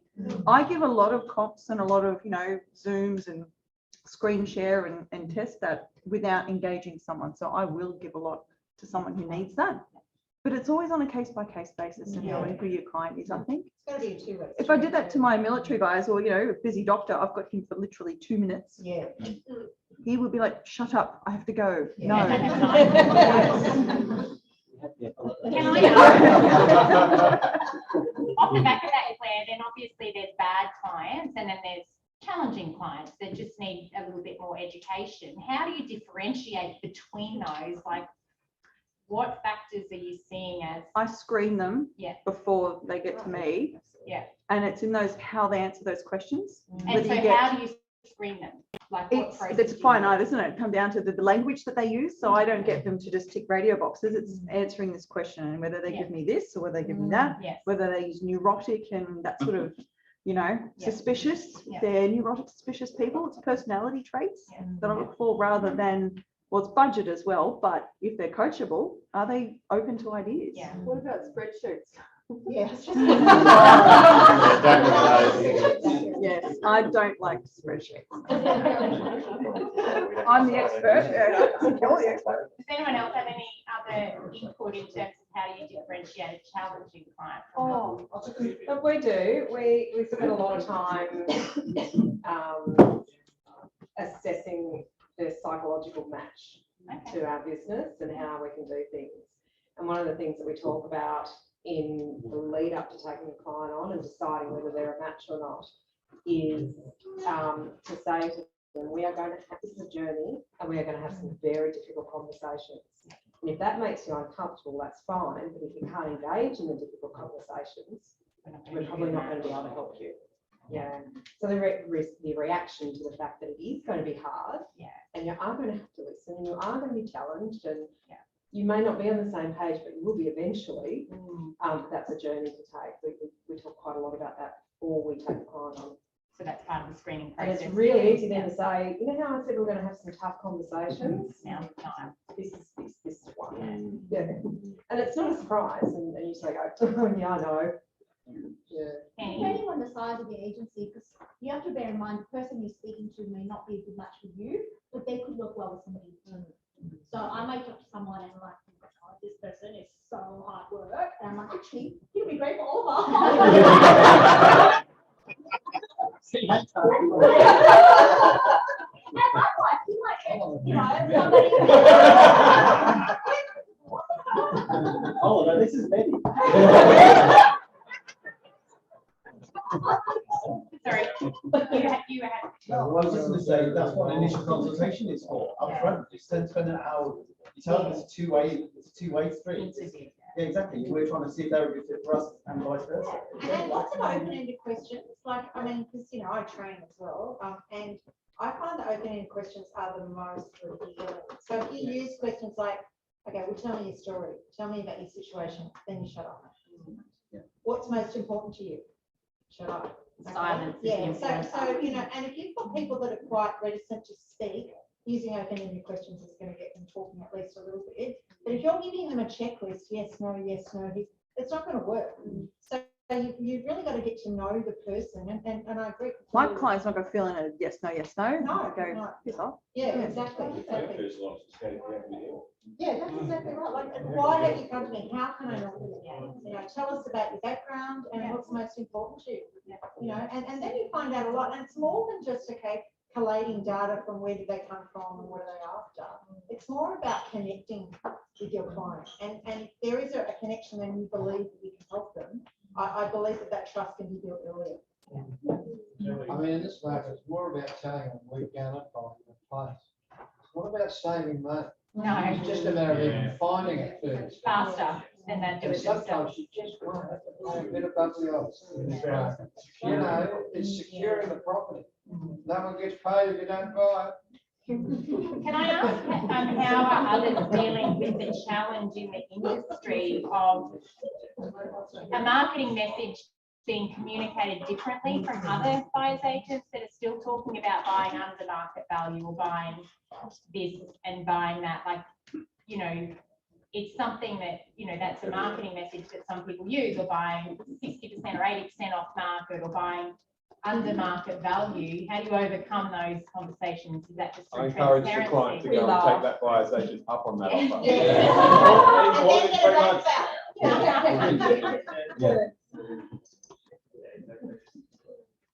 Well, you can still buy on the market, but it's going to be VLC grade. Yeah. So is that really the right property? Just because you've got something cheap. It's communicating that to the client. Great discounts, that doesn't Sorry. In terms of challenging clients, and you know, regardless of how well we screen, when we have staff that are working for us, how do we manage, you know, how the staff are dealing with those challenging clients? At what point do you, as a principal, become involved? Do you leave that to the staff member to deal with exclusively? You know, how do, as for those that do have employees in the business, how do you deal with that? You back your staff. That's what you do. Absolutely. You back your staff. And and I had to terminate a client recently because of the way that one of my buyer's agents was disrespected. Really? And the messages that were sent to her. Really? And I took that opportunity to take over at that stage and do it properly. Yeah. Because your mental health is more important than any client. Yeah, I've told clients that my staff are more important than the fee. Yes, Yeah. absolutely. Even if it costs you. Yeah. Awesome.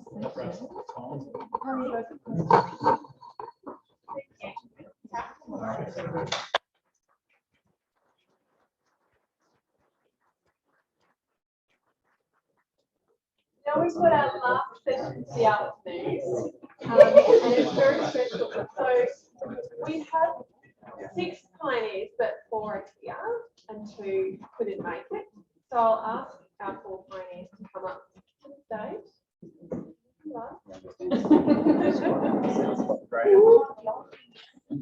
The oldest.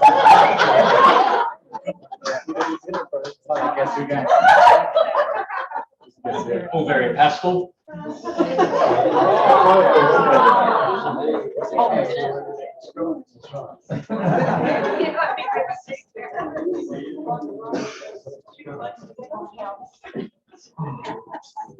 The theme for this session and the theme for this whole conference is our 21st birthday, which was last year. And I wanted to take the opportunity to get these guys together to share with us how all of this started. So without further ado, Scott, I know that you were instrumental in the very early inception of REBAA. How did it come together?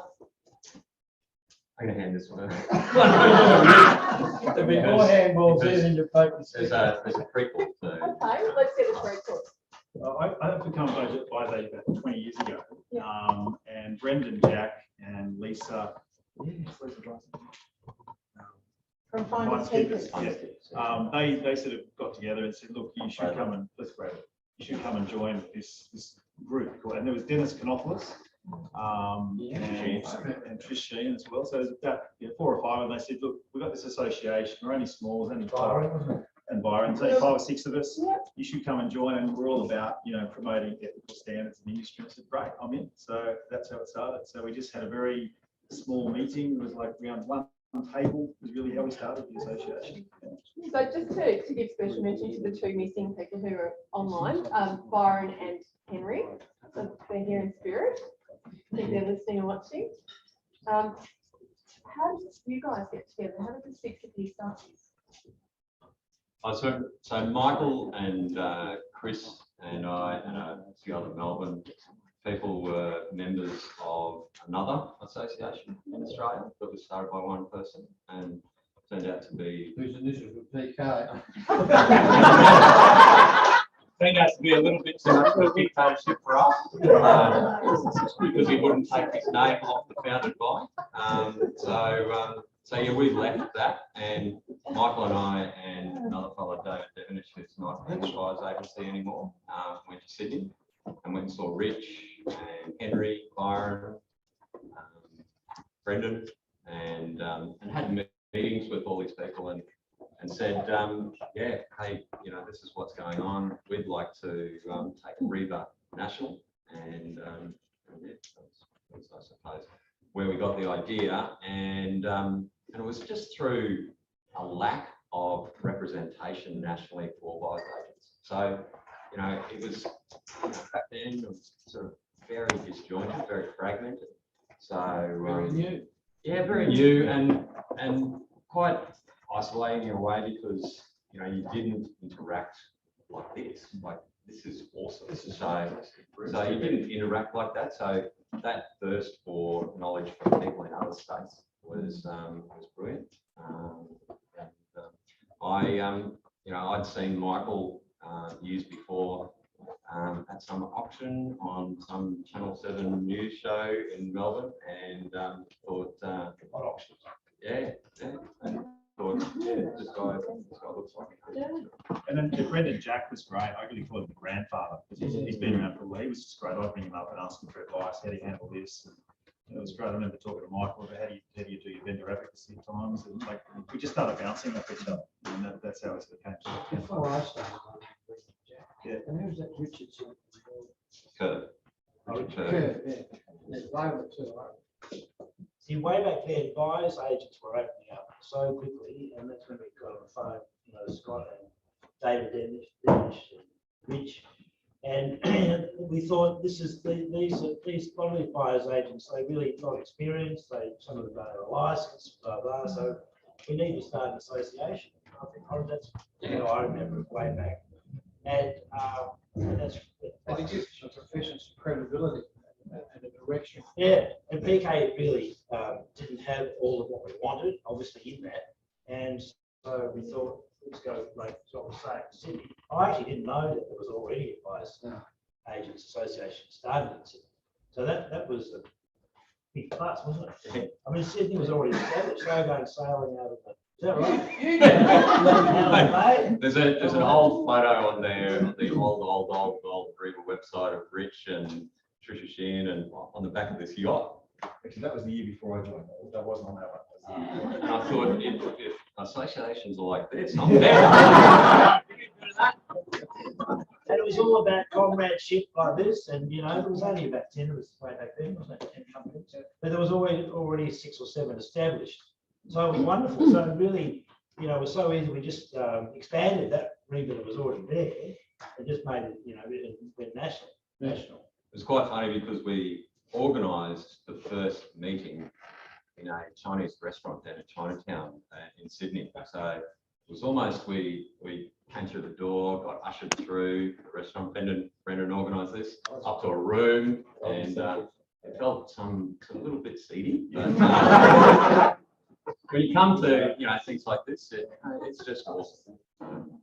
What was it like? I mean, how long ago are we talking? How many years? That was 2005, 6. Yeah, so obviously buyers agency was very different, and it was little known. How did you go about getting clients? Stand at the station with a sandwich. When we started, that was Australian Property Investor magazine was just starting, and we used to take ads out in that, and I think you know, I was going to say before, you get the clients you deserve. So advertising in that, we got investors, and we got lots of investors. So that was really how we started getting our roll on with clients. I just joined a couple of local networking groups. There was a group before BNI. There was one called Swap, Salespeople with a Purpose. Doesn't exist now, but it was like this. It was a really great training for small business owners, and it was mortgage brokers, accountants, planners, and we just gave each other referrals, and that was a really good seed for me. But I just try all sorts of methods. I just go and try and meet, just like we do today, meet referral partners. Realestate.com did have a banner ad section. Remember we had to bid for it? It was like you get online, and it was ridiculous. And then they tried it, expensive. so you couldn't actually find. And then it was useless. So I mean, you just try various methods to really get clients, but all again, personal relationships is what always work the best. I think one of the other things, we all got websites really early. Yeah.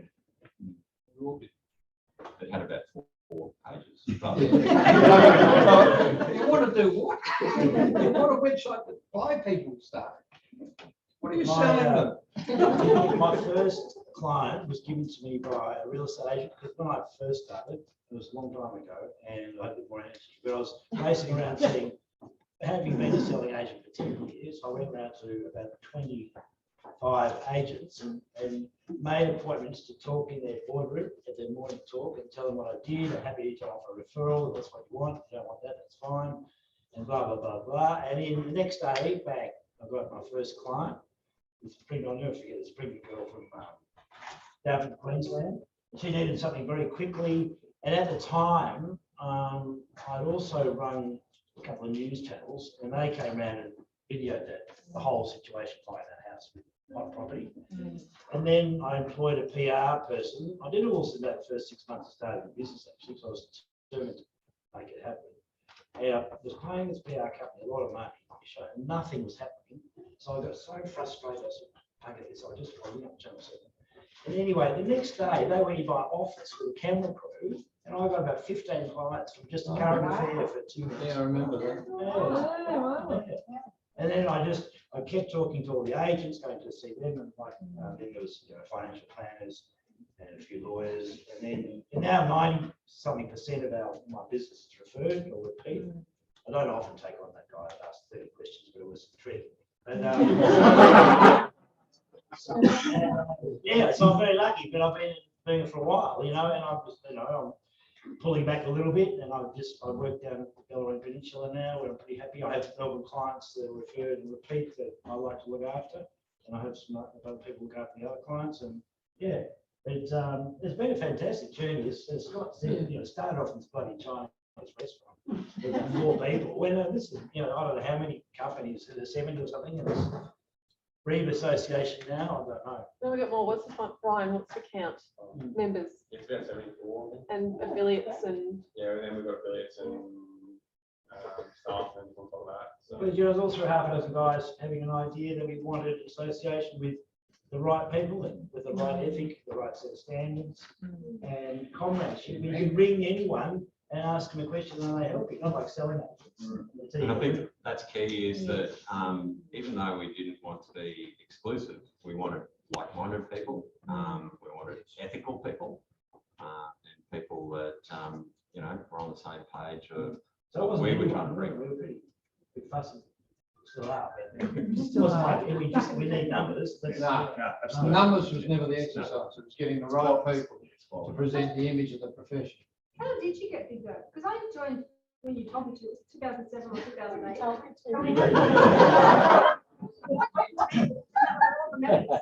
And then suddenly, like today, I'm like, how did that happen? We just started marketing. It's really been, I think, through It's through word of the. mouth. It's just, it's been through, I mean, thanks to Merit in terms of Oh, like, yeah. State reps. the state reps did their job. That was the job of state reps, is to anyone You who was. didn't have state reps until at that. Well, no, we created those positions. Yeah, it must have been after that. But it was the state reps doing their job well and reaching out to others and helping others on the journey. We were building the plane as we were flying it.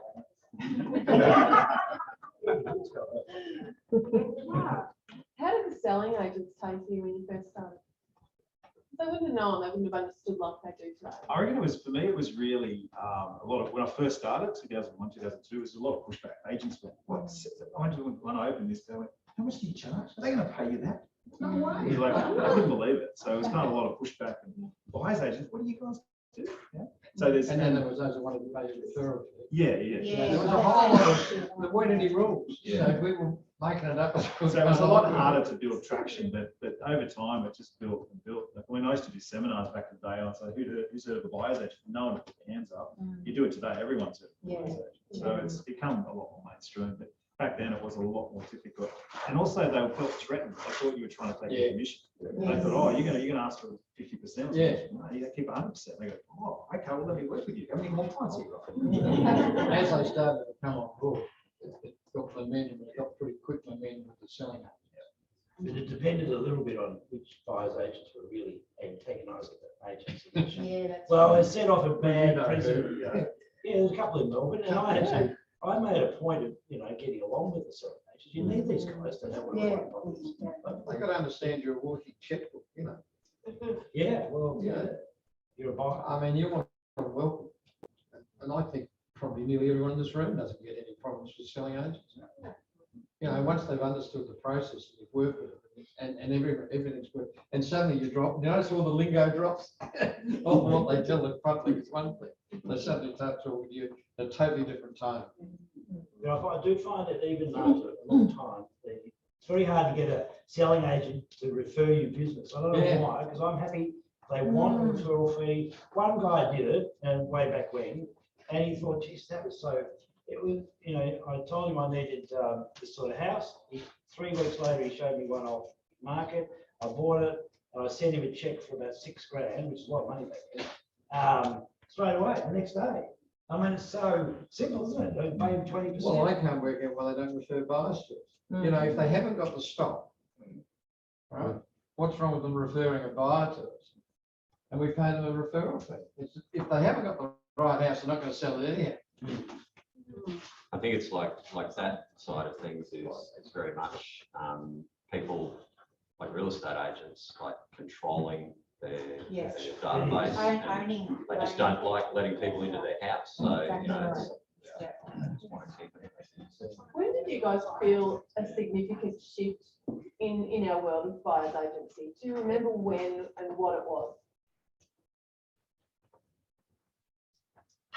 Yeah, I'll tell you, when I had to stop driving the school bus before and after work to keep the business going.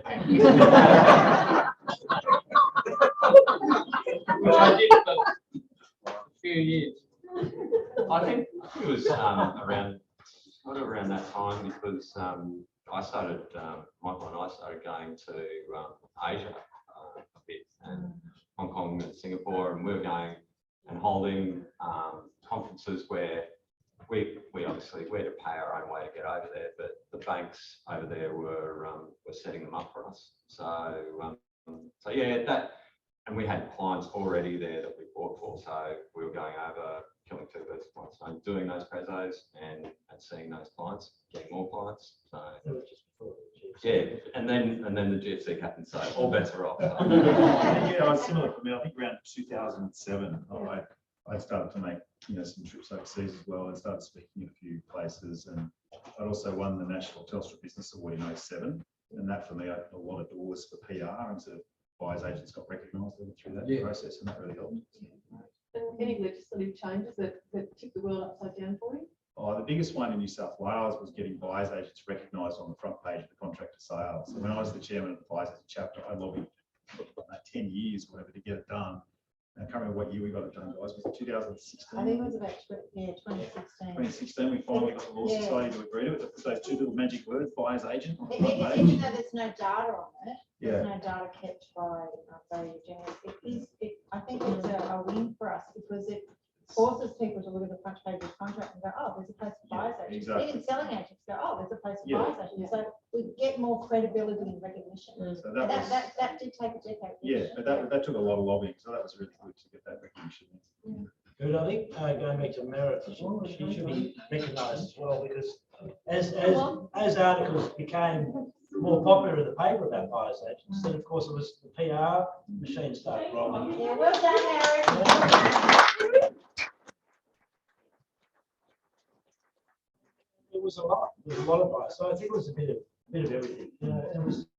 And the reality TV show. Yeah, They still compete. And I think, still have the same group of blokes on the phone, but they say, how many houses did you sell last week, Chris? I think in that sort of early part, it was Michael, me, Byron, all being president. But I think when things really took off was when Jack took over, and having a female, heading something, and really a lot of passion from that lady. So I think that was instrumental. And thank you, Scott, I appreciate that, but can I just say, when I first looked into buyer's agency in 2002, 2003, and I wanted to know, how to get into this career, you were one of the most generous people. I actually cannot defend, I've got, obviously family and things. And Scott was so generous with his time. I met with him at the office. He answered every question that I had. So, and I think that's what embodies the people in REBAA, the generosity of sharing and the camaraderie. And similarly with Rich and Mike, all of them, everyone has been so generous. And, I think it's, okay, Siri, thank you. A spirit of abundance is why I joined this, because Scott was so welcoming, no pressure to join REBAA, like it was small, but I just felt like this is something that I want to do, and he was the first person that really, gave me faith that I thought this would be a great industry. So thank you, Scott.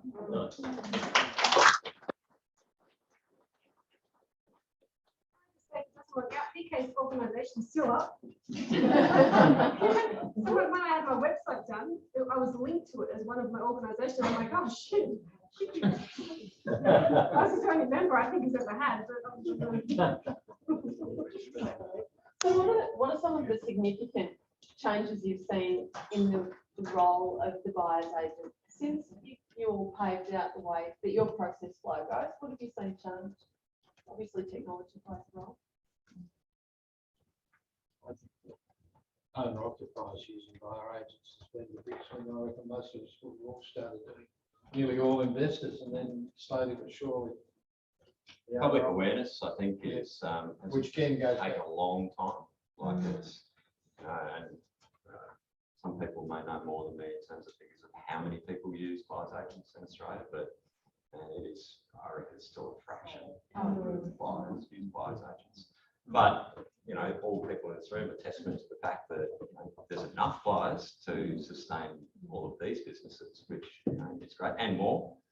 I think probably the major change from a business point of view is just seeing that there were so many people that just started opening up buyers agencies, and over time, and probably Megan and I would have seen this in Brisbane, is that there have been so many open up, and there's so many buyers pretty quickly.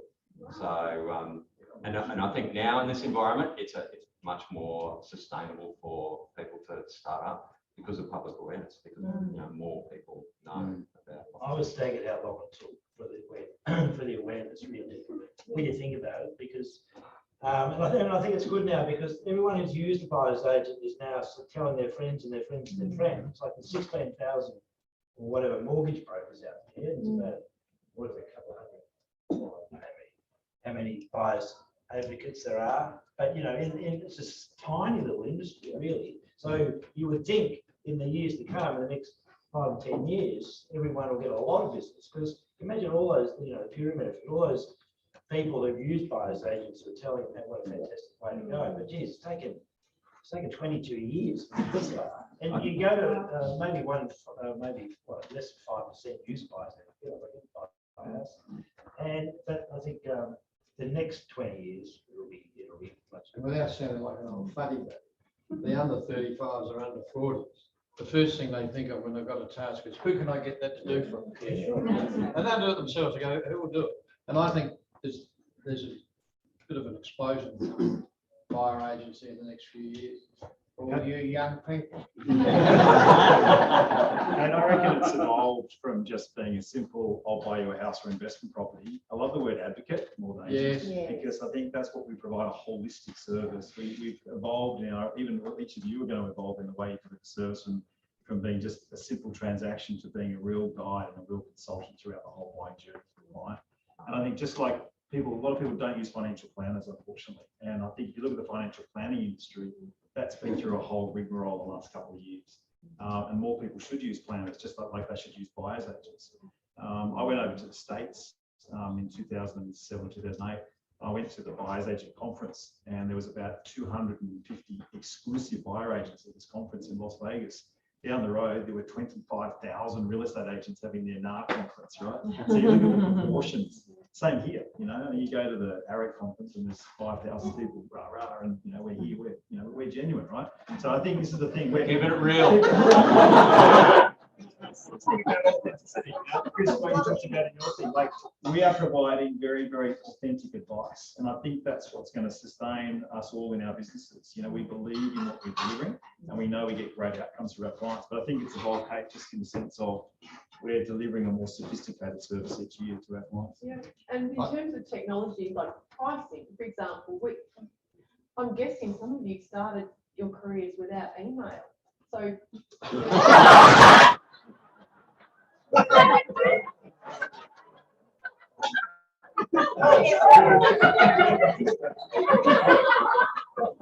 must admit, I did do a thing called direct mail and launch the business. Letters off to mates and friends. Yeah, we didn't always have, you know, Survey Monkey and Facebook. I take on board what Chris was saying about maybe trying to have too many little profit centres, but I look at my business and obviously I've got a lot of profit centres. People now say to me, what do you do? And I just solve people's property problems. I can handle the buying, the selling, the landlord, and the tenant. So I look at myself as a property problem solver. But my core business is gone. Yeah, I'd take on board Chris's presentation too, but I think when you're a buyer's agent and you are out there buying property for people, you are gathering so much market intel on, you know, properties, on real estate agents. And if you're not looking to diversify your business and use that knowledge that you've got in another way, if you have a client that comes back to you and says, I want to sell my property, and you're not keeping that client like a real estate agent does, keep that client and nurture them and perform that vendor advocacy business for them. You're doing, you know, really yourself and your client a disservice. That's my view, and that's how we operate. Yeah. And it's that full circle approach. And I suppose the property management thing is that middle part of it. So yeah, Rich and I were talking about before how we argued in REBAA about, you know, vendor advocacy. And what percentage of you you know, and we ended up setting 35%. You can't do more than 35%. And that was mainly born out of the fact that there was a guy in Melbourne who at the time was president, and he changed his business name to Buy, Sell, Manage. And you just can't, you know, public perception sort of dictates you can't have the word sell in your business name if you're a buyer's agent, because ultimately you're an advisor, and that's what he was doing, but you know, he had sell in there. So stick to your knitting, use your intel, market intel, and your knowledge. And, I think it's going well. There will be challenges though, like everyone said. Just when we're talking about how do you combat a guy, I had a guy recently, found him a house, negotiated. He insisted on all the outdoor furniture being thrown in. Then there was fridge and the washing machine, so he negotiated that. And then when he went to sign that night, he said, I've just been talking to my finance bloke at the ANZ, and he said the market's going to crash. So I said, what? Anyway, so I had a long chat to him. He said the bottom's going to fall out. I said, I know it's not going to happen. And this guy was referred from REBAA, funnily enough, a REBAA member, a nice guy. And the client was really nice, beautiful family, but he listens to too many people. And I nearly lost it with this guy. I said, look, I promise you, this is the best deal that it was that you will ever see. And so much so that I was nearly going to ring a few other clients that I had who would have bought this property. I thought, no, I can't do that because he might come back and want to buy it. So anyway, it sold to someone else. And then he rings me 2 months ago. He said, oh, I'm back. I want to. So I'm spending a lot of money to this guy. And I said, look, I said, I don't know, Bob. I don't know, Bob. Last time things didn't go so well. You've got the experts everywhere. You're not really listening to me. He said, no, this time. Anyway, I mean, you go through the sufferance, I think, and you just got to deal with it. And we bought him a house a month ago, and he was fantastic, and his family were terrific. But he has been the most painful client I've ever had, because I did about 60 hours work for him last time, and about 50 hours this time with other people who work with me, and it was horrendous. And Wouldn't change it for the world, though. It was. I thought, there's but I reckon just persevere. And I've always said to people who've worked with me that someone really gives you the shit, says over service them. Give them more service than they can possibly deal with, and they actually turn around sometimes, most of the time. Yeah. But that was I'm just talking about the journey that guys sort of. And mostly, I think that's look, one of your questions I know is, why do you do it? But you get enormous enjoyment out of finding someone the right house to get to the right price. Teams everywhere, they're jumping around the joint. I think it's fantastic. I think the most important thing too is if you're a good human and you relate well to people, you'll be a success. This is what it's all about. We're in the people business. So if you come from traditional selling agency, I bet you get far more job satisfaction now than you ever did. I certainly do. Much more.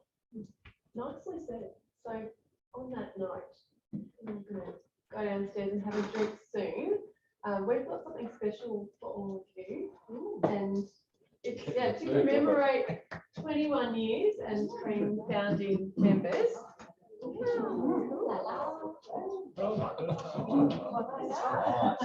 feel like I'm at the yours. And all I had to do was say yes when you rang up. Thank you very much. So it's a REBAA Hall of Fame. We've got one for Byron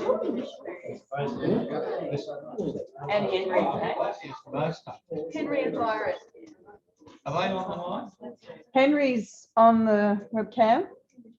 So Good on you, H.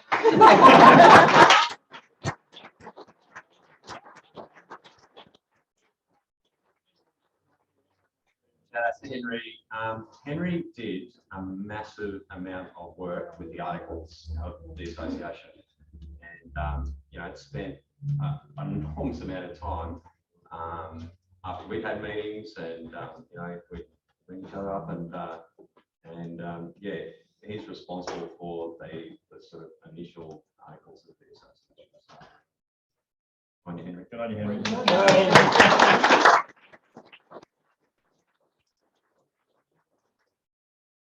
We're about to break for some drinks downstairs in the bar.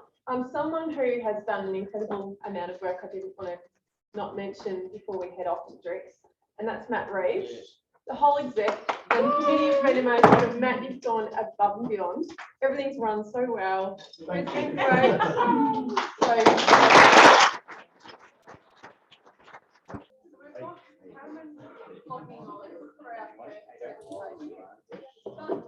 I did, yeah. I was a quick exit.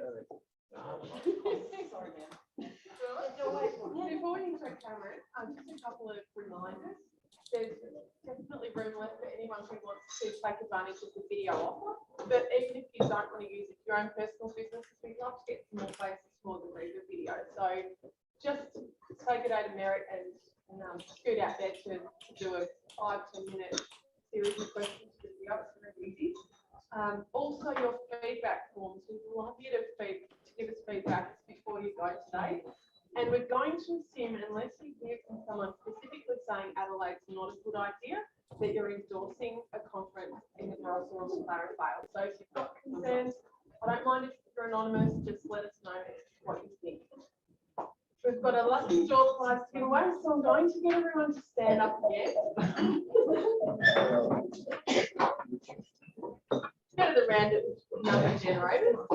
If you went to school overseas at any stage in your schooling, sit down.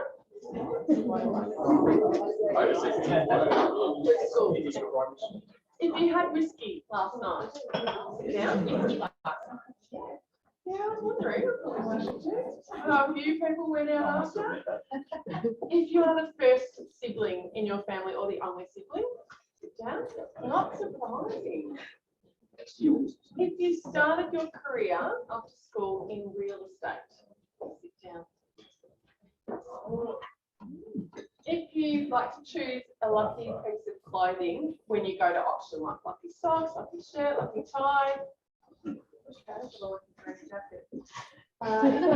play a team sport currently, sit down. You drive a non-European car. If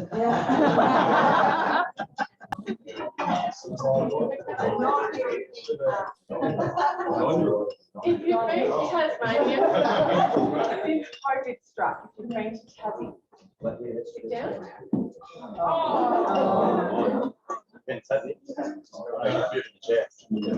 If you went out this morning for exercise.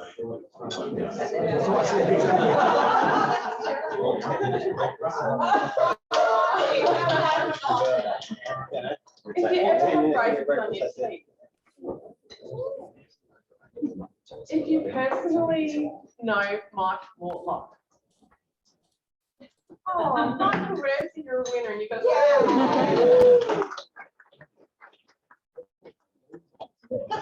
Hi, Mike. Now,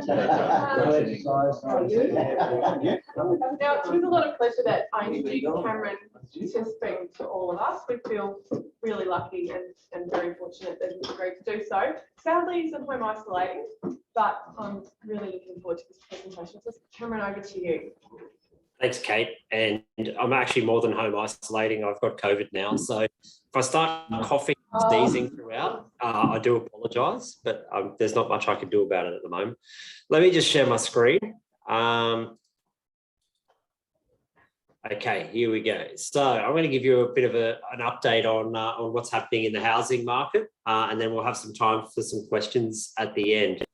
To start with, though, I think probably good to run through what's the current state of the market from our perspective and what we're seeing.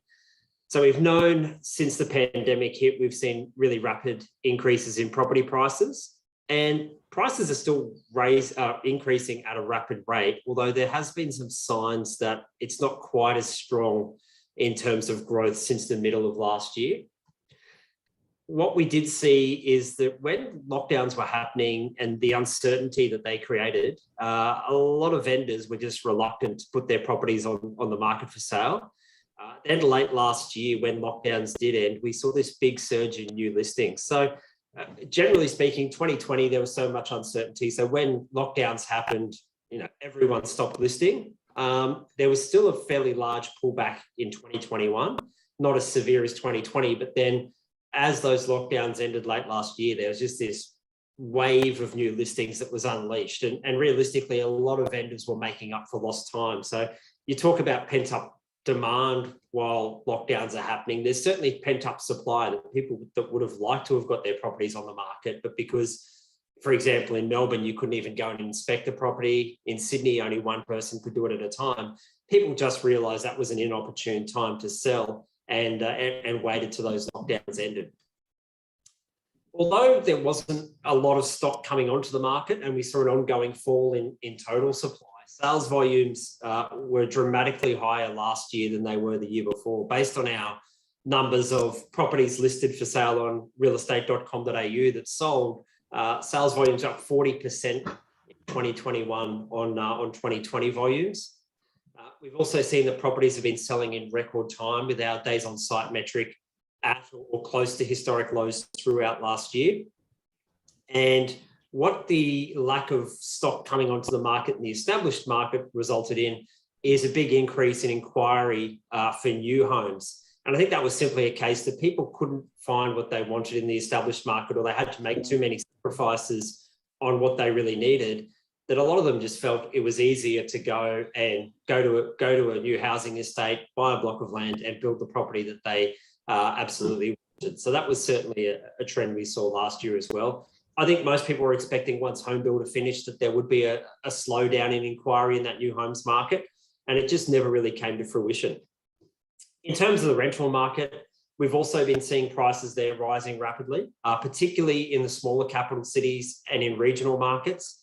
And we've seen a similar story to the established property market. New and total rental listings fell dramatically. One of the things that we've seen a lot of evidence of since the pandemic hit is the supply of stock tightening. And a big reason for that is a lot of people that owned investment properties sold up their properties at the same time as we saw a big jump in demand for rentals in non-traditional rental markets. And that put a lot of pressure on rents, particularly in the smaller capital cities like Brisbane, Adelaide, Hobart, but also in the regional areas where a lot of people were moving due to COVID.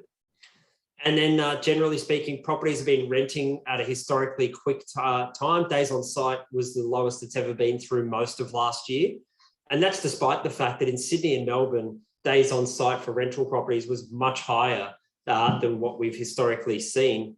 Now, both of those markets are starting to see improvement, and we expect that that's going to continue this year. But properties are being snapped up when they're available for rent very quickly.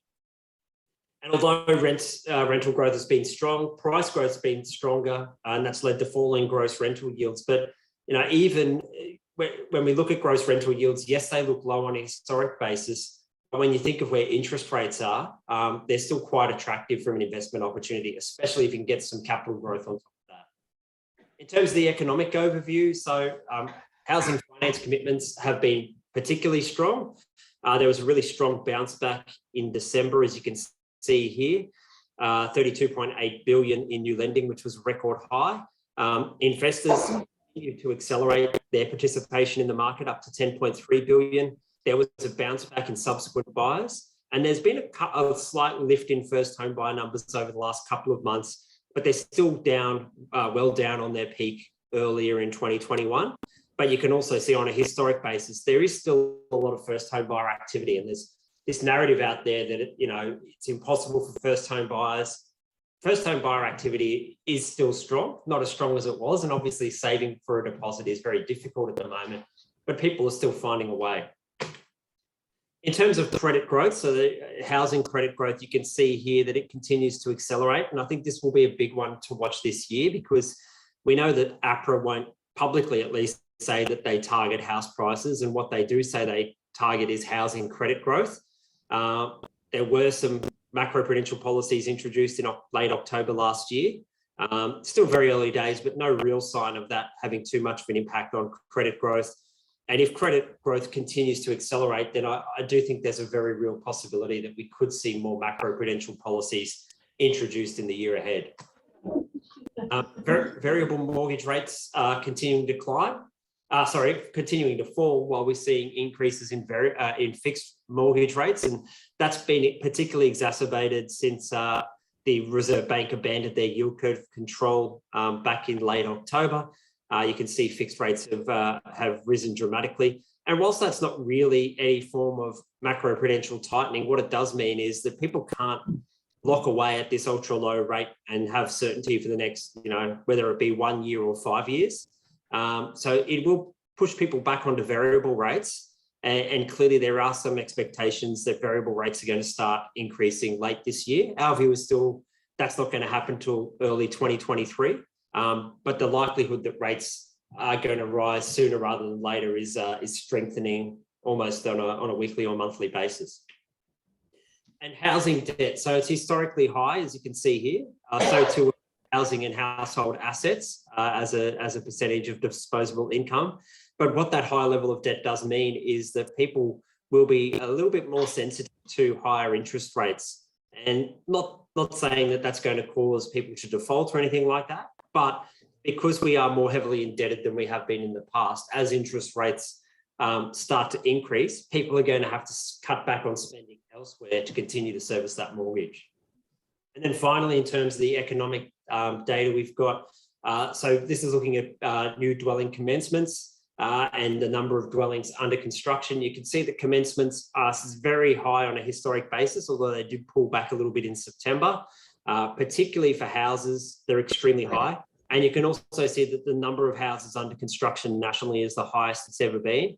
The number of units under construction's come back quite away from where it was at its peak, almost at 160,000. But again, on a historic basis, you can see that there's a very high number of units under construction at the moment. So if we move into the market for properties for sale and have a look at what's happening. So prices have risen over the last year at their third record. And you can see that prices have increased in well, pretty much all of the capital city and rest of state regions. You'll also note that in Perth is the only capital city or rest of state market where prices have increased by less than 10% over the last 12 months.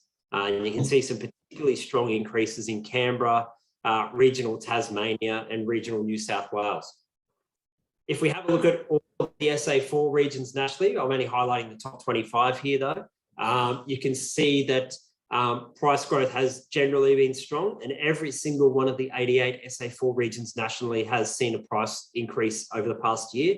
Melbourne Inner has seen the weakest at 4.4%, dragged down obviously by the performance of the unit market, and Southern Highlands and Shoalhaven has seen the biggest increase in prices, up almost 38% over the last 12 months. So as a result of that, median prices have pushed a lot higher. You can see that Sydney's median house price is now nudging up around 1.5 million. Melbourne on our numbers is bouncing to and then bouncing away from about $1 million for a house. And you can see Canberra houses now typically cost more than $1 million. And then even Sydney units, so it's $795,000. A unit in Sydney is more expensive than a house in Brisbane, Adelaide, Perth, Hobart, Darwin, and all of the regional markets. So Sydney has certainly detached itself in terms of the cost of housing in the country. Although there has been a bit of a fall, a bit of a slowdown in price growth in Sydney. But you can see on the left here that on a historic basis, the median house price premium for Sydney relative to the other capital cities is at very high or pretty much close to historic high levels in every city except for Hobart. And that's just a function of how much Hobart property prices have increased recently. You can also see the premium for units, for houses as opposed to units, is the highest on record. And again, as those prices push further, as things start to get back to normal in some of the capital cities, hopefully through 2022, we think that there's actually the opportunity that we might see some stronger conditions in the unit market, just because house prices have become out of reach for some people that would like to live in certain suburbs, and units become sort of the viable alternative for people that want to live in those markets. Now, turning to sales, as I said in the at the beginning there, sales volumes in 2021 were 40% higher than in 2022. So we've got the first month of preliminary sales volumes for January, and you can see that's that black square there. You can see that sales volumes were down a little bit on 2021 volumes, but they were much higher than they were in 2020 and 2019. So for the first month of this year compared to last year, Perth and regional Western Australia saw an increase in sales. Everywhere else saw a moderate fall generally, although there were some big falls in regional Victoria, Hobart, and regional Northern Territory. Again, still the first month of the year, I wouldn't read too much into those trends just yet, but still very interesting to look at how the year's kicked off. Now, if we look at the areas with the most sales, I don't think anyone would be surprised by the list of the places at the top there. And the areas with the biggest increase in sales so far this year compared to last year, again, a lot of regional markets and outer capital city areas dominating there. And then in terms of the fewest sales, again, I don't think anyone would be too surprised by the kind of areas that are showing up on that list. But some of the regional areas have seen a big pullback, despite the fact that obviously January is a time that a lot of people go to these regional markets and might contemplate buying a property there. So you can see big falls in Coffs Harbour, Grafton, Southern Highlands and Shoalhaven, even Geelong, places like that. So again, very early days for this year, but something to keep an eye on. And then if we look at new listings, so again, you can see that black square there. So typically we were seeing more properties listed for sale in January of this year compared to last year, by quite a way actually. And we think going forward that at least the first few months of this year, there's still going to be that makeup in new listings from those new listings that didn't actually come to the market last year because of lockdown. So we are expecting a strong first few months at least of new listings this year. And you can see that stock came back onto the market relatively quickly this year. Big increases in Darwin, although it's a pretty small market. Perth, even though they're keeping their borders shut longer, you can see that vendors do have confidence there. I guess they're locking their own citizens in as much as they're stopping people from coming in, so people can't leave if they want to. And then you can see Sydney and Brisbane have seen some big increases as well. In terms of the areas with the biggest increase year on year in new listings, capital city SA4 regions are dominating the list, and the Gold Coast has the greatest share of new listings, 3.8% of the national total. And then the areas where we're seeing fall, so there's only 11 of the 88 SA4 regions nationally where we've actually seen a fall in new listings over the past year. Again, a lot of them are lifestyle areas or sort of commuter areas to the capital cities. You can see Latrobe, Gippsland, you can see the Mornington Peninsula, Wide Bay in Queensland, Darling Downs, Maranoa, Ballarat, places like that. I think though the bigger story is what's happened with total listings. And you can see this ongoing step down in the amount of stock actually listed for sale. Every year since 2015, we have seen a reduction in total listings. And again, you can see they've started off this year very low. There's more stock on the market now in Sydney and in Perth and in Darwin than there was a year ago. But generally everywhere else, there's some falls. And again, particularly in regional markets, you can see some sizable declines in the number of properties listed for sale at the moment. We have a look at where the biggest increases have been. The Northern Beaches, finally getting a bit of supply in January. Eastern suburbs as well. Perth Inner, Parramatta, Melbourne Inner. So some of those inner markets coming back again, and maybe a sign that there's some confidence returning to particularly those unit markets now that the international borders are opening back up. And in terms of the overall supply, you can see that Melbourne Inner, Gold Coast and Melbourne West have the largest share of total listings. And then if we look at the areas where we've seen the biggest falls, regional areas and SA falls in Brisbane and Adelaide have tended to see the biggest falls in total listings over the past year.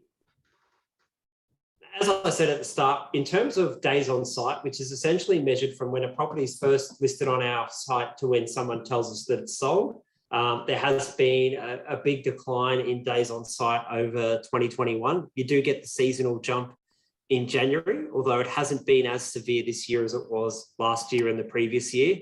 And you can see generally across the board, there's been a big fall. There's been a reduction in days on site in 2022 compared to 2021. And that's again, a sign of how strong demand is out there in the market at the moment. While our days on site is generally shortest in the capital city areas, a lot of the regional areas have seen a reduction in days on site over the past year. So you can see there Barossa, York, Mid-North, New England and Northwest, Bunbury, far western Arana. Then you can see some outer capital city markets there as well. And if we look at the areas with the biggest year-on-year increase in days on site and the longest days on site, again, some of the Sydney and Melbourne regions coming in here. So you can see Sutherland's seen a 19.5% increase in days on site. Inner east of Melbourne, properties are taking longer to sell now than they were a year ago. Melbourne Inner, Hobart. Keep in mind, when you see a 19.5% increase in some of these areas, it might only be a 2 or 3 day difference between what we saw 12 months ago and what we saw now. And then demand for property. So the way we measure demand is whenever anyone comes to realestate.com.au website, they basically, when they're searching for a property, get scored based on their interest in that property. And how they get scored, there's a whole range of things, but basically if you keep coming back to a listing, if you save the listing, if you send off an email inquiry, if you do a phone reveal, you get a higher score. And if you keep coming back and doing those sort of things, you're considered to have a higher level of interest in that property, whereas someone with a low level of interest might flick through a couple of photos and then never revisit that property. So that's how we measure our demand here. And if you can have a look, there was a strong rebound in demand in January. In fact, only Sydney and Darwin have lower demand this year, or in January this year, than they did last year. And again, you can see some big increases, particularly in some regional areas, regional New South Wales, regional Queensland, regional South Australia, regional Western Australia, some big year-on-year increases. But even in the capital cities, 43% increase in Brisbane, 39.5% increase in Adelaide. But then Melbourne and Perth, you've seen fairly negligible increases in demand year on year. And then if we have a look at where are the places most in demand, so southeast of Tasmania, Brisbane's western suburbs, Mornington Peninsula is still holding up, really popular. Adelaide's pretty prevalent on that list as well. And then if we see the biggest year-on-year increases, Darling Downs, Maranoa, so an area adjacent to Brisbane, New England in the northwest, Barossa, York and mid-north, Wide Bay, Cairns. So again, some of those further afield regional markets have seen big increases in demand over the past year. And then if we look at the areas with the lowest demand, outback areas really dominate that list. But the areas where we've seen demand fall year on year, a lot of Sydney and a lot of Melbourne sitting on that list. And I guess that really speaks to the fact that things are not quite as strong as they were sort of mid last year before we went into lockdown. So in terms of the coming year and our price growth forecasts, so firstly, I'll give you the justification for why we think price growth is going to slow. Firstly, we've already seen some increase in macroprudential policies late last year, and I don't think they're going to have too much of an impact. But I think overall, there's very little appetite for policymakers to see property prices rise by more than 20% again this year. So I wouldn't be surprised at all if we don't see the market organically start to slow, that we do get some tighter restrictions on credit coming through this year.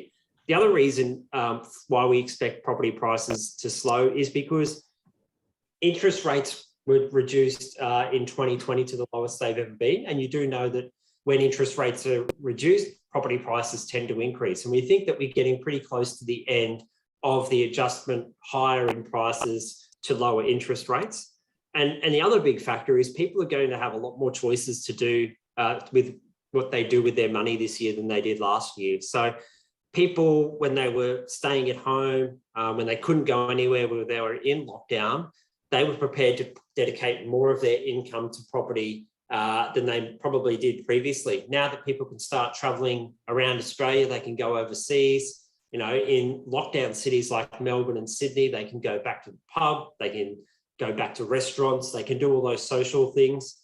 Hopefully in the next few months, more and more people start going back to the office. And that means you start spending on public transport or parking again. You start going out for lunch and spending money there. So we think that there's going to be a reduced preparedness for people to dedicate as much of their income to housing as they have over the last couple of years. And that's the three main reasons why we think that property prices are going to slow this year. As I said earlier, our central forecast is still that interest rates won't increase till early in 2023. But obviously, if interest rates do increase, that could also lead to a bit of a slower growth in property prices. From here, I'm going to jump into the rental market because I think it's really important to touch on at the moment as well. So in terms of advertised rental prices, they increased by 4.7% over the last 12 months. But that figure would be much stronger were it not for Sydney and Melbourne. You can see that prices in Sydney were unchanged. In Melbourne, they fell by 2.4%. And they're the two largest rental markets in the country. If you look everywhere else, so outside of regional Northern Territory and regional South Australia, rental prices have increased by more than 5% in each of those regions, and some really big increases in places like Darwin, regional WA, regional New South Wales. I will also highlight that over the last 6 months, although on a year-on-year basis, Sydney rents are unchanged and they're down 2.4% in Melbourne, we have started to see some rental price growth coming back into both Sydney and Melbourne over the past 6 months. And that's something we expect to continue given that the cities are opening back up, but also given that universities are back to in-person teaching, overseas students will be coming in, and probably more overseas workers will be coming in as well. And a lot of them do like to base themselves in the centre of the capital cities, at least initially once they come to Australia. So if we have a look at the areas with the highest rents, not surprisingly, Northern Beaches, eastern suburbs, Baulkham Hills and Hawkesbury is the third highest, maybe a little bit surprising. And then if we look at the areas that have seen the biggest year-on-year increase in rents, Richmond Tweed, so Byron, Darwin, the outback north of Western Australia, Sunshine Coast, rents there are up 18.6%, 17% increase in rents in Coffs Harbour and Grafton. A lot of regional areas seeing big increases in rents, and Perth areas as well. And if we look at the areas where we've seen the lowest rents and the weakest rental growth, the weakest rental growth is really dominated by Sydney and Melbourne and inner areas. So Melbourne inner, has been struggling over the past, basically since the pandemic hit. Sydney's inner southwest, a lot of university students base themselves there to be close to the universities in Sydney. They've seen some big rental falls over the last 12 months, and in a number of areas where rents just haven't moved as well. As I said in the opener, property prices have risen faster than rents, though. That's pushed yields lower. But in my mind, if you look at a rental yield now, yes, they're low in Sydney and Melbourne, but even a 4 or a 4.5% rental yield now with interest rates where they are, and some potential to get some capital growth on top of that, is proving pretty attractive for investors. And that's why we're continuing to see investors coming back into the market. But it's not just buy a small an investment grade apartment in Sydney or Melbourne. People are branching out a lot more. There's a lot more investment going into outer capital city areas and regional markets. And ultimately that will be positive for the rental markets if we can get more investors buying, because the rental market's really struggling at the moment due to just the lack of supply of rents available on the market. And then if we look at where rents yields are highest, outback area is really dominant there. Mackay, Isaac, Whitsundays, Cairns, so a lot of regional Queensland areas on that list. And if you look at the lowest rental yields, they're all in Sydney or Melbourne, or in areas just adjacent to Sydney and Melbourne, like Geelong and Illawarra. So let's have a look at lease volume. So I will highlight here, so like the sales data that I showed you, the lease volumes is purely based on properties that are advertised on realestate.com.au, and then that we're told that those properties have been leased. Lease volumes in 2021 were 16.5% lower than in 2020. And you can see that lease volumes in January this year were much lower than they were in 2021 and much lower than they were in 2020. And you can see that borne out on the right-hand side there in terms of lease volume. So I think it's not a case of people not wanting to lease. I think it's just a case that the stock is not becoming available for people to lease. And that's why these volumes are down so much. So if we have a look at the areas that had the most leases, Melbourne inner had more than double the number of leases than Sydney's city and inner south. But there weren't too many regions that saw an increase year on year in leases. And most of them were regional areas. You can see Sunshine Coast there, Mandurah on the outskirts of Perth, Bendigo, Southern Highlands, Shoalhaven. And yeah, generally speaking, there were fewer leases this year, and you can see that here. So the wheat belt of Western Australia, lease numbers were down 51.3% on a year ago. As I said before, a lot of big falls in regional areas in terms of lease volumes, but that's ultimately down to the lack of supply of stock there. So if we have a look at what's happening with investors, and I mentioned this earlier, so we built this metric to look at when investors are buying and when investors are selling. So basically, and there's a few assumptions here, an investor sold property is a property that's been advertised for rent over the past 5 years. And you can see that there's a big shoot up in January, but about 20 to 25% of all sales were sales of properties that were previously rented. Now, we don't know if they've kicked those leaseholders out, if their plans are to continue to rent those out. We're not really sure, but what we do look at is investor bought properties as well. Now, we have to lag this data a bit because you typically don't see the property necessarily sell and then come up for lease straight away, but we lag it for about 6 months. And you can see that about 8% of all purchases 6 months ago were for properties that ended up being listed for rent. So as I said at the start, while we're seeing a lot of investors coming back into the market, it's not offsetting the fact that a lot of investors have sold out of the market over the year. And this is really thinning out the supply of stock available for rent, and a real challenge for the rental market at the moment. So if we have a look at new rental listings, again, in January, they were much lower than previous Januaries. And we do typically see a spike in rental listings in January. What's happened there, in our view, is that it's just really the fact that we haven't had international students coming in for 2 years. You don't get this movement of people out of the country and into the country in January like we usually did. So we're not seeing that big spike in new rental listings in January. And you can see across the board, Canberra was the only market where new rental listings were unchanged year on year, and some big falls, particularly in places like Sydney and Melbourne, and even Adelaide, along with regional Northern Territory. So we look at the SA4 regions again. So we see the areas where we've seen the biggest increases, and a lot of them are regional markets or outer capital city areas. Again, most of the SA4 regions have seen a year-on-year fall in new rental listings.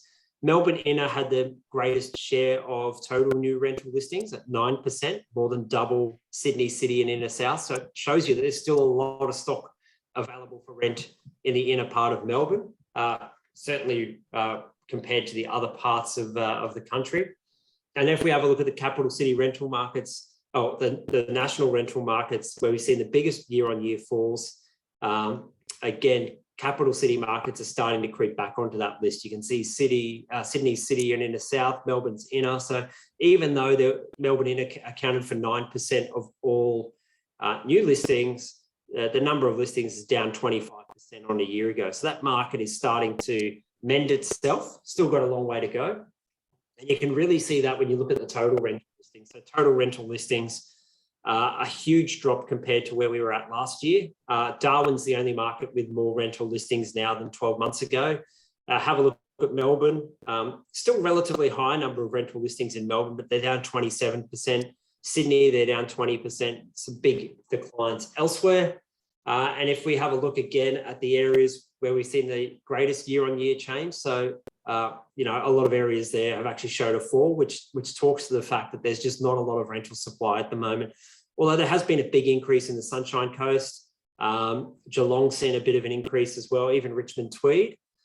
Melbourne Inner, though, is now accounting for 11% of all rental listings nationally. Now, that sounds high, and it is high. You can see it's more than double Sydney City and Inner South. But it's a big improvement. So not quite a year ago, but about 9 months ago, Melbourne Inner accounted for about 18.5% of all rental listings nationally. So it's fallen to 11%. But before the COVID hit, it was around 6% of all rental listings. So it's still got a long way to go to get back to normal conditions. But that market is repairing, and we expect that it's going to continue to repair now that people are coming back in from overseas, and that should sop up a little bit of that demand and a little bit of that excess supply of rental stock. Obviously, people have been selling properties there as well, which has helped in some ways too. And then the areas where we've seen the biggest falls, so Melbourne Inner, again, it's seen a 41% fall in total rental listings year on year. So you can see how that market is on a bit of a long burn, but a long burn recovery, which is probably well overdue for landlords in that market. As I also mentioned, rental days on site throughout last year was generally at historic lows. Again, we saw a bit of a spike. Pardon me. We saw a bit of a spike in January, but you can also see that generally speaking, rental days on site is lower than it was a year ago. Still pretty long in Sydney and Melbourne. Now, obviously, January numbers are a spike, but in December last year, it was 25 days in Sydney and 26 days in Melbourne. So still very high relative to other parts of the country. In December last year, outside of regional territory, every other region listed here was seeing rental days on site below 20 days. So, still a lot of demand for rental properties, not enough supply in most parts of the country. The shortest days on site, Launceston and Northeast, Hobart, Sunshine Coast, Mid-North Coast, Gold Coast, Central Coast, Adelaide South, and you can look through that list. The biggest decline year-on-year days on site. Again, Melbourne Inner showing improvement, a 28.8% decline in rental days on site. And you can look through that list there. If we have a look at the longest days on site, Melbourne's West, Sydney Parramatta, North Sydney and Hornsby, Inner West, Inner East, Melbourne Inner. And then the biggest year-on-year increases in days on site, the Northern Beaches, Coffs Harbour, Grafton, Darwin, Far Western Arana. And you can look through that list there. And then finally, rental demand. Again, you can see a spike in rental demand in January. A lot of that due to the fact that people's leases are expiring, but there's not a lot of supply out there. And you can see that generally speaking, outside of Darwin and regional Northern Territory, a year-on-year increase in rental demand per listing. The biggest increases, again, Sydney and Melbourne, a 58% rise in Melbourne and a 45% rise in Sydney, which says to me that those cities are starting to come back. People are wanting to come back into the capital cities. I think the other big thing to watch, and speaking to some agents late last year from the Golden Sunshine Coast, and certainly one of the messages they were saying to me is, people have moved away to regional areas. Someone moves from Melbourne and goes and lives on the Sunshine Coast. It's a very different lifestyle. Some of the complaints they've heard is you can't get a meal after 8 o'clock at night. There's no event. And I feel as if as the cities get back to normal, as events start happening again in some of the big capital cities, some of these people that have moved away might actually start getting a little bit homesick to go back to the capital cities. And obviously it's a little bit harder if you've fully committed and purchased the property, but I do wonder if some of the renters in the regional areas start to trickle back into the capital cities this year. And if we have a look at rental demand, so the highest average demand per rental listing is in the Barossa, and then Southeast Tasmania, and you can see Adelaide's pretty prevalent on that list. Also, the Moreton Bay regions of Brisbane are fairly prevalent on that list as well. Not markets you would typically think of as strong rental markets, but I guess it really highlights the changing desires for people looking to rent. And then the biggest year-on-year increase, Melbourne Inner popping in again. So rental demand in Melbourne Inner is up almost 100% year-on-year in January from last year. You can see Sydney, Parramatta, Sydney City and Inner South and the Inner West. So again, some of those inner markets starting to see demand ramping back up for rental accommodation. In terms of the lowest views per listing, Melbourne West's on that list there, 4.9 average rental views per listing. Sydney's Inner Southwest is still quite low. So is Melbourne Inner, but it has improved a lot from where it was 12 months ago. And then the smallest year-on-year changes. So most areas have seen an increase in rental demand. The areas where it's slipped a little bit backwards, though, again, quite telling, Richmond Tweed. Maybe everyone's realised that Byron's not that great. You can see that rental demand's not quite as strong there. Sunny Coast, a bit of a slip back in rental demand there. Southeast Tasmania, a bit of a slip back there as well. And Bendigo, a 10% reduction from there. That's the last of my slides. So in terms of the housing market outlook for the next year, we don't have a rental forecast, I should say. My view on the rental market is I wouldn't be surprised if this year rental growth is actually stronger. And that's because, yes, it might be a little bit weaker in regional areas, but I think that the recovery in Sydney and Melbourne will really take hold and we'll start to see some stronger rental growth this year. But in terms of what we're looking for this year overall, as I said, since the middle of last year, price growth has slowed. It's still strong, but we are anticipating further slowing of price growth this year. The end of lockdowns resulted in a surge of new listings for properties for sale, not for rent. And we think at least early this year, new listings are going to be strong. And I think also we've got an election coming up, although I don't think the election will have as much of an impact on the property market as it has the last couple of times. But then there's also the prospect that interest rates might start rising later this year. And I think that's going to create a sense of urgency for vendors to get their properties onto the market sooner rather than later. We did see a big rise in sales volumes last year.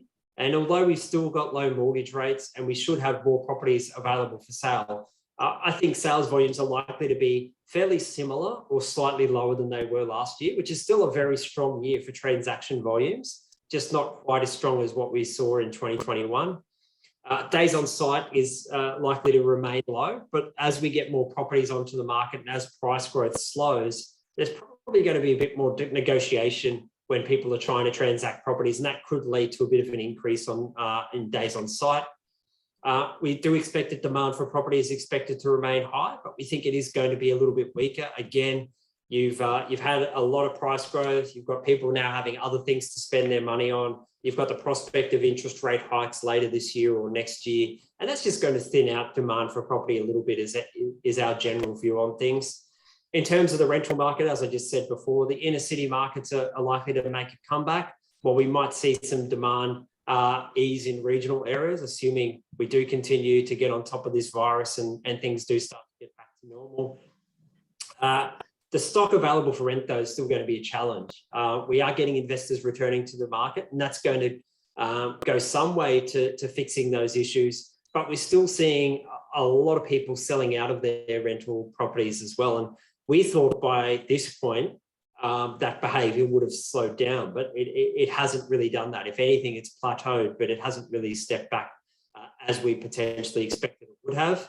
And we think that properties to rent are going to rent pretty quickly this year. And the expected improvement in days on site in Sydney and Melbourne will probably keep the national figure down at close to record low levels. And I think that is my last point. It is. So I'll stop the slideshow there, and I'm happy to take some questions if you have. Cameron, that was great. So we'll get some questions from you. Rich. I've got 3 questions if I can. So let him get a drink because he's been talking for an hour. You're doing very well. Someone with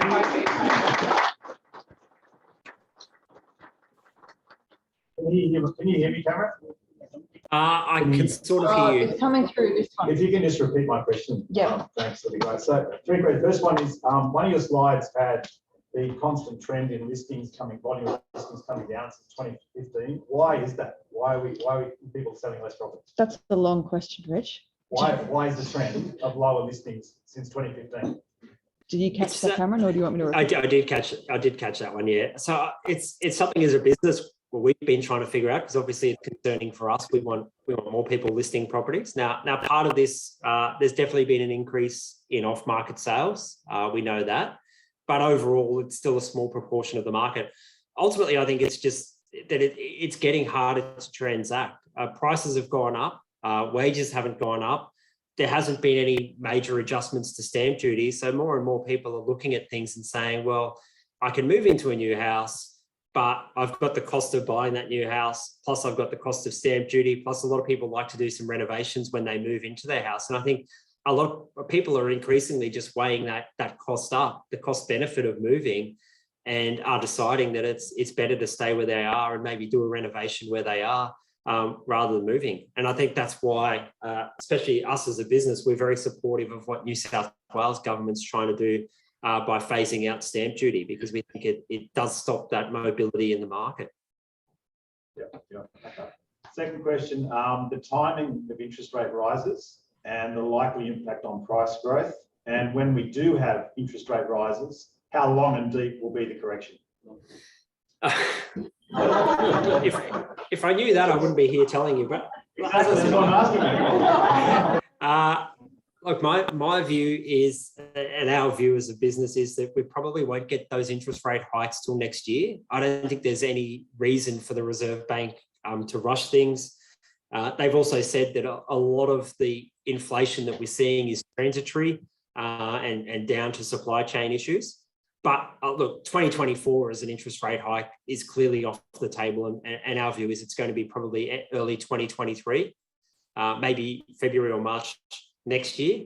In terms of the cycle, again, I think given the missteps that the Reserve Bank's had over the last few years, given that they now see that full employment's within reach, it's going to be fairly slow and steady increase in interest rates. And in terms of what it means for the property market, I mean, ultimately, most people have been assessed on their ability to repay a mortgage 2.5% higher than the interest rate they're offered. And now, obviously, they're getting assessed on a 3% interest rate buffer. So we think that most people can handle that. But in terms of what it means for the market, we certainly think that out to 2023, 2024, we could see some price falls. We saw that in the previous cycle. We think they're pretty moderate, 10, 15% at the most in terms of price falls going forward. And I mean, after the astronomical growth we've seen over the last couple of years, you've got to expect that moving off the lowest interest rates ever to slightly higher interest rates, there will be a bit of give back in some of that price growth. Yeah. I think Christopher Joy, he did an analysis. He reckons if we get a 1% increase in interest rates, prices will drop 10%, maybe 15%. You call that a moderate drop. I call that quite a large drop. Do you have a view on what interest rate, Reserve Bank is going to normalise at? Because there used to be 3.5%. I think that's going to be too high. I think it's going to come down to about 2 or 2.5% as a normalised rate. Oh, look, even 2 or 2.5% might be a little bit high where we are at the moment. It used to be 3.5%, the natural rate of interest rates. I think it's probably closer to somewhere around 1.5 to 2% at the moment. And whether we actually get there, I mean, there's a lot of things that can happen between now and when interest rates increase, right? There's migration that's going to come back to the country. The supply chain issues should ease off a little bit. I think the Reserve Bank would be pretty keen to get interest rates back above 1%. Just so if there's another crisis in another 10 years, like this one came along after the GFC, they've actually got some powder in the keg to stimulate the economy further. And I guess a 10 to 15% fall, I mean, it depends on your perspective on things. It's a sizable fall in prices, but it's certainly not the bust that some people call for on a regular basis. Yeah, right. And last question, why, you mentioned a large portion of investors are selling their investment properties. Why? Are they just cashing in? Have you got any data on or analogy on why that is? Yeah, from the agents that I've spoken to, the reason why for a lot of them is a lot of them are invested in inner city apartments, and a lot of them haven't been particularly really good investments. So if they saw the opportunity to actually make a bit of profit, they saw prices jump a little bit, they jumped at the chance to take their money and run. I haven't got those anecdotes so much from Sydney and Melbourne, but certainly investors in WA and Southeast Queensland that had basically seen no price growth for 10 plus years suddenly saw that they could sell their rental property for a profit and took the opportunity to do that. I think Sydney and Melbourne may be a little bit of a different story. You know, a lot of people had their properties on Airbnb and things like that. They couldn't rent them out. There wasn't enough demand in a lot of those areas to actually support the rental prices, and maybe they just felt that it was easier to sell it and get out of the market. Thank you. Anyone else?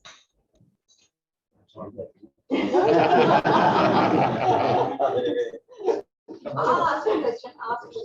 If you can repeat it for Cameron, I don't know if you can hear me. Thanks, Cameron, and good job with COVID. I'm very impressed. Thank you. I noticed a little bit of shift in the language. You're saying days on site instead of days on market. Can you explain why that changed? Well, the days on market metric typically doesn't include options, and the thinking there is that days on market is trying to measure a property that's private, is up for a private sale. So generally, when you're calculating that, you exclude auctions. But the days on site metric is just one that does include auctions, and I guess it's more of an acknowledgement that a growing proportion of properties actually sell at auction, and they don't necessarily sell under the hammer either. A lot of them sell before auction, so that's why days on site is slightly different to days on market, and I think it's a useful metric to have a look at, because it does paint a more holistic picture of what's happening in the market than just days on market, which is only looking at private sales. Rich. I've got another one. I'll leave it ask. Cameron, not going to let you go. Talking about the building industry and dwelling commencements, what's your view the next 4 to 5 years for the volume of the properties that are going to come onto the market, new dwellings? Because we've the last 5 years, we've always had an imbalance between undersupply. Finally, we caught up. And what do you think is the next 5 years going to be? Look, I think one of the challenges for the new homes market at the moment is just certainty on pricing. And I think that's going to start scaring people off while they've got these supply chain issues. Obviously, Home Builder created this huge pipeline of new construction. Home Builder's not there anymore. We have heard some rumblings that the federal government might expand the first home loan deposit scheme and focus that on new construction. So that would be positive for the area. But I think that it's not going to be as strong over the next 5 years as what we've seen over the last couple of years. And the reason for that is that it's hard to price up new housing at the moment. There's lots of delays. So I think that will scare people off. And I think if there is more stock in the established market, people will show a preference to buying something that already exists.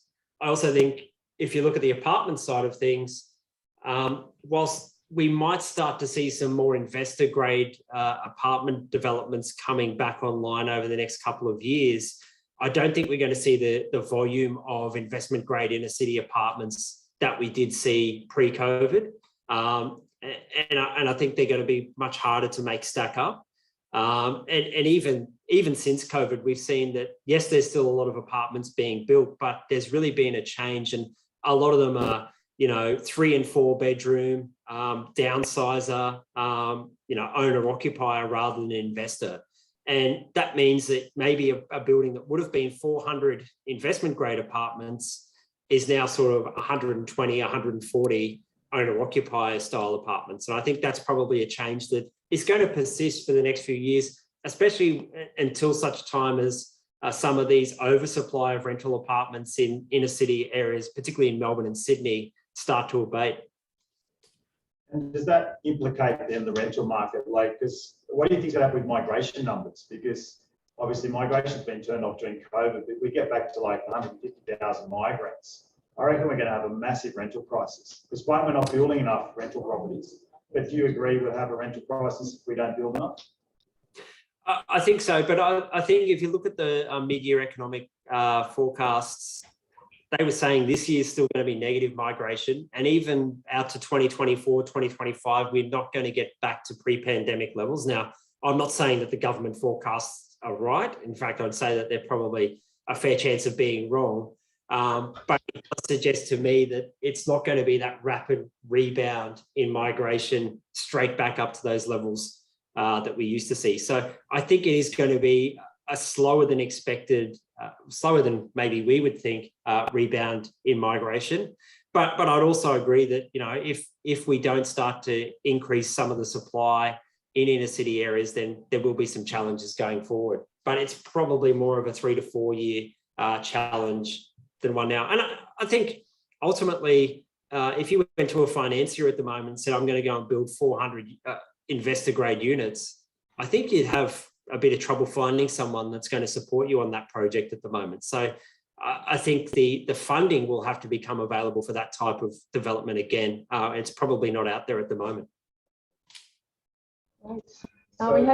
We have another question with Matt. Yeah, thank you. You talked about some really the biggest rental increases I've ever seen in my memory. It's particularly some of those regional areas outside of Melbourne and Sydney, regional New South Wales. I think you had 13.9% increase in the rent in regional New South Wales. And then you said that it might ease.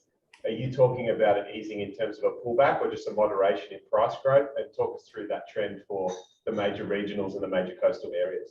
Yeah, I think more in terms of moderation in price growth. And the reason for that, as I said, I think some people that move to regional parts of Australia and have remained renting, haven't bought, will potentially go, you know what, now that things are getting back to normal, this isn't really for me, and start to move back to the capital cities. But I also think that people that do want to stick it out will increasingly move from a rental and look to buy their own property as well. And I mean, Sunshine Coast is a bit of an example of that. If we look at some of the rental data for Sunshine Coast, like we have seen supply of rents increasing a little bit on the Sunshine Coast. We've seen some signs that demand's not quite as strong as it was. And we've seen some signs that rental price has started to slow as well. And I think that's kind of telling. I think you'll have some of the cohort that will move back to wherever they came from, and then some of the cohort that will increasingly just go, okay, I do want to live here, and let's go out and buy our own property and get out of the rental market. So I think those factors will start to ease things a little bit. On the other, I will say that on the flip side of that, though, you will have the challenge that some rental properties will probably go into the short-term bucket now as well. Now that domestic travel's back and international travel's back, some of those investors might actually start to go, well, let's put our property on Airbnb, or let's put our property on stays. We can get a better rental return from that than having it in the long-term pool. So it's a really tricky one. I think it's one that could go either way. But I think that the growth in rents in regional parts of the country will slow a bit this year.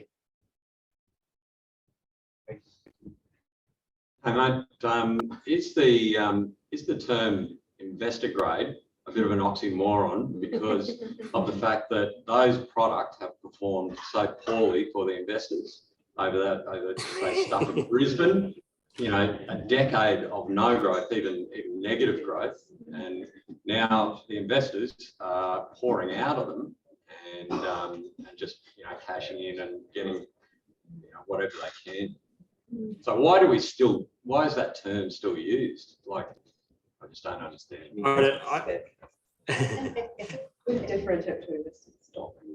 I mean, why wouldn't investors, I mean, we buy our investors what owner occupiers would buy, and they get far better growth.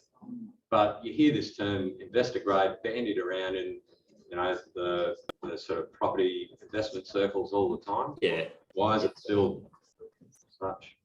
It's probably unsophisticated investor grade, right? You know, they look at a brand new apartment, they think they can depreciate the, you know what, out of it. They think it's a great investment for them. They can, you know, get some tax benefits, but they never get the capital growth that they need. So I don't know why it's still used. I'm obviously guilty of using it myself. I think it's more of a very simplistic, unsophisticated investor that just goes, let's buy it in a city unit and rent it out and get the negative gearing benefits and think we're doing the right thing when they're doing the wrong thing if they can't get any capital growth on top of that. They might as well go and invest in emu farming. Cameron, I've got a question for you, if I may. During the pandemic, and particularly when we had lockdown cities, did REA track the sales or the campaigns that didn't proceed? So what would we call them? Like they started up and then those properties never came back on the market. We did. I've never actually been given access to that data. So I don't, it's something that we would have. It's something that I've not found yet, but I'll have a look into that and maybe we can put something out on that. Yeah, awesome. Yeah. Chris. Cameron, I was wondering if you've got any things you're working on in terms of your data about, you know, what's to come in terms of listings or very early buyer behaviour, in terms of like demand in the future, maybe first home buyers in a couple of years' time, you know, because you've got such the best portal, I guess, in the country. You know, is there things that you're working on about what's to come? I guess the big things we're working on at the moment is some forecasting metrics, and we want to produce those both shorter term and longer term. So price forecasts, also, well, we can't publish them, but we do work on listings forecasts for internal purposes, and then also we want to work on some rental forecasting as well. So they're probably the big ticket things we're working on at the moment. And then probably delving a little bit deeper into demand as well. So looking at, you know, where demand is strongest, but also the property types that demand is strongest for. So there's a lot of work going on at the moment in those areas as well. And I guess all I can say is watch this space over the next 12 months. One more? Hi, my name's Chris. Have you seen changes in properties, sort of going on your previous question about properties being sold prior to auction and properties going through to auction? I've seen literally in the last 2 weeks that, I know it's early days of the year, but a lot of properties are being pulled prior to auction because of the lack of demand. Did you see that happen across nationally, or? It's probably not something that we've looked at too closely just yet this year, but again, it's one of those things we will definitely keep an eye on. Pardon me. Most of our indicators show that demand is still holding up pretty well.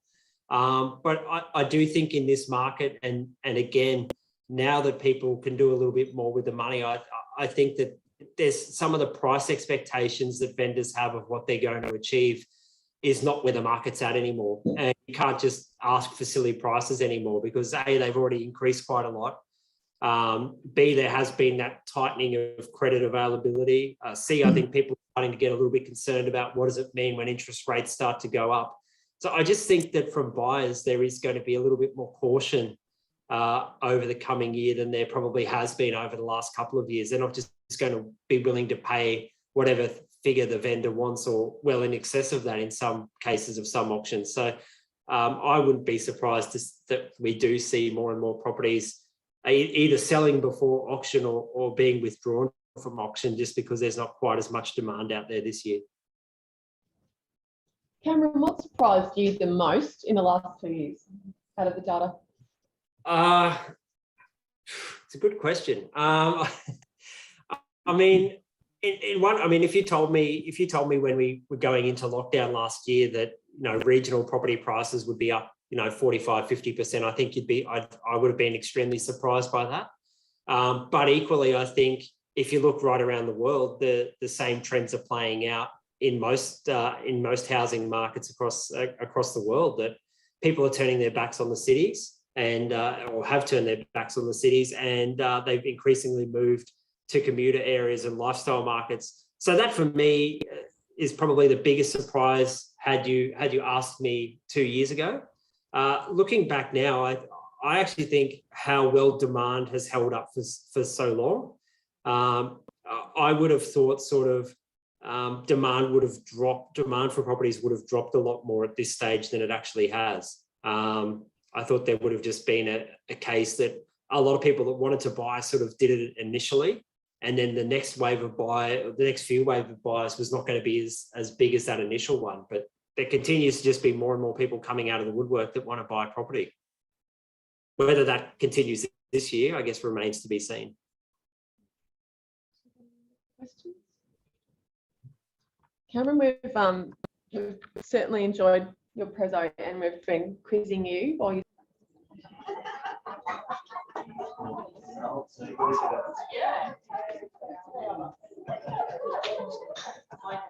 You know, you bought it, did you, mate?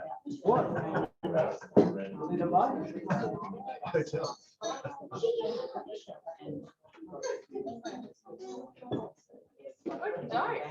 So the next one is a hot seat session for 40 minutes, and Rich and I are going to sit up front, and Jackie's going to quiz us all about auction bidding, off market. So whatever questions come forward, we'll do our best. Good, excellent. How exciting. Oh, well, I've been at jokes. So, guys, what a gift to have two consummate professionals like these two. So take advantage of their experience and let's ask lots of questions. Thank you. So the topic is auctions, and we've got some questions here that I thought would be a good start, a good icebreaker. But let's get through them, and then if there's any more, please feel free to raise your hand, and I'll take questions from the floor.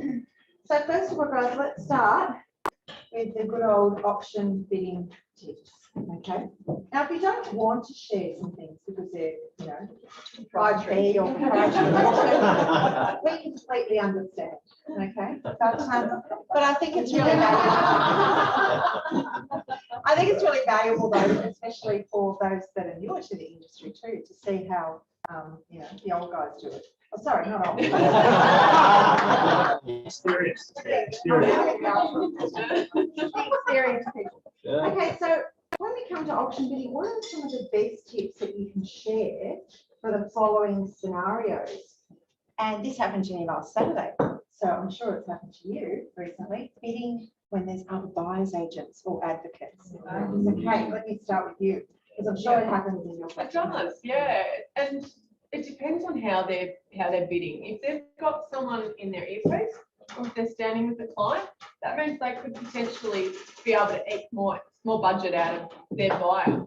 So you bid differently to if they're standing there and they've not got any secret signals going with the buyer, and they've got a job to do and a magic number. If they've got a magic number, I'm not slam bidding them, because I might pay $9,000 more than I needed to, and every dollar counts for your client. So if the client's with them or if they're in the earpiece, you might want to get closer to them if they're on the phone, so that their buyer can hear you being mongrel within earshot, and they know then that it's not such a great idea to stretch the budget. So you've got to think about how the other buyer's advocate typically bids. You can get some intel from the agents if you want to ask and you haven't seen them bid before. If their client's not with them, you don't need to slam bid them.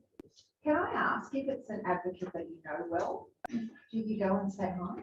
not in front of the client, and I try and find out from the agent, are there any other advocates on it? And if they're prepared to tell you who it is, if you're mates with them, you can give them a heads up. If that's what you commonly do, I don't tend to do that. I mean, there's a respect there, but when you're there on the day, you're in your seat, I might send them a text and say, great to see you, I wish it was under different circumstances. Yes. And you can catch them onto the auction.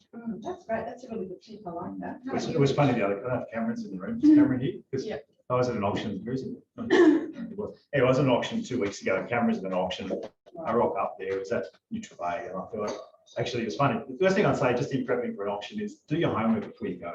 So obviously, you do your comparable sales, you know the number, you're going to advise the client on the maximum bidding limit. And then I always say to the client, you know, if for whatever reason it really slows down to $1,000 bids, and I think we're going to get it by a couple of grand, I need to get an instruction in writing or a text from you to know we can go that more, because you just don't want in the heat of the moment to be, oh, quick, can we go another 10? You just need to be calm and professional. So you always have that opportunity. So your preparation is critical. And the other thing I'd say is run your client through what's going to happen. You'd almost do a bit of a pseudo auction run and say, look, the auctioneer is going to do his song and dance and talk about lot 45 and what a beautiful property this is. And isn't it a wonderful day? And you're making a great investment and all the heads are nodding and this is the only way to bid and all that sort of stuff. And, you know, the Chinese always come in late and they explain what's going to happen. If there are other advocates there, same thing as what we said before, is I would acknowledge them, but I wouldn't have a conversation with them generally in depth because I'm representing my client. You know, I can be mates with them after the auction and, you know, slap hands or whatever. But yeah, that's what I would do. Just keep it professional because we've all got a job to do, and that's for our client. And if there is another advocate there, Michael's taken photos for me once when he wasn't bidding, so that was very handy. Thanks, mate. You know, Action shots. Action shots. And everybody else want them $200 a time. Mates rates, not much. That's the question, John.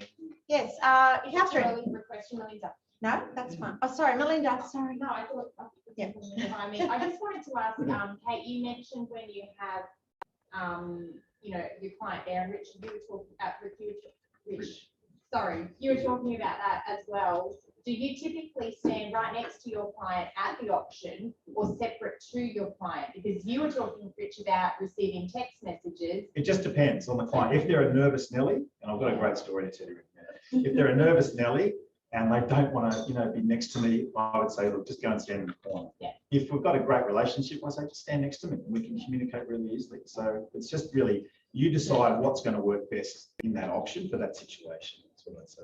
I will get them to stand with me if they're 8.5 months pregnant, or I'll get their 8.5 months pregnant friend to stand with me. So that, and sometimes, you know, I had an EA a while ago who was Chinese, and you know, there was a lot of fear about Chinese reaching deep and paying plenty of money, and I just said to her, "Can you stand with me? Borrow the best handbags you can borrow." And, you know, if it's a prop, but generally, no, I want them not to feel the pressure of it. I don't want them making a decision about changing their budget on the day. And, you know, in the heat of the moment, they can. I don't want any regret. And I also want to know if we miss it because they gave me the wrong budget, next time we get the stretch budget right. Yeah. And they can stand at the back, they can grab a brochure. That's a little tip I say to them. Grab a brochure because if there's another professional bidder there, they won't necessarily identify you if you're holding a brochure because bidders don't pick up brochures. It can throw an experienced bidder off focusing on them if they're standing there with a brochure like they're a nosy neighbour. But it gives them something to hold. They want to see the action, but I don't want their nerves showing everyone else when they're getting close to budget. And the brochure can also double as a fan. That's what it Sam, given your role playing this with the clients up front, is there any value of actually having them there at all? Because we don't have our clients at the auction. We make sure they're outside of the auction. We want sometimes I don't want like body language. You know, it's like first time Yeah. buyers, they sweat, they look at each other whenever it's never minutes. I don't want them near me. I want them to be well away from the situation. Occasionally I'll tell them to stay home. It's a big expense. Most people want to see it unfold, or one person might. I might say bring a friend, or their mates might be there, you know. Have you tried not having them there? Yeah, I've done that. Same exactly, because I did one in Hornsby about 2 years ago, and I was super nervous, and I thought it's not going to be good to have them there because they'll give it away. Yeah. Because I get it. You got to coach your clients. You know, you got to say you got to be poker face at the auction, and if they can't do that, don't have them. Absolutely. Can I just move on to the next one, which I think is an interesting question, okay? Yes, we've been in markets at the moment where the auction clearance rates are really high, and most of the time we're either going to win or lose. But what are your tips for when you know or you anticipate that property is going to be passed in? What do you do to prepare for that situation, Kate? I do a zoom of the comparable sales so that they're very, very clear where the value actually sits. Because people love telling you that their budget's reduced when they see it passing the 200 under its real value. And that can be a real crisis. So if I'm absolutely certain it will pass in, I'll then have maybe a different stretch figure. So I'll have a competitive stretch outside on the market, someone else is bidding against me versus what I have to do inside to get it across the line. Yeah, good tip. How about you, Rich? So it was a good example. So I basically, if I know like there's only 1 or 2 bidders there, I know it's going to play to my hands really well. I was at an auction in the French's Forest, which about 2 years ago, a year and a half ago, and I found out the reserve was 2.6, which was ridiculous. You know, during the auction, I found out because the agent came over to me and said, "Rich, you know, it's a divorce case. The husband wants this, and the wife wants this." You know, I said, "Oh, I'm not paying 2.6. That's ridiculous." I'd appraised it up to 2.5, and bidding got to about 2.4, very low 2.4s. And he said, "Look, if you put 2.475, we'll get it down to you." And I said, "Are you absolutely sure?" Because I said, "Don't you dare play me." Anyway, I put my bid in. Attention, there'll be a brief test of the building's fire tables. I'll make my final bid. So I put the bid on the floor, 2.475. No one else bid, got the property. So sometimes I wouldn't do that unless I trusted the agent. You know? So yeah, I would normally get it passed into me if I felt that it was any other buyer was going to come. I would just get it passed in and I'd be first to negotiate. But I want to get that first right to negotiate as well. I do want to be the highest bidder left on the dance floor. Absolutely, and I think it's interesting with the whole what's happening with passing in properties is some agencies, especially where I am in Sydney, don't want it to be passed in. They will come and negotiate with you separately inside and get you out on the floor to do an open bid. It's all about another one I did well before, a couple of years before COVID, another divorce case, and I didn't think I was going to have any chance of getting this property. Anyway, the agent rang me a couple of days. He said, "Rich, I think you should bring your clients." I said, "What do you mean?" He said, "Oh, everyone's dropping off like flies." So I brought my clients onto the auction. I put in this super low bid to kick it off, and no one else bid. I'm going, "What the heck? This is unbelievable." So, and then I said to the agent, "Look," I said, "my guys here, we've got a maximum budget of 1.5. I said, "Get that on the contract. You get the vendor to sign it, and then we'll sign it." And that's exactly what he did, and it was done on your auction conditions. So, yeah, going back to what Kate said, which I think was really valuable, Kate, you spoke about the importance of educating the client. Just because it gets passed in doesn't mean that's where we're going to be negotiating from. So, and can you talk a bit more about that? And I like the way that you actually bring up the comps and actually remind the client, you know, that gap between, okay, it passed in at 1.5, but we all know that it's worth 1.7 every day of the week. Besides going back over the comps, what other strategies have you found that have been useful in increasing them to a realistic level that will still get them the property on the day? I talked to them about the demand in the area for that product, and I let them know that what happens after a failed pass-in is that gets paged out to all of the agents in the agency. And then they say, "Crap, that was a really good price." They're already talking to buyers. By Saturday night, you might have an auction after the auction.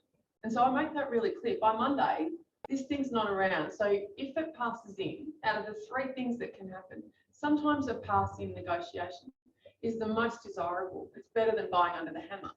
You've got that opportunity, and the vendor is as broken and as upset and as realistic as they're ever going to get 2 minutes after the auction's passing. So that's your opportunity. And if you let it go, if it's a good quality property in a hot market like this, it should definitely be sold by Monday morning, probably Saturday night. So have that conversation. Do you want to talk to me about the real value? I will fight hard for you. It could take half an hour. You'll be outside watching your phone screen while I'm negotiating for you. But if we don't get this done and someone else buys it, will you be upset? It's a hard conversation. It is a hard conversation, I agree. Anyone? Yes, Scott. 2-part question. How do you guys interact with the auctioneer during the auction? And given your experience, they probably know you. Yeah. And what advice would you have for you buyers agents starting out and going to auctions and during an auction, how to interact with Yeah, I mean, I know a lot of the auctioneers really well, like Vic LaRusso is also the traffic commentator in Sydney. He's always there, so g'day Vic, g'day. So Peter Matthews is also the president of the Real Estate Association. So I normally just go up and shake hands with the auctioneer and say, oh, good to see you, I hope you had a good week, how's the auction market? Yeah, or this month, whatever. So, and it kind of sends a signal, I mean, it sends a signal to the other buyers, hey, this guy knows that guy. Like, is there something going on? Nothing goes on, but it's like, just sort of elevate the status a bit. Shake hands with the agent, say how's it going. I always ask what's the reserve, and they also can't tell you, Rich. Do you have a crack at it? So yeah, but I think the key is just to sort of have that confidence with the auctioneer, and don't let him bully you, don't him or her bully you. There's some great female auctioneers out there too. It's some really tough ones out there. And you just hold your fire. And if one thing during an auction, right, if you get to that point where it's right on your, almost on your client's limit, or it is at your client's limit, and you need an instruction, don't be afraid to say, Mr. Auctioneer, please just give me a minute, give me a second, and I'll come back to you. Don't be afraid to take control and take a bit of time back, because that could work in your favour as well. So yeah, I just try to interact as professionally. Sometimes throw in a bit of banter, if I can, have a bit of a joke, throw some funny comments. But yeah, you got to exude a lot of confidence at an auction. Yeah. How about you, Kate? Oh, if you get a hug and a kiss, it's great. What about from the auctioneer? It's great if they can call you by your name. If they say, thanks, Kate, they've already undone something they shouldn't. A good auctioneer will say, thank you, madam. And if I'm being aggressive, they might say, don't be intimidated, she's a professional bidder. But when they look like your mate, if it looks like you drink with them on a Saturday, the buyers don't like it and they do lose a bit of a nerve. So it is all a game, but if you can befriend the auctioneer, if you know them, great. If you don't know them, you should touch base with them, meet them on the day or give them a buzz during the week. Tell them you're looking forward to meeting them. And, I'm not antagonistic with an auctioneer ever. Like, they can punish you, but they can definitely help you. And sometimes if it's a slow start or a softer market, you can say to them, do you want me to kick it off? Where would you like me to kick it off? You're already there, buddy, when you do that. And I think that's great advice. And the fact that you actually go out of your way to make sure that you know who it is before you get there, I think is important. I always ask the sales agents, who's the auctioneer? And then if I haven't heard of them before, do a little bit of Googling and, find out something relevant. So when you meet them, you go, oh, that's a really good point, Jackie, because some auctioneers, like Vic LaRusso particularly, is a master at extending every dollar out of blood out of the stone. Unbelievable. I've seen him about to do 3 times. You do it like that 4 times, and then you'll go, oh, are you in or out? He'll actually go back to everyone, you're in or out twice. And he wants the absolute, that really absolute certainty from all these potential bidders before he'll knock it down. And then you get others. And then he'll do it again. 1, 2, 3. And then he'll go again. And I've seen him on 140, 150 grand out of this idiot boy. I had no idea what they were doing. Yeah, you do need to know your auctioneer. Seb, What's your advice on the hybrid auction? So you've got half on-site, half off-site. Yeah. Very difficult. I mean, a bit like Dr. Kirsty was saying the other day, get your face positioned so you're right front and center, and being people, if you're on Zoom, for a bit, be confident, wear your branded shirt or whatever and have a good quality number to hold up. So you just, again, if you can't be physically present at an auction, have that intimidation factor, try and do it on Zoom. But I much prefer it in the rooms or outside. Yeah, if you've got the choice, I mean, Zoom can be really effective, really effective. Staring at a screen where, your face is life-size in front of someone, and I look at the camera so they feel I'm staring at them. I've seen your auction face, it's scary. I feel like auction face makes me, oh my God. If someone had asked though, in person, I'd drive across town to be in person at a hybrid if the auctioneer was going to get friendly and chummy so that everyone else can see my mates, and if I think they should tech, because some are really rubbish for tech. Yeah, absolutely. Luke, question. As we said before, there's different auctioneers and different styles. If you're going to an auction and for example, you've never been in an auction or seen the auctioneer run an auction before, what kind of research would you do to try and find out their style? I'd ask the agent. I'd just talk to the agent, say, look, does this guy, is he quick to knock it down? Is he slow to knock it down? How does he normally run the auctions? Is he fair? What have you seen? Just get some intel from agents or anyone else that's seen him. That's what I'm trying to do. Yeah, that's a good question. Michael, did you have a question or you put your hand down? No, I did put my hand up. Yeah. Just going back to the scenario where a client gives you more money. I know some people, they have their budget and they won't bid any more than that, but I'm not one of those people. But on Saturday night, I had a Zoom auction and I'd already asked the client for the maximum, you're going to be sick if I have to pay that, but I'm glad I bought a figure. Yes. So 10 o'clock, she gives me another 50,000. And then during the auction, a Zoom auction, I find this quite difficult really to handle it, because then she gave me, we got to that level, then she gave me in dribblers another $50,000 during the auction. And you're trying to talk to her on the phone and Zoom, and you're trying to mute, and do I take myself off video, or she's go a bit further, go this, go that, and it's quite difficult with it. And she kept going and going, another 50, 60,000, and I just find that, I've said to her, look, the next time we do this, I need the max. I'm not going to be beyond that, or something. I think that's what you need to say to those people. I get it in writing, on a text. If it's on a text, I can fall back on that when they say that was a moment of sheer stupidity. But if they say, okay, keep bidding, well, you've got to keep bidding. I just say, I have to see the number on the text. Plus 10, plus 10, plus 10, whatever, however. I'm with Kate on that. Yeah. I will not accept a verbal increase on a bid, and I make it very clear with my clients before an auction. The language that you just used, to that point where you're going to vomit or be sick after, that's what I say to them. Okay, so your limit is X.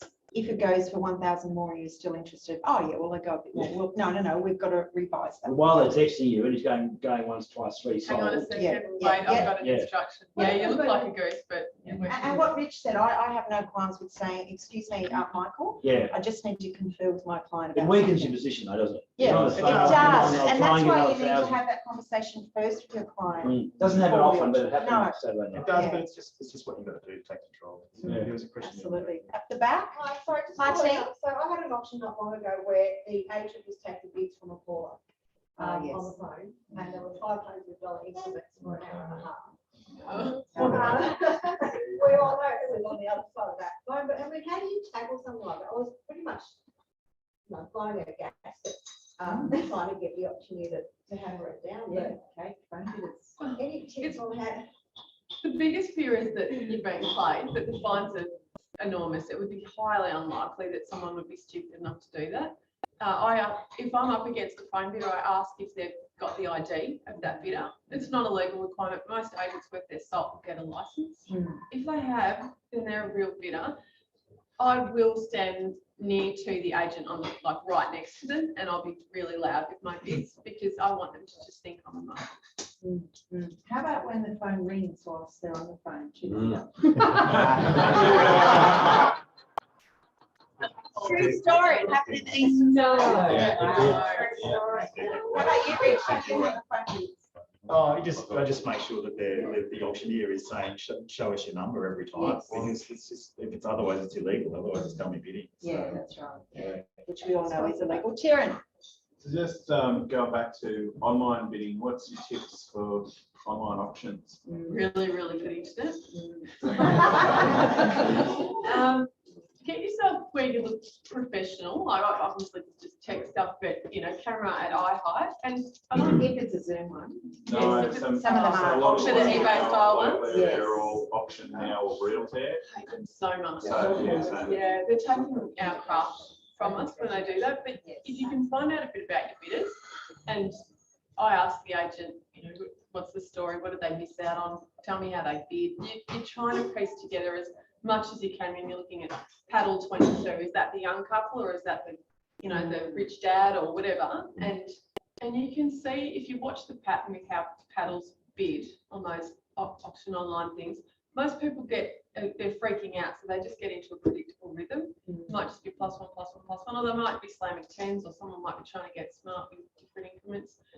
And if they're just doing little ones and it's taking a while to come up, you just have to visualize. I'm standing outside at an auction and they're doing that behaviour, what will really hurt them? Not about them with the 10. It is much harder though. How about you, Rich?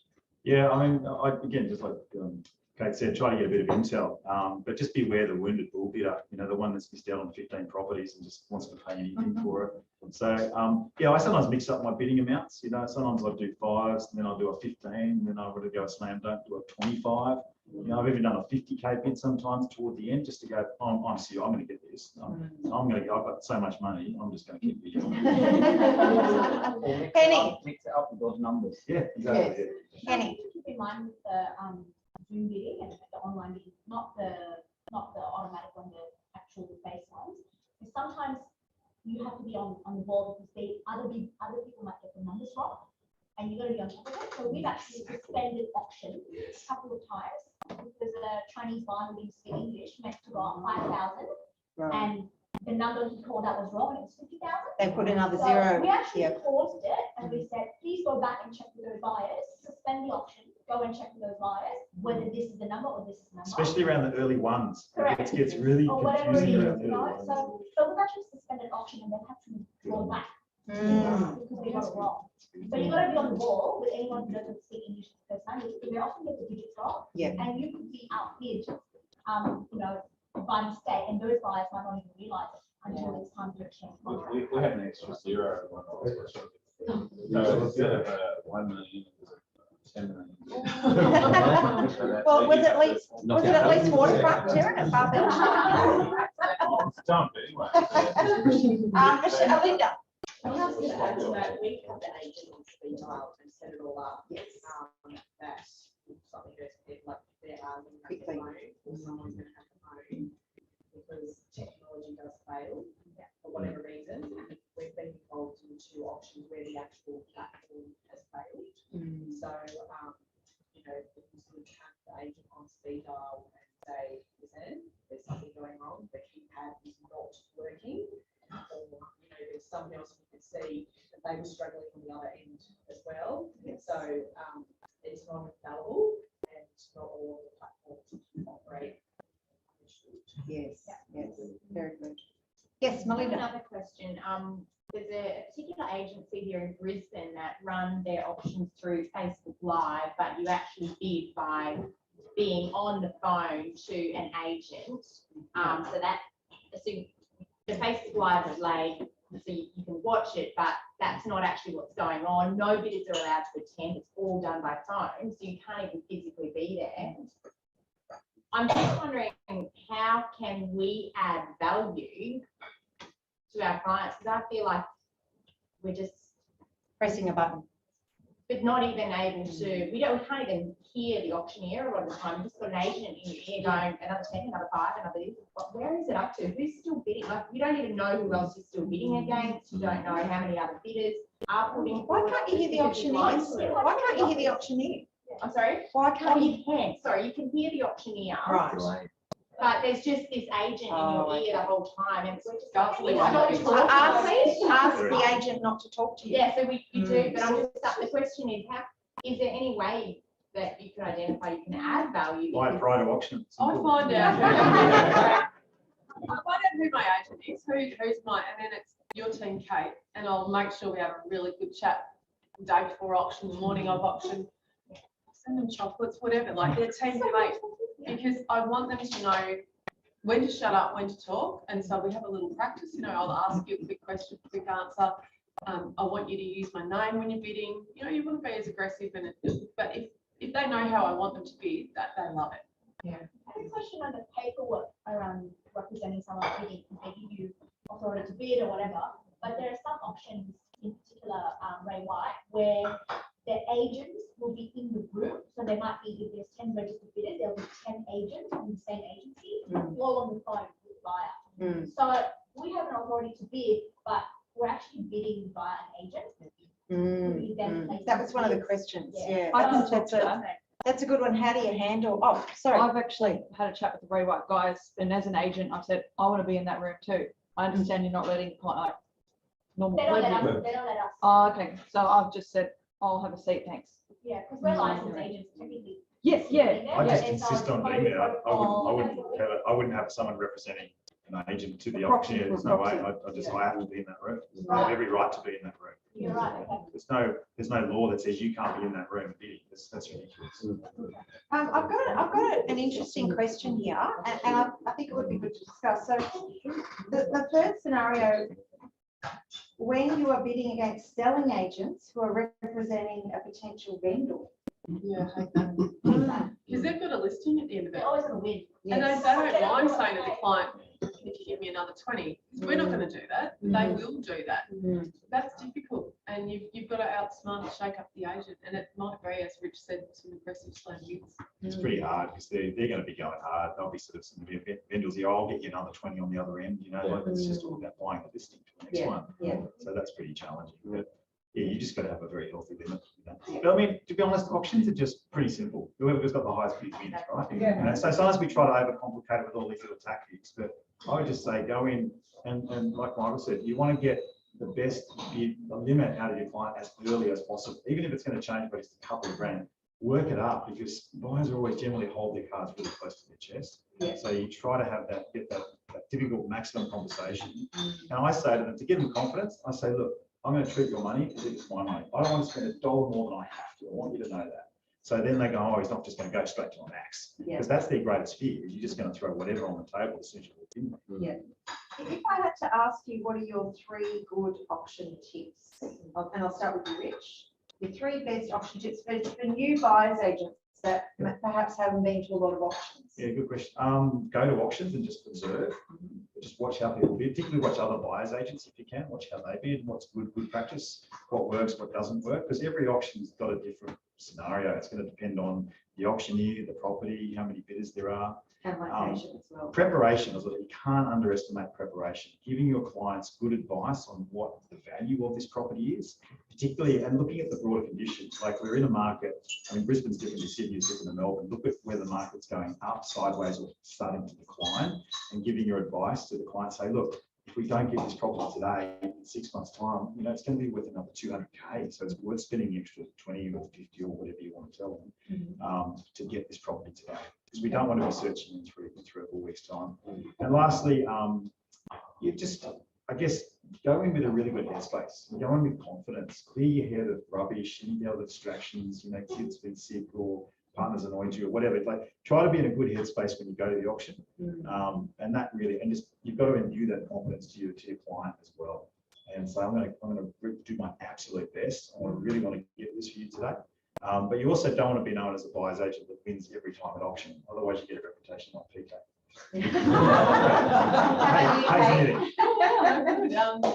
I'm a big believer in dress apart. I mean, it makes me feel quite different to the other bidders. So everyone's got their own style. When I see young buyers agents wearing ripped jeans and sneakers at an auction, you're there to respect your client, the trust they put in you, and the amount of money they're spending. So if you feel like you're overdressed, I don't think you can ever be too overdressed. Yeah. Second one, know what you're walking into, and if you've been talking to your listing agent a lot, I don't mind saying how many building inspections have gone out, how many contracts, how many bidders do you actually expect on the day? Do you know much about the buyers? Just keep them on the phone and keep quizzing. It's very rare that they won't give you that information unless they don't like you. Last one, probably know your values inside out. If your comps are watertight, you know where it's going to go. Yeah, really good advice. Thank you. Do you want to hear one quick story? Yeah. This is not, and this is like quite a funny story. So one of the guys in my team, Matt, was representing a client one day. It's a great story. And this particular one was quite emotional and really wanted this property. So the property is worth about early $3 million. Anyway, so Matt's bidding away, he's quite a big guy, he's quite intimidating, does a great job at auction. Anyway, it got sort of toward the pointy end of the auction and it got over 3, and I think Matt had bid 3.1, and then someone else bid 3.15, and then the client yelled 3.5. The client yelled 3.5. And I went, what are you doing? So Matt, good quick thinking, he said, ignore that bid, she's not registered. So you thought quick thinking, but it actually had a really good effect, because then what it did, it actually told all the audience there that she's got 3.5. So this is the reverse tactic I'm sharing with. This is a bit of intel. Don't do this. But it actually, we ended up getting it for 3.2. So we actually ended up getting it for quite a good price. So, but it was so funny. She actually funded it. Don't do that, Victoria. Now, guys, Sam, I'm gonna let Sam ask a question because we've also got a second topic, which is off market. So we could talk about auctions all day, I'm sure, but I really do want to talk about off markets because I think it's a really worthwhile subject. So Sam, you got a Just question? quickly, Yeah. what's your tip for, besides auctioneers, you know, not quickly enough, what's your tip for other selling agents who are just there pushing a buyer up on price? They're just standing next to them at the auction. Just having more. The harassment. Yeah. Look, I hate this. I hate that sort of behaviour. It really detests me. And agents just don't do it to me. I just say, look, I say, oh, don't talk to me. I know what I'm doing. I've been doing this 20 years. So they know. Not necessarily for you, but for other buyers. Yeah. Look, I don't know. To be honest, I find it unethical. I find it's coercive behaviour. It's collusion because they just walk around and go, hey, Mary, just another 20 grand, you know, what's 20 grand going to be in service time, you know? And then they do it to every other buyer. I don't know way around it. I don't know. Not really. You can make a complaint afterwards to the agent, which I have done. in the past. I would go and walk over and stand next to that buyer and that agent and start yelling bids higher, louder as you possibly can. Psych them out.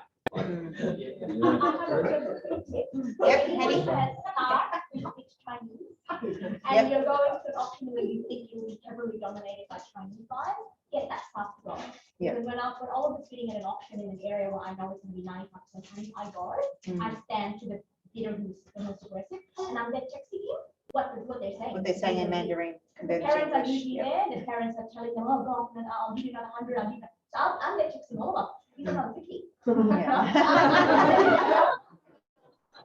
I want to take it. Take a walk and talkie. Let's repeat that.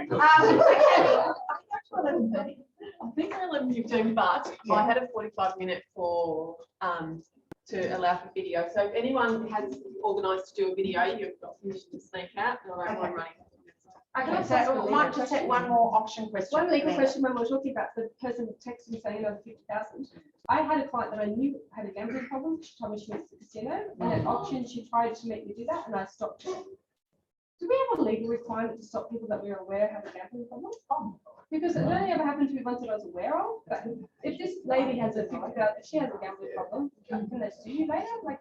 No, you just have to have your authority and your instruction. Just make sure all your and you have a bidding limit and you stick to it. That's why we have a bidding. On the paper it works, sure. And I said to her, there's no limit. But then at auction she was going, please give mine. I said no. I've already done an appraisal distance over the top. We have to stop. But should I have stopped her? Or if it's in writing, she wouldn't have written anything at that point. She has a gambling problem. Texting on the phone. She was standing next to me. And I just said the same, no, she's like, how can you do it? I'm like, she could, can she have a recourse later if I have? That's a hard one. That's really a personal situation. I think that you can't take responsibility for. Right. Yeah. And get it in writing. I would agree. I think that's but it's her decision, and you know you can't be held responsible for clients' decisions if you have educated them, given them the right information to make it fully. I've written a separate issue. Yeah, I've heard this too. Yeah. One last one, Ramon. Just a quick one. I wanted to ask you guys to just to flip the lens and for the benefit of people who haven't attended a lot of auctions, point out a couple of the tips of what not to do. For example, I've been at auctions and seen another buyer's agent go up, and they stand right in the face of the auctioneer, and they try and take on the auctioneer, which we all know is ridiculous. It's never going to work. Or conversely, you know, they get in the face of another buyer and really aggressively sort of shoving them down. You know, you're representing your personal brand at all times. There's an impact of behaviour like that. So I thought you guys have a wealth of experience. What not to do for your interest. I think anyone trying to pick a fight with the auctioneer looks silly. It's like picking a fight with the ATO, your competition is, you know, the person you're trying to cycle out is obviously the opposition bidder. Be constantly asking me, are we on the market? Are we on the market? If we're nowhere near where the value sits, it would be key as well. How about touting for business? Bad. Wrong. Yeah, really wrong. How about you, Rich? Yeah, I think as Kate said, look professional. Don't sort of turn up jeans and thongs on the day. Yeah, just stand in a position where you can see the auctioneer and you can see the crowd. I like just a good general view. Like some things are really, some places in like an apartments or townhouses, it's quite difficult, but try to have a clear view. Just make sure your bidding is thoughtful and clear and articulate. Don't muffle your bids and another bounce. Like your body language says a lot about it, and your voice tone says a lot about how you're bidding. It is important to face the crowd, I'd like to say. Yeah. So you can see the other people. And see the reaction yes, and just watch the body language, and you'll see it, with the couples that nudging each other, what are we going to do? Should we do another 50? And you've got it, right? So just watching all that sort of stuff is really important. I think it's a balance between confidence and ego. Yeah, exactly. And don't be half an hour late, that would be bad. Yeah, trying to force it to the driveway. Maybe just on that like length of options. Now, all of this on a Saturday, so you might actually have to get to the next open home or meeting a client, or actually attend another auction, and you've got city traffic or Melbourne traffic as well. What can we do to sort of win an auction, like maybe a Vic Russo one, for example, is dragging out and you're going, I'm going to be late to my next auction. I mean, what advice? I've done that before. I was at an auction in Marrickville. I knew I was going to win. I said to the auctioneer, mate, I've got to go to my next auction. He goes, I'll slow down. It's my job. I'll tell you when I'm going to call it. So I tried to close it, but he's like, they pushed back straight away. It's just, I don't know. It's one of those things. I have a really, really clear rule, and it depends on the distance, but if the suburbs aren't near to each other for subsequent auctions, and it's less than a 90-minute interval from start to start, I've got a shadow. Yeah. So that's like a staff member who, ideally, I don't want them to be the bidder, but I know they're there, so they can have me on the phone if need be. And they can slow things down. Once they're there, they can slow things down. Oh, I have to register. Oh, I can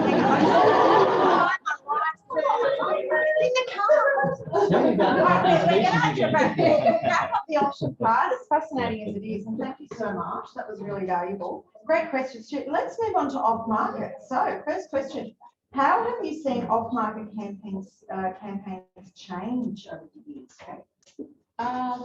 They used to be real, really.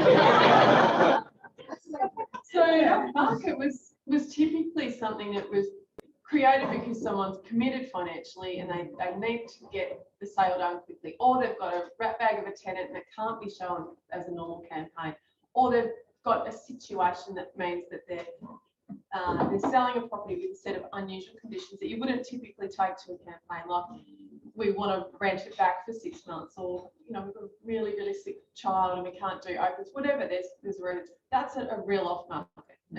A bad off market is a tight ass vendor who wants a sky high extortionate price, or a young agent who is just happy to put the listing on the board even though they're never going to sell it. And off markets are now pitched to general public like an advertised property without an REA picture. It's like the whole domain. Yeah. The off market. Yeah, domain's got off markets. Yeah. Yeah. I think off markets become pre-market. Yeah, in many ways. absolutely. But there are still genuine off markets. It's just there's a lot of versions of off market. The true off market, no agent involved whatsoever. And completely, That's completely. not always the best, but you've got to educate the owner as to what the value is. But The word, can accept it.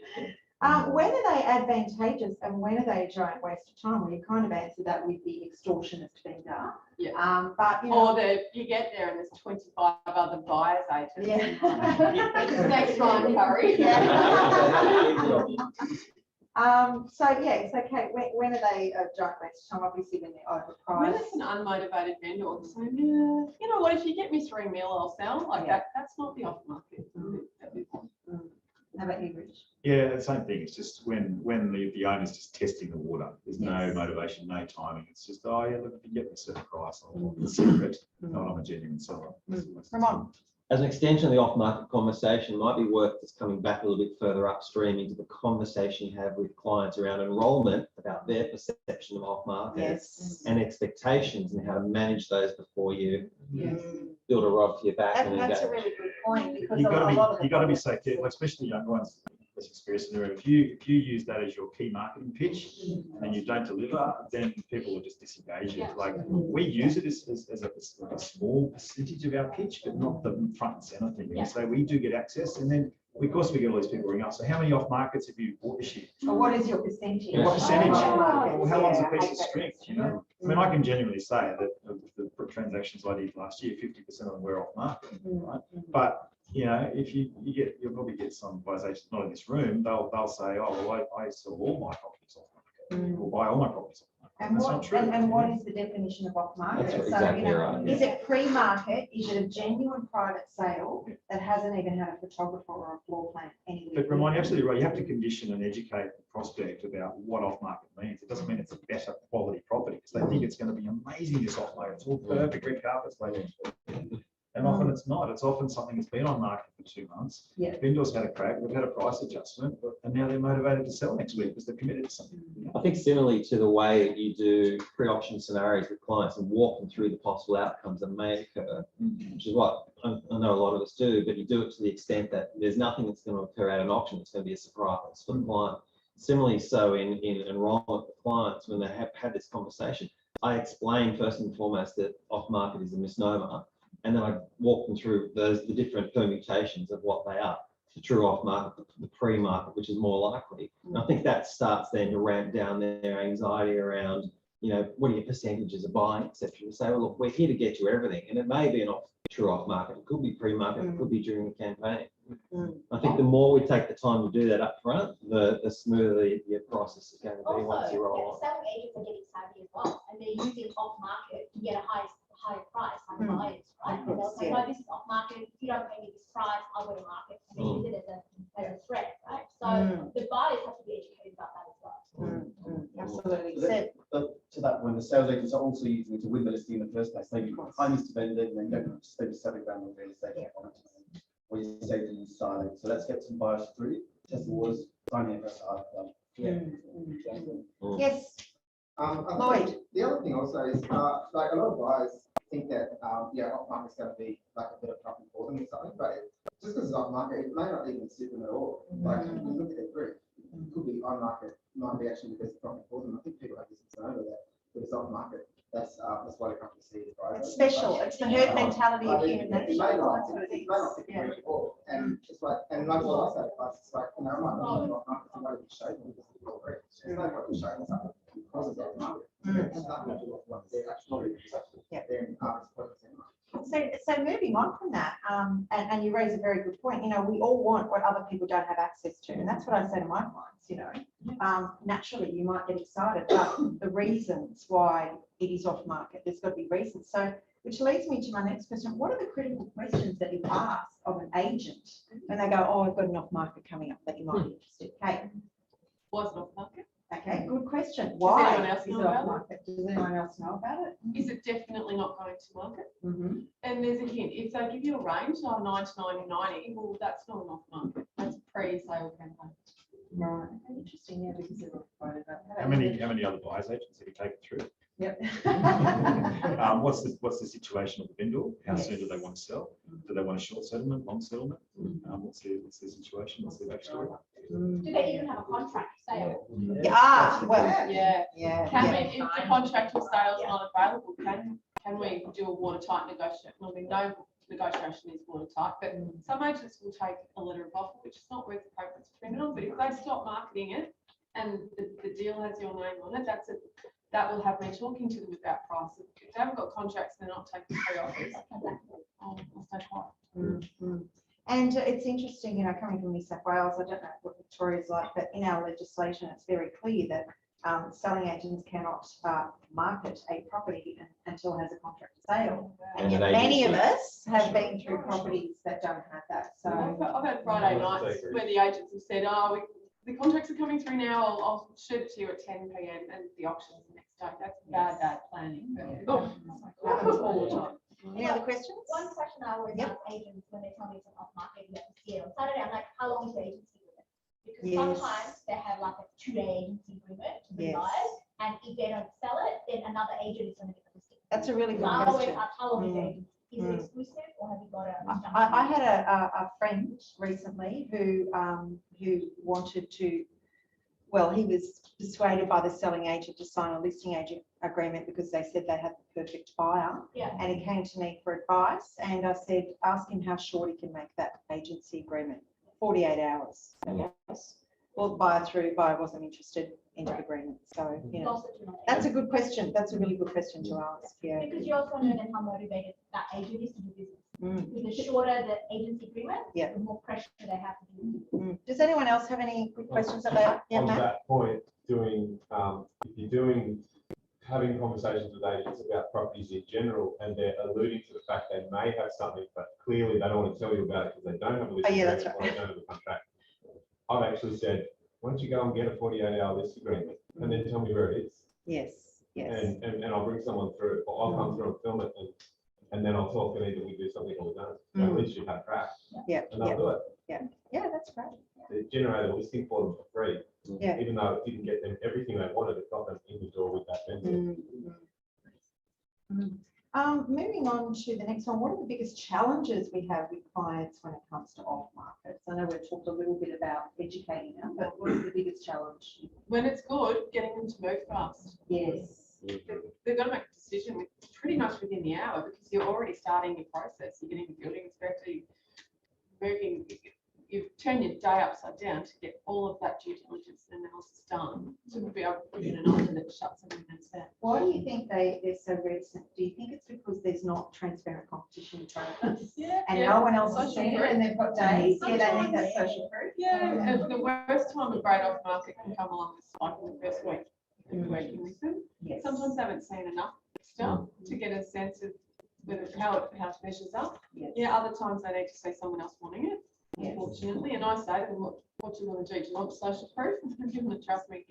I love that. Do you want the social proof or do you want to trust me? What a great question. And in a lot of cases, they want to go home and talk to their partner without pressure of being at work on a phone call, which is tricky because they don't get that luxury. No. Thank you. How about you, Rich? I think it depends where you've got that buyer on their buyer journey, and also what's happened before they've engaged you. So last year I had one client I engaged. We've been chatting, but I engaged them on the Wednesday, showed them the property on Thursday, we bought it on Friday. So it was awesome. 40-hour turnaround. I've been talking to this agent locally, and he said, "Look, I've got something coming up. It was perfect. It was 4-bed plus study, double brick, full yard, and it's just ticked every box they wanted. It was a bit ugly inside. It's Italian stuff. You bet we got to make them fix that. But they were just super happy because it just ticked all the right boxes. They've been looking for 2 years. So for them, it was like, oh, finally we've got something that's in our budget we can buy. Other people go, oh, look, I haven't seen much. And is this the one? Is there something better out there? Have you got another one like it? Like the John West thing? There's something I do with that issue, and it's great. It ticks every box, but I'm not sure what else is out there. You know, that fear of finding a better option after the event. And I say to them, I'm okay for you to pass up this property. I'm not going to be angry with you. It's okay. But what I need you to promise me is you won't let it haunt you. So once you've lost it and then you find out that it was the best option and I was right, I don't want to hear about it. You can't compare anything else to it. And you take away from them. Yes, no, that's really smart. And there's one last area that I think is really relevant to talk about, and that is because we're all in this together, the sharing of information such as off markets. You know, how do you guys feel about, you know, sharing relevant off markets with other REBAA members, particularly those of us that are in competition? What are your thoughts on that? If I've got no one for it, that's great. And I've got a couple of agents, BAs that work, and like, I'll say to the agent, I've got a really good buddy. Can you tell them about it, or can I tell them about it? It's a back scratch thing, but it's happened to me. What do you think about the idea, and I know that this has been floated with a couple of other members who I know, of, you know, posting the off markets on the REBAA website moving forward? You know, what do other people think about that? I'd be interested to know. I don't think it's a dangerous thing. I just think that every city is different, but the areas that I work in, I wouldn't have many other VAs that I've bumped into, like maximum maybe 3 or 4. Right, okay. So it could be size. Yeah. How about you, Rich? What do you think? Sorry, I'm very pro sharing in this environment, but like we just need an extra little thread, you know, like I can't remember the little block. A new folder or something. Say off markets. Everyone needs to go in with their own discretion whether it's a good off market or bad off market. Sometimes it's price relevant, but definitely we should be sharing because so many of us work in the same pockets. We see it come across a great opportunity. It's not right for us, but we want someone else to And I think particularly when you have a client who is going to sell and they want you to advertise that, look, are any other buyers agents interested in my property? Well, look, I haven't got a buyer for it, but I'm quite happy to put it up there. But I know that everyone has different thoughts on it. So I think it's a good discussion. And it's a bit like the vendor advocacy piece, so like, well, so that I can actually give it to the buyers agents network. First of all, this is all the qualified buyers, you're not paying a sales agent commission. Someone's got that there.